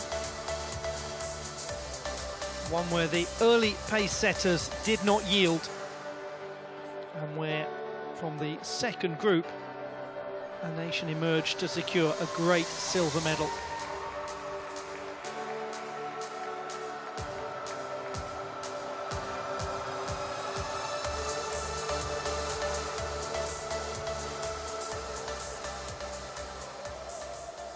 We are now going to begin the awarding of the medals. Sta per iniziare la consegna delle medaglie. The medals will be presented by Isato Igarashi, Executive Committee Member of International University Sports Federation. And the mascot will be presented by Holger Albrecht, Technical Committee Chair, Artistic Gymnastics of International University Sport Federation. Le medaglie saranno consegnate da Isato Igarashi, membro del Comitato Esecutivo della Federazione Internazionale Sport Universitari, e le mascotte saranno consegnate da Holger Albrecht, delegato tecnico della Federazione Internazionale Sport Universitari per la ginnastica artistica.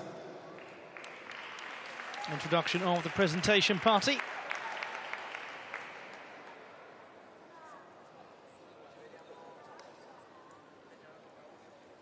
Third place and bronze medalist, Russia.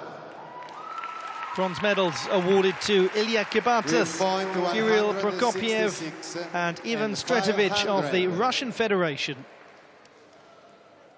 Terzo posto e medaglia di bronzo per la Russia con punti 166 e 500. They ended up being 0.9 of a mark in this entire competition, away from taking the silver, a score of 166.5. Very narrow gap indeed. And quite clearly ahead of Italy by a good mark and a half in the bronze medal position. So the bronze medals to the Russian Federation. And the silver medalist, Taipei. Superb for Chinese Taipei. Secondo posto e medaglia d'argento per Taipei. These gymnasts who have impressed so much recently at Asian Championship level. Well, now they've gone to the silver medal position at the Universiade. Su Pingqian, Li Chikai, Tang Jiahong.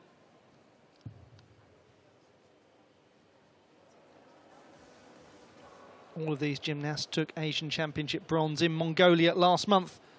Now it is a silver. Just how far can they go? What an emerging force gymnastics in Chinese Taipei is becoming. They are the silver medalists. First place and the gold medalist, Japan. With point 172 and 850.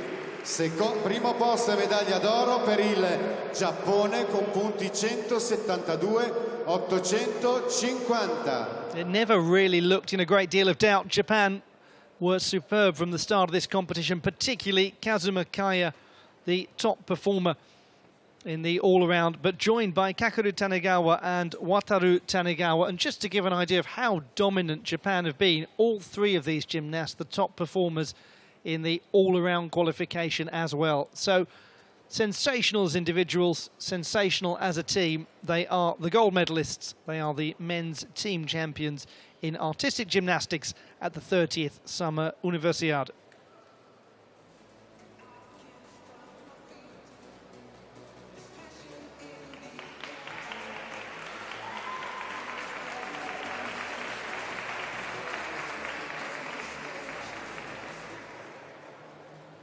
The gold medalists, Japan. Ladies and as a result, it's now time for the national anthem of Japan. For the International University Sports Federation Anthem.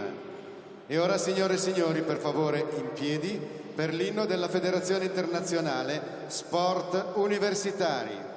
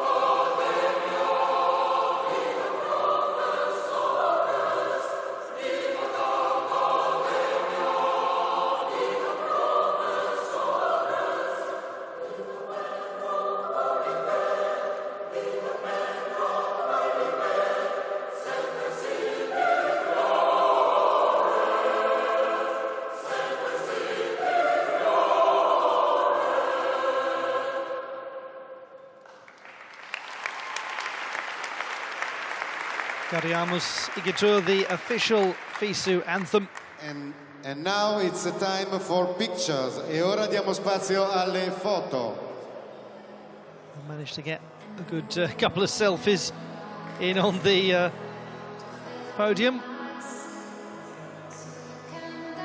What a splendid team.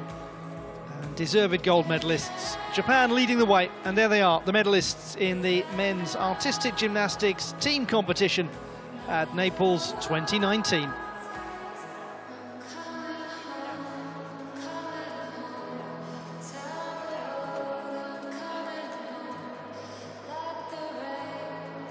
Their attention now. These gymnasts will turn to the all-around competition. For Japan, Kazuma Kaya and Kakeru Tanegawa will lead the way, but Li Chikai, the fourth strongest overall gymnast from Chinese Taipei, and then Kirill Prokopiev and Ivan Stredovich of the Russian Federation, 5th and 6th. So we're going to see a lot more of all of these gymnasts, and Andrea Russo did a great job of holding on to be the 7th strongest, the Italian gymnast having competed in the first subdivision of the day. But that is all for today from the Pala Vesuvio in Ponticelli in the east of Naples. It's been great joy for Japan in the team competition. I hope you've had great joy watching the broadcast. From the Pala Vesuvio, this is Ollie Hogben saying goodbye, but not farewell, because more gymnastics to come tomorrow. Questo conclude la cerimonia di premiazione per il concorso a squadre di ginnastica artistica maschile.